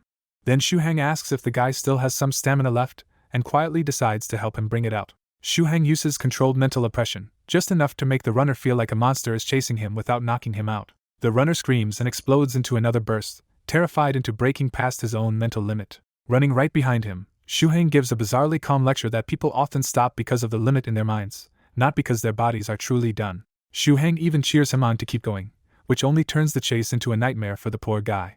Lap after lap, fear keeps wringing more speed out of him until everyone watching is stunned by how insanely fast he is still running. By the final half lap, the runner's legs are numb and his stomach is in agony, but he still believes he can hold first place by that single meter. Seeing the finish line ahead, he convinces himself that all this pain is about to pay off. He throws his last strength into a final lunge, certain victory is already in his hands. Then, in the last instant, Shuhang flashes past him like a gust of wind and steals first place cleanly. At the line, Shuhang turns back with an honest smile and says he would have let him win, but he promised a friend he would take first, so second place can be his. That final line hits harder than the race, and the runner's heart nearly seems to stop on the spot. His body finally gives out, and he pukes as his legs buckle under him just 5 steps from the finish line. Carried by his own momentum, he crashes and slides across the track without ever crossing it. Shuhang can only sigh that it is a pity, still calling him a good opponent, while the guy lies defeated just short of the finish line. With his body and pride both shattered, the tanned runner finally blacks out. At Jiangnan University's 5 kilometers event, this year's runners are weirdly intense, and Song Shuhong's blazing finish is only the start of it.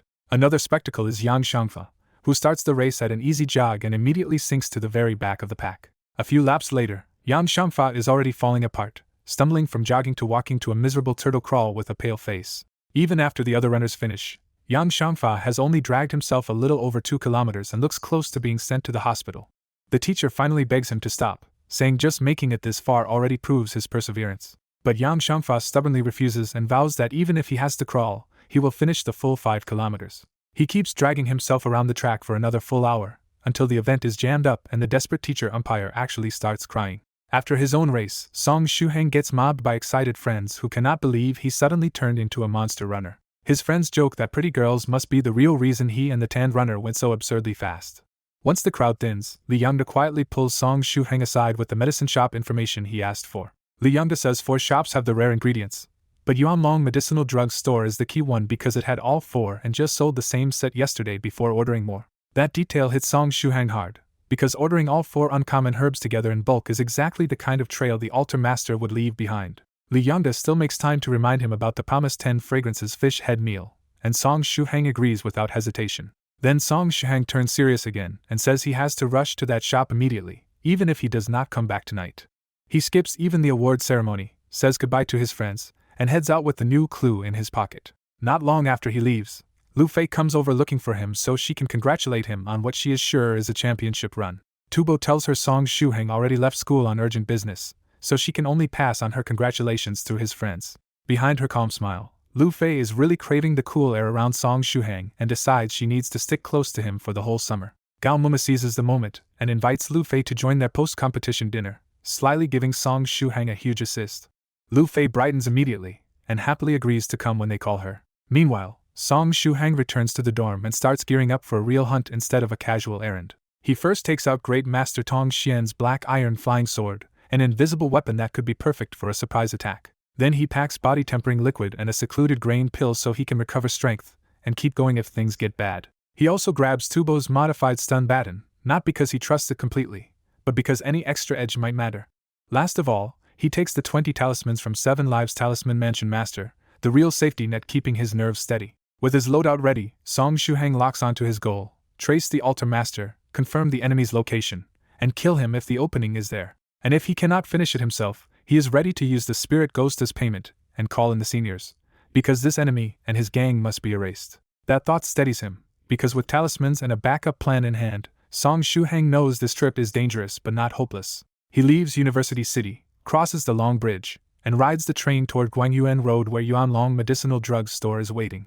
At the Pack Station, Song Shuheng squeezes through the underground crowds and carefully passes security while still carrying an invisible flying sword. Watching the drained faces pouring through the station, he briefly thinks how numb his own life might have become if he had never entered the 9 Provinces group's world. Then Song Shuheng spots the same office uncle who once dropped money in front of him, and the man still seems oddly sneaky in the crowd. Song Shuheng touches the wallet where the uncle's money is still stored, but the barricades in opposite directions leave him no chance to return it now. He sets that aside, finds the correct platform for Guangyuan Road, and joins a long line in a station so crowded the air conditioning has basically lost the fight. Right behind him, a little family complains about the heat. A rigid Mandarin-speaking little girl, her young mother, and her father in a loosened white shirt. Then the little girl senses a patch of cool air in the heat, and walks straight into Song Shuheng before she realizes he is the source. She immediately sticks herself to him like a happy kitten, and Song Shuheng can only stare in speechless disbelief. The reason is simple but hidden. Song Shuheng has been keeping the ghost sealing ice pearls chill sealed to the surface of his body, turning himself into a quiet human cooling pad. The young mother rushes to apologize and tries to pull her daughter away, mortified that the shy child is suddenly plastered all over a stranger. But the little girl refuses with all her might and practically declares war on her parents if they drag her off this wonderfully cold big brother. All the nearby eyes swing over at once, and Song Shuheng instantly feels like he is being judged by the whole platform.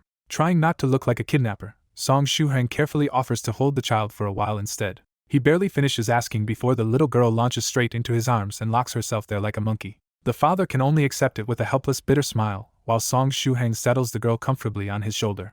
The little girl immediately gets smug, sticks out her tongue at her parents, and enjoys the cool comfort like she has claimed the best seat in the city. The train arrives, and the father pushes in first to find a seat, but the car is packed and all he can do is look back at Song Shuheng apologetically. Song Shuheng just smiles and keeps carrying her, genuinely happy that helping someone can feel this simple and good. Half an hour passes, and the little girl falls fully asleep on his shoulder, while Song Shuheng still stands steady as if the train's braking does not affect him at all. As their stop approaches, the father finally takes his sleeping daughter back and thanks Song Shuheng sincerely for the trouble.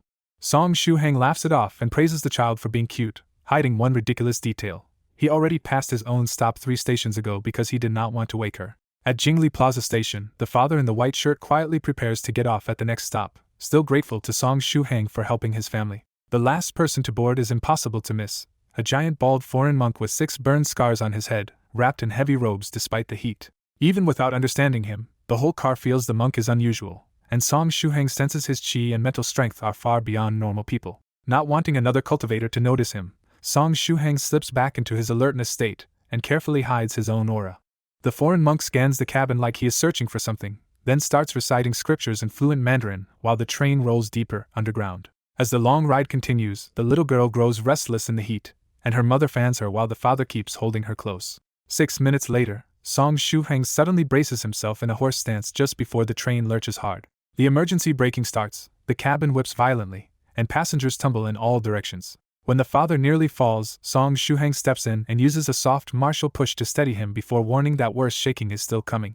Then the real crash hits, alarms blare, the lights die, and the entire train car erupts into full panic. The little girl flies out of her father's arms, and Song Shuhang snatches her by the clothes and kills her momentum before pulling her safely against his chest. When a phone flashlight finally cuts through the darkness, the car looks like a slaughterhouse covered in blood and shattered glass. Song Shuhang immediately feels something is wrong, because the shaking was bad, but not bad enough to create this much carnage. The giant monk rises in the middle of the chaos, takes one look around, and starts chanting louder instead of panicking with everyone else. As the chant spreads through the car, Song Shuhang senses hidden negative energy scattering toward the cabins ahead and realizes ghosts are probably behind this. The monk shouts one last command, blasts the negative energy apart, and the whole bloody nightmare vanishes in an instant. The passengers are left stunned when they discover they only fell and bruised themselves, and the blood, corpses, and broken glass were all fake. The monk is not satisfied with just breaking the illusion, so he yanks open the intercar door and charges after the fleeing ghosts. Watching him go, Song Shuhang checks the talismans in his pocket and starts wondering if these ghosts are connected to the altar master nearby.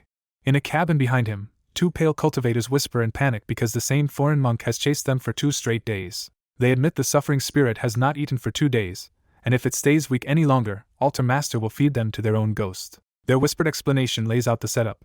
They use ghost magic to force this emergency braking and plan to turn the terrified passengers into food for the ghost. Cornered and desperate, they decide their only chance is to delay the monk until the suffering spirit regains enough strength to kill him. They rush toward the front cars, passing right by Song Shuhang without noticing him because his concealed state hides his presence. After they rush off, Song Shuhang realizes those 2 are cultivators linked to the ghost, and he hesitates, weighing whether to follow them into the front cars. Up ahead, the suffering spirit is already spreading a fresh illusion across the front cabins, trying to drive frightened passengers into despair and suicide so it can devour their souls. But the monk catches up, grins with absolute confidence, and declares that his heavenly eyes can see the ghost clearly. He pulls out a Buddhist scripture from his robe and begins a thunderous Mandarin chant that echoes through the train as the confrontation starts. Inside the metro cabin, the Caucasian monk's chanting turns his scripture into a flood of golden talismans that starts tearing through suffering spirit's illusion. As the illusion peels away, the ghost general shrieks and retreats because the monk's purification is draining it even weaker than before. The 2 ghost cultivators rush in panic, realizing their ghost general will be purified to ashes if they do nothing.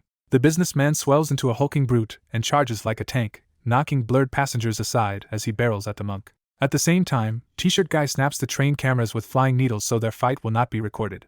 T-shirt guy grabs a bone magic treasure and reins suffering spirit back under control so it stops wasting power and waits for a better strike. Then he releases a low-level flame ghost from a bottle of ashes and sends the ghostly fire racing at the monk's back. The flame ghost lands a direct hit, but a thick golden halo of virtuous achievement flares around the monk and blocks it completely. T-shirt guy is shaken because that kind of virtuous light means the monk has purified an absurd number of souls already. He tries to pull the flame ghost back, but the monk catches it with 7 scripture talismans before it can escape. The ghost fire goes out, revealing the spirit of a resolute man who finally turns peaceful and disperses free.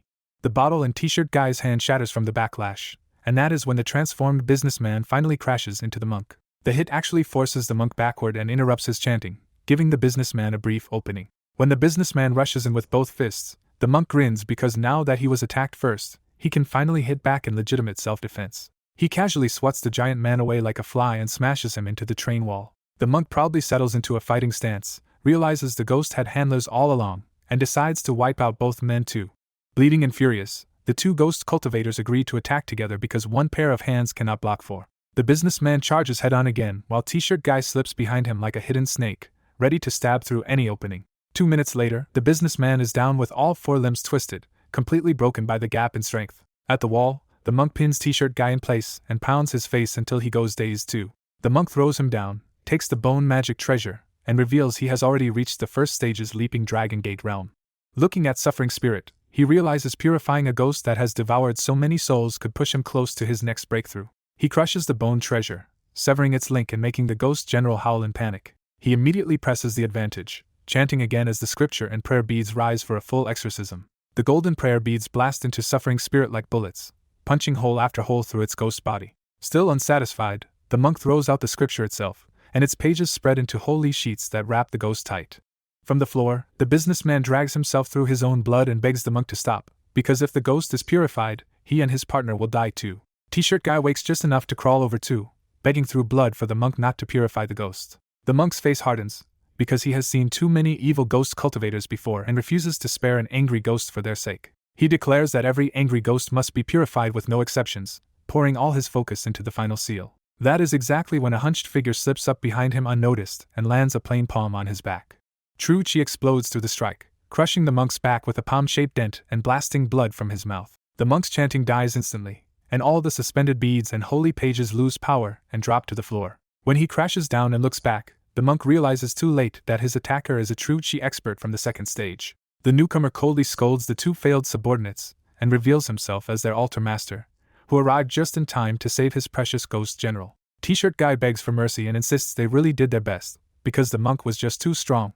The altar master says useless trash has no right to stay alive, though he still has one last use for them. The two men brighten for a second, only to black out as the altar master strikes them down without warning. Then he orders suffering spirit to eat them, and the ghost rips out both souls and devours them on the spot. Fed by those two souls, the battered ghost general rapidly recovers much of the damage the monk dealt to it. Relieved, the altar master thinks back on how his greedy plan against Senior Song nearly ruined him and how a last-minute online clue warned him the antidote herbs were a trap.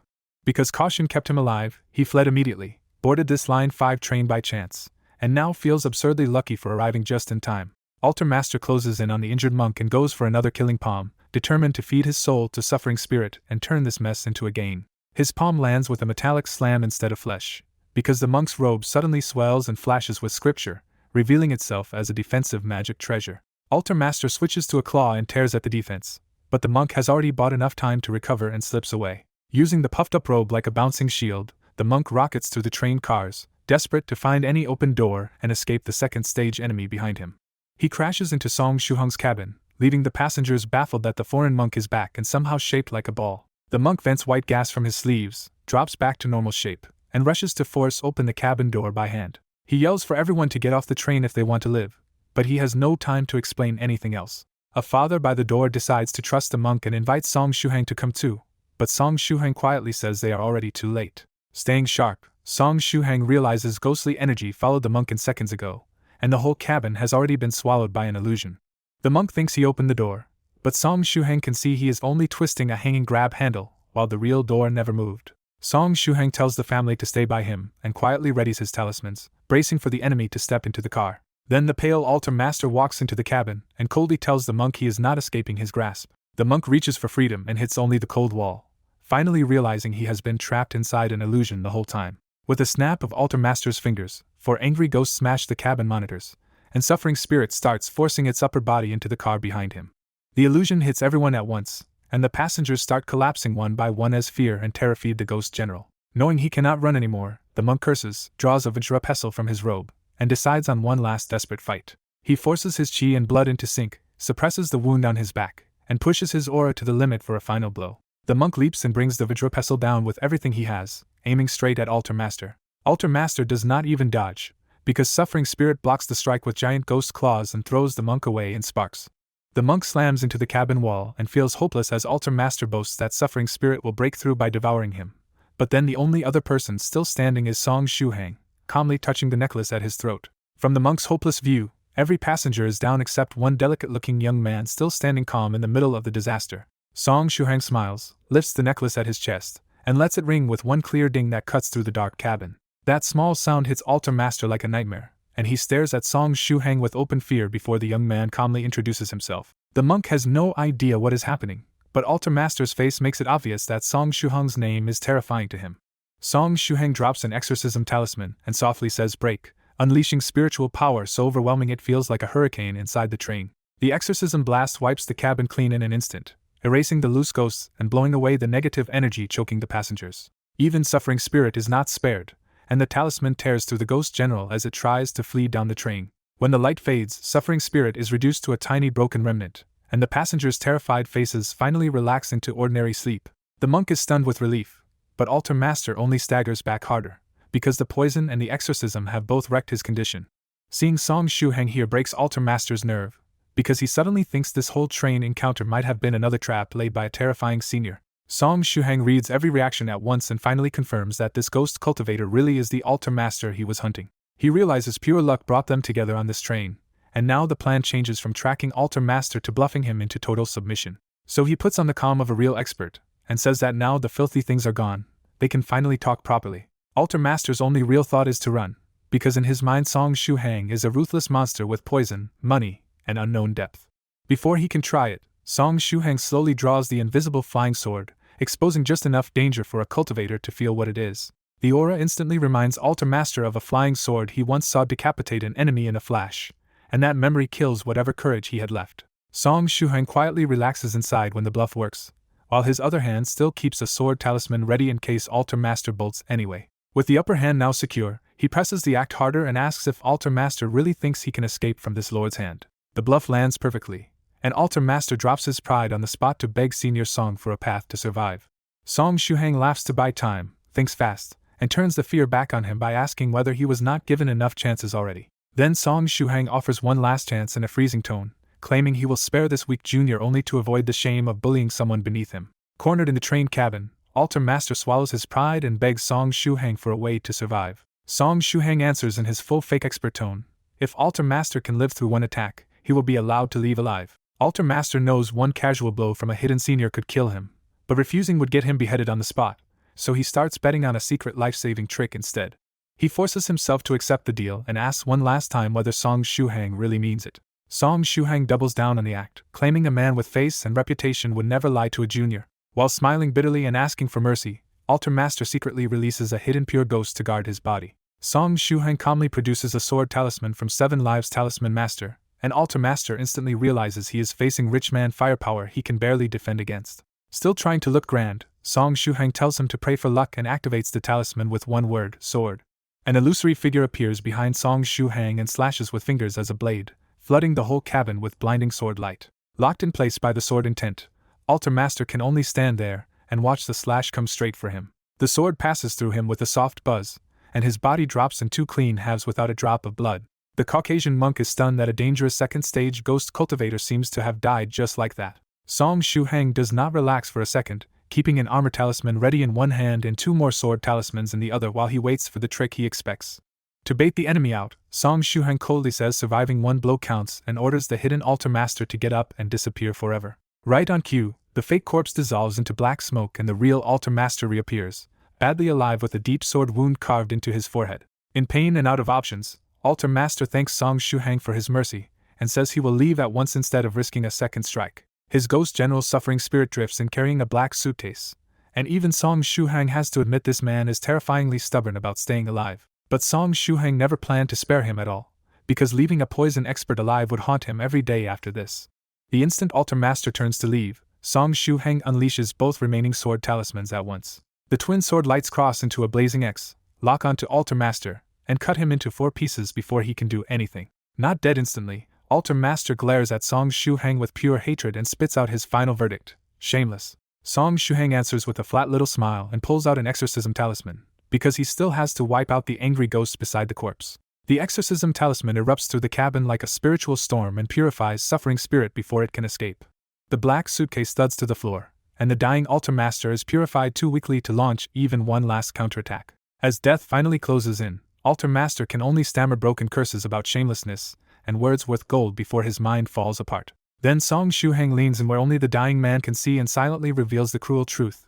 He is not a senior at all, just an ordinary university student. That final humiliation makes Altar Master cough up fresh blood, curse Song Shuheng to become a haunting ghost, and die for real. Song Shuheng waits a moment, still suspicious, before finally deciding this time the enemy is truly dead. Remembering Jiang Xian's warning that cultivators have too many survival tricks, he takes no chances and cuts off Altar Master's head. The kill leaves Song Shuheng shaken but steady, and he realizes he is forcing himself to adapt instead of hiding behind meditation every time blood is involved. With Altar Master dead, Song Shuheng sees the immediate threat easing. The spirit ghost robbery plot is broken, the organization is headless, and nobody left knows enough to come straight for him. His fear even flips into resolve, because one day he plans to hunt down the remaining Tao-marked subordinates himself for real combat experience. Trying to clean up, Song Shuhang pours corpse-dissolving liquid on Altar Master's body, only to discover it cannot melt a second-stage cultivator corpse. While he worries about leaving such a corpse for the police, the Caucasian monk suddenly offers to handle the entire mess. Song Shuhang, still acting like an expert, accepts the help and casually promises to remember the favor. The monk brushes it off as nothing compared to being saved, and Song Shuhang briefly imagines he might belong to some hidden official cultivator agency. Song Shuhang picks up Altar Master's black suitcase, convinced something valuable must be inside, and returns to sit near the little girl's family before the passengers wake up. Meanwhile, the Caucasian monk sits beside the corpse, recites a soul-purifying scripture, and wraps himself in dense light of virtue. Several indistinct souls rise from the front of the train and from Altar Master's remains, and the monk purifies them one by one. When the purification finishes, a mysterious reward from heaven and earth pours into the monk, strengthening his virtue, mind, and body right in front of Song Shuhang. Watching that payoff, Song Shuhang immediately wonders whether Medicine Master might know a Taoist version of soul purification he can use too. Then the unconscious passengers begin waking up, confused by a half-remembered nightmare and asking where the monk went. Their confusion snaps into horror the moment they notice the monk sitting beside a body cut into 5 pieces. The silence breaks all at once as passengers scream, rush to doors, vomit, and faint, with the butchered bodies in the train sending the whole scene into chaos. The little girl's family wakes too, and the white-shirt father politely asks Song Shuhang whether it is finally safe to get off the train. Song Shuhang gives a slight smile, says the rest is none of their business, and leaves with the suitcase while carefully avoiding the station cameras. The white-shirt father slips away with his family and notices the suitcase did not belong to Song Shuhang before, but wisely decides to keep that thought to himself. Soon the whole station is in uproar as staff scramble to calm the crowd, police rush in, and the media starts broadcasting live from the scene. On the live broadcast, Song Shuhang sees the truth of the monk's plan. The Caucasian monk calmly confesses to killing all 3 men and lets the police arrest him alone. There is no hidden agency coming to clean this up at all. The monk's confident solution was simply to become Song Shuhang's scapegoat. Even as the police car takes him away, the monk flashes a spotless thumbs up toward the camera like a shining vow that he will never betray Song Shuhang. By the time everything settles, it is already mid-afternoon, and Song Shuhang heads back alone to Jiangnan University town after politely parting from the little girl's family. Before boarding, he covers Altar Master's black suitcase inside a plastic shopping bag, clearly treating the thing like trouble he does not want anyone noticing. Once he gets a seat on the mostly empty train, the pressure finally eases and he can sit with the hidden suitcase beside him. As the train starts moving, the memory of killing Altar Master keeps replaying in Song Shuhang's mind, and he forces himself to calm down. After a long breath, he opens the 9 Provinces group chat and finds it quiet, with the last topic still being the beast-headed tile clues. He posts a serious update, telling 7 Lives Talisman Master that he found Altar Master, killed him, used 2 exorcism talismans and 3 sword talismans, and will not chase the scattered remnants for now. He also offers to return the leftover talismans, trying to keep things proper with the senior who helped him. 7 Lives replies instantly, praising Shuhang's speed and telling him to keep the remaining talismans as a gift. 7 Lives explains that even if Shuhang wanted to send them back, he could not receive them anyway because he is stuck on a Pacific island teaching an entire primitive tribe to read. The senior then goes on a furious rant about the stupid oath he once made to teach 10,000 people literacy, sounding like a man being punished by his own past self. Shuhang can only sigh at that miserable backstory, and he is also startled that this senior somehow moved from Huashi to the Pacific in no time at all. He quickly flatters 7 Lives by praising how powerful and easy the talismans were, hoping to improve the senior's mood. That only sends 7 Lives off on another tangent, bragging that he is the best at talismans and deciding that beating forgetful students might be an efficient teaching method. After 7 Lives goes offline, Shuhang feels weirdly guilty, as if he accidentally helped doom a whole island of unlucky students. The next message comes from North River, who is openly impressed that Shuhang somehow brought down a second-stage cultivator. Shuhang answers honestly that it was not some heroic upset, because Altar Master was already poisoned by Medicine Master, Soft Feather had mistaken his identity, and 7 Lives talismans made the kill possible. North River still praises him as both bold and careful, making it clear the senior sees real promise in him instead of dumb luck. Mad Saber 3 Waves jumps into the chat too, cheerfully claiming Shuhang is already 3/10 as cool as his younger self. When North River points out that 3 Waves was supposed to be in seclusion, 3 Waves shamelessly insists that even closed-door cultivation needs a balance between work and play. Drunk Moon calls 3 Waves suspiciously well-behaved for once, and 3 Waves admits he is avoiding dirty jokes because a dangerous online beast could get him kicked from the group. Drunk Moon vanishes again after a shy little reply, and Shuhang is left nagging at a strange sense that he should recognize that name. Then North River abruptly asks if Shuhang is planning to get a driving license soon. Shuhang says yes and asks how North River even knows that, because the question feels oddly specific. North River casually reveals that he visited Shuhong's online farm to steal vegetables and checked his profile while he was at it, completely destroying whatever immortal dignity he had left. After silently suffering that image collapse, Shuhong tests the waters and asks if North River wants a driving license too. North River laughs that he has no use for driving when sword flight is faster, but he also hints that Shuhong should get licensed quickly because there will be benefits in it for him. That hint immediately tempts Shuhong, because in this group effort usually means rewards, and he starts guessing some senior wants him to teach them how to drive. North River pushes harder by promising not just chi and blood pills, but even a stronger cultivation technique beyond the basic foundation building technique Medicine Master already gave him. The promise hits hard, because Shuhong knows a real first stage pill is far beyond body tempering liquid and could let him train much faster after what he just lived through. Even so, the whole thing feels like a trap, so he starts reasoning out which ancient senior could be clueless enough about modern life to need him for this. He suddenly lands on one name and sends it to the group, White True Monarch. North River awkwardly admits he guessed right and explains that White True Monarch is about to leave seclusion and is deeply interested in machines like cars and planes. North River even tells him to pick up a pilot's license too, making it painfully obvious that the seniors are trying very hard to hand this job to someone else. Shuhong refuses to let that slide and directly asks why everyone seems so afraid of White True Monarch if they want him to do the receiving. North River instantly denies being afraid at all, swearing on his down name that White True Monarch is a kind and generous senior who guides juniors well, while still dodging the real reason he is avoiding him.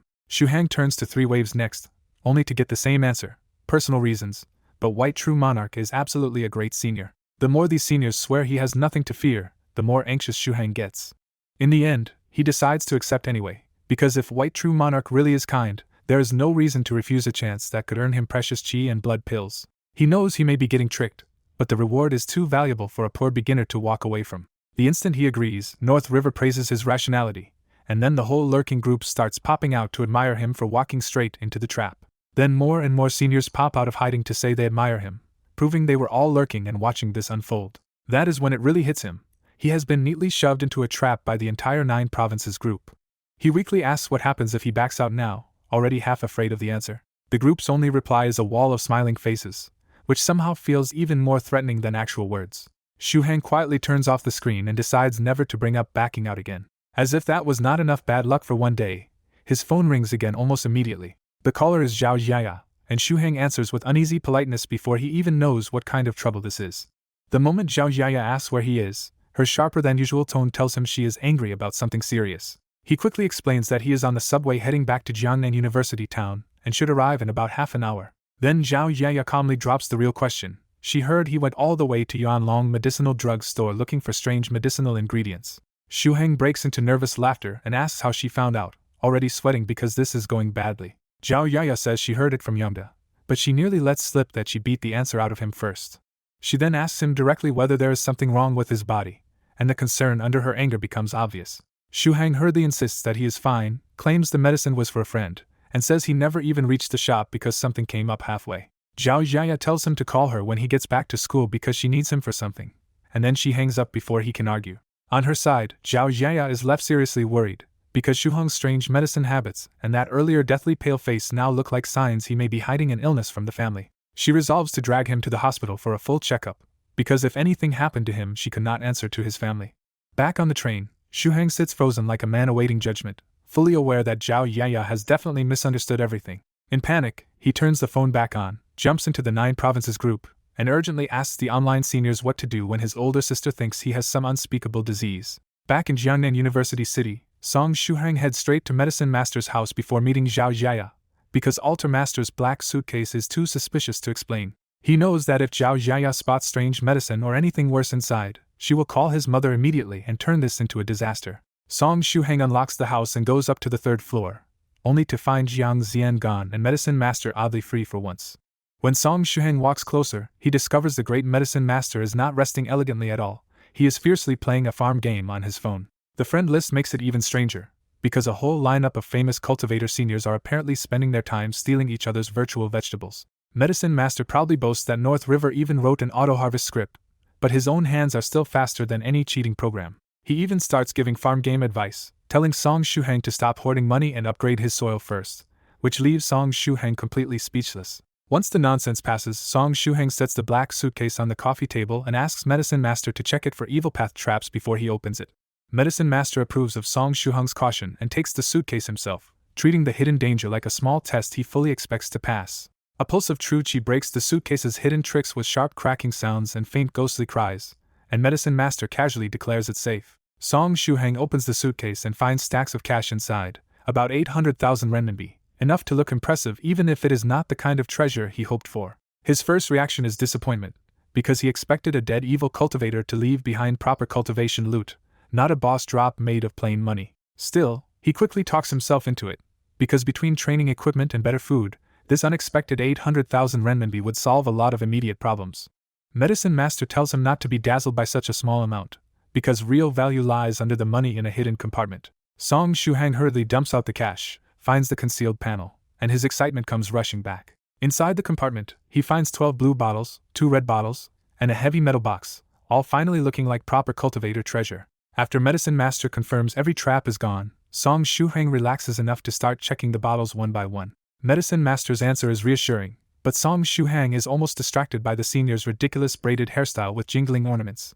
The first blue bottle opens to a thick black liquid with a horrible smell, and Song Shuhang instantly recognizes body-tempering liquid. Medicine Master confirms it is the stronger unsimplified body-tempering liquid and tells Song Shuhang to save it until his body is tougher, because 1 mouthful of this equals 3 of the simplified version. That news thrills Song Shuhang, because with Soft Feather's earlier ingredients and this extra batch, his foundation building finally looks secure. Medicine Master says there will be more than enough, and Song Shuhang's mood lifts again at the thought of finally having breathing room. Then he opens one of the red bottles, and a rich medicinal scent spills out around a cluster of pills inside. Medicine Master's expression turns oddly impressed when he identifies the pills as chi and blood pills of decent quality. Song Shuhang lights up on the spot, because he never expected to get chi and blood pills this early, before White True Monarch's mission ever paid out. Medicine Master calls it good luck, and Song Shuhang realizes Altar Master's stash makes sense now. A poor second-stage cultivator kept exactly the cheap but useful supplies a beginner would treasure. When Song Shuhang asks if these pills will last him for a while, Medicine Master says yes, as long as he does not cultivate like a maniac, and each pill can even be used in portions. Feeling bold, Song Shuhang jokes that maybe he can back out of receiving White True Monarch now, but Medicine Master's weirdly kind laugh says absolutely not. Song Shuhang drops the joke himself, because 2 bottles still are not enough to carry him all the way until White True Monarch appears. Next he picks up the heavy metal box, certain that anything stored beside the pills and medicine has to be something important. The box opens onto a baffling collection of charred wood, colored crystals, folded cloth, and bottles of strange liquid, all arranged in matching pairs except the cloth. Medicine Master immediately recognizes the collection as real treasure, naming lightning-struck wood, 5-way stone, a ritual gown, and ghost dragon saliva. Song Shuhang's first greedy thought is simple: if these are valuable, can he trade them for more chi and blood pills? Medicine Master says he could, but warns that turning these away for pills would be the kind of mistake Song Shuhang would regret later. He explains that the key materials can build the foundation of a 5-way spirit contract altar, the array used to contract a spirit ghost. That hits Song Shuhang hard, because if he can finish his 100 days of foundation building and contract a spirit ghost, he might still have a real chance to catch up with sect elites. Medicine Master adds one more twist. Altar Master prepared 2 full sets because Ghost Lamp Temple held 2 spirit ghosts, and he meant to contract both at once. Song Shuhang connects the dots and says one spirit ghost ended up with Soft Feather while the other landed in his own hands. With that settled, Song Shuhang carefully packs the treasure back into the suitcase and keeps only the red bottle with fewer chi and blood pills, plus the open roll of cash, on him. He asks Medicine Master to store the suitcase for now, because taking a case full of money and pills back before meeting Zhao Jiaya would invite exactly the wrong kind of questions. Medicine Master agrees, then immediately tries to recruit Song Shuhang as a test subject again and promises to teach him proper pill furnace use soon, because that hot pot setup still offends him. Song Shuhang asks to come tonight instead, because he still has to face his worried sister first, and Medicine Master laughs at the family misunderstanding from the chat group. After a quick farewell, Song Shuhang leaves Medicine Master's residence and heads back out alone. On the road back toward Jiangnan University town, a nagging feeling stops him cold as he realizes he forgot to ask about something important. The missing topic finally clicks into place.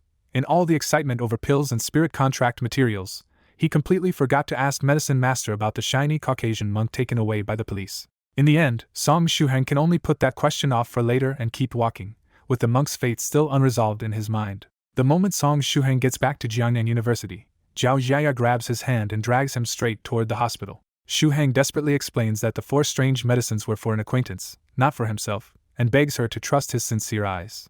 Zhao Jiaya finally looks him in the face and dryly says the only thing she sees is eye gunk. She calmly says it is just a free full-body checkup, but inside she is panicking that he might really have some terrible illness. Seeing how determined she is, Shuhang gives in and jokes to himself that at least he is entering the hospital without broken legs. As they walk hand in hand, Shuhang notices the familiar jealous stares from nearby men and privately enjoys every second of it. The walk to the nearby hospital turns miserable under the blazing sun, and sweat starts running down Zhao Yaya's face.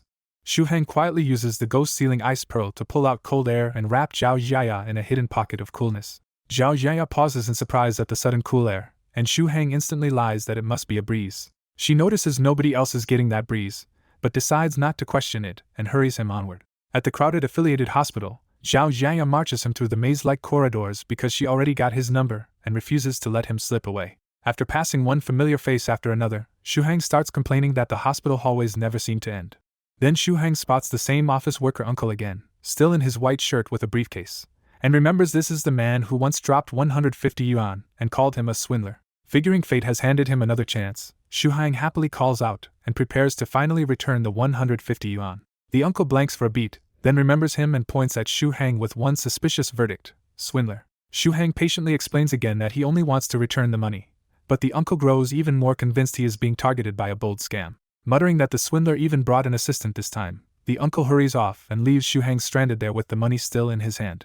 With people around them starting to stare, Zhao Yaya pulls his hand down and drags her rottenly good little brother away before it gets any worse. Shuhang can only ask what about him looks like a swindler, and Zhao Yaya laughs it off and reassures him as they leave. The checkup itself turns into torture, with Shuhang getting shuffled through test after test until he feels more drained than after a full martial arts session. Even worse, when he has to remove his shirt, the female doctor examining him looks at him so intensely that he feels uncomfortable all over. After all the tests, they wait for the report, and Zhao Yaya gets so restless that every minute feels dangerous to her.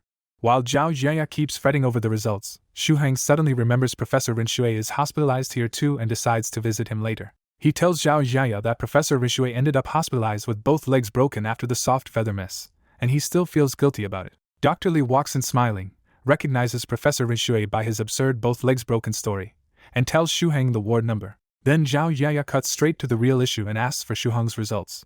Dr. Li says the report is ridiculous in the opposite direction. Shuhang is unbelievably healthy, more like a national athlete than a normal student.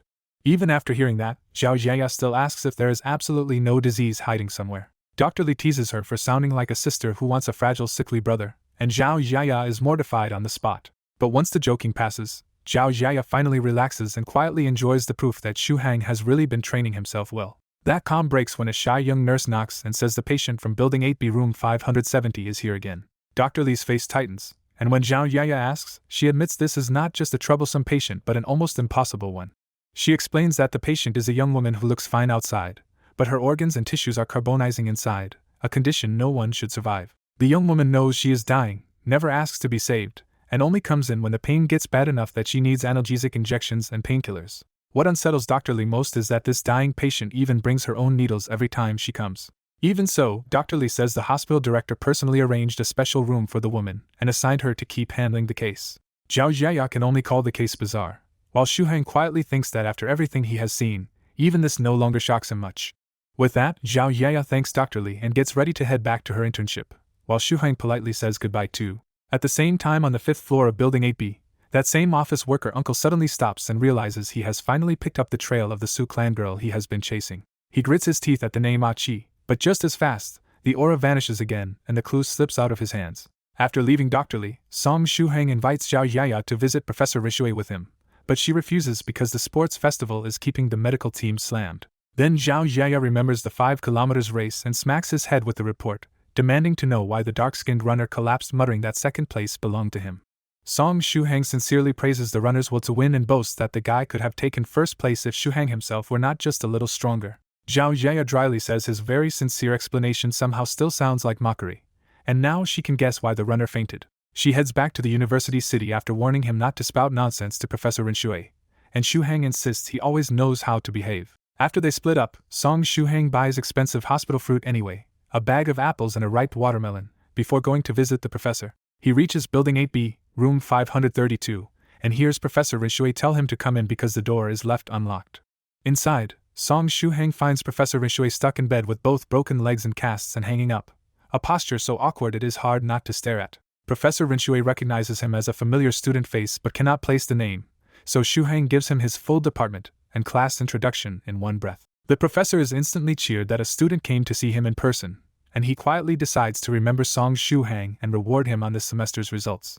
They settle into an easy conversation about campus life, the sports festival, and the same long-winded announcer speech everyone has heard for years. Elsewhere on the same floor, an office worker uncle is opening room after room because he tracked Su Clan's Jr. to this building but lost the exact room. After checking around 30 rooms with this crude search, he rushes to room 532 and lets himself in to save time. The second he steps inside and sees Song Shuhang, the uncle blurts out "swindler" again and freezes the whole room. That is the third time today, and Song Shuhang finally snaps that even he has limits if the uncle keeps slandering him. The uncle wants no part of this, apologizes for the wrong room, and bolts away so fast that Shuhang cannot stop him. Left behind with a pounding headache, Song Shuhang bitterly calls this repeated encounter fate, but definitely the bad kind. So he quickly explains the original money return misunderstanding, and Professor Rinshui ends up laughing so hard that his own bad luck suddenly feels lighter. Song Shuhang decides he has to settle this today, leaves the fruit behind, and rushes out to catch the uncle and finally return the money. But when he bursts into a hallway, the uncle is already gone, and Shuhang searches the entire 5th floor without finding a trace of him. With no better option, he heads downstairs and tells himself that if he sees the uncle again, he might have to pin him down before trying to explain anything. Meanwhile, the missing uncle reveals just how ridiculous this has become by dropping from the corridor ceiling where he was hiding from the so-called swindler. Convinced he is on the verge of success, he resumes opening rooms and thinks today's fortune must mean Su Clan's Jr. is his destined person. On the 4th floor, Song Shuhang gives up the search, gets so annoyed that he throws 2 angry practice punches in the air, and immediately notices everyone staring at him. Trying to recover his dignity, he coughs, acts like nothing happened, and keeps walking downstairs. At the 3rd floor landing, Shuhang spots the same cold short-haired girl from earlier, now leaning on the rail and limping down with an injured leg.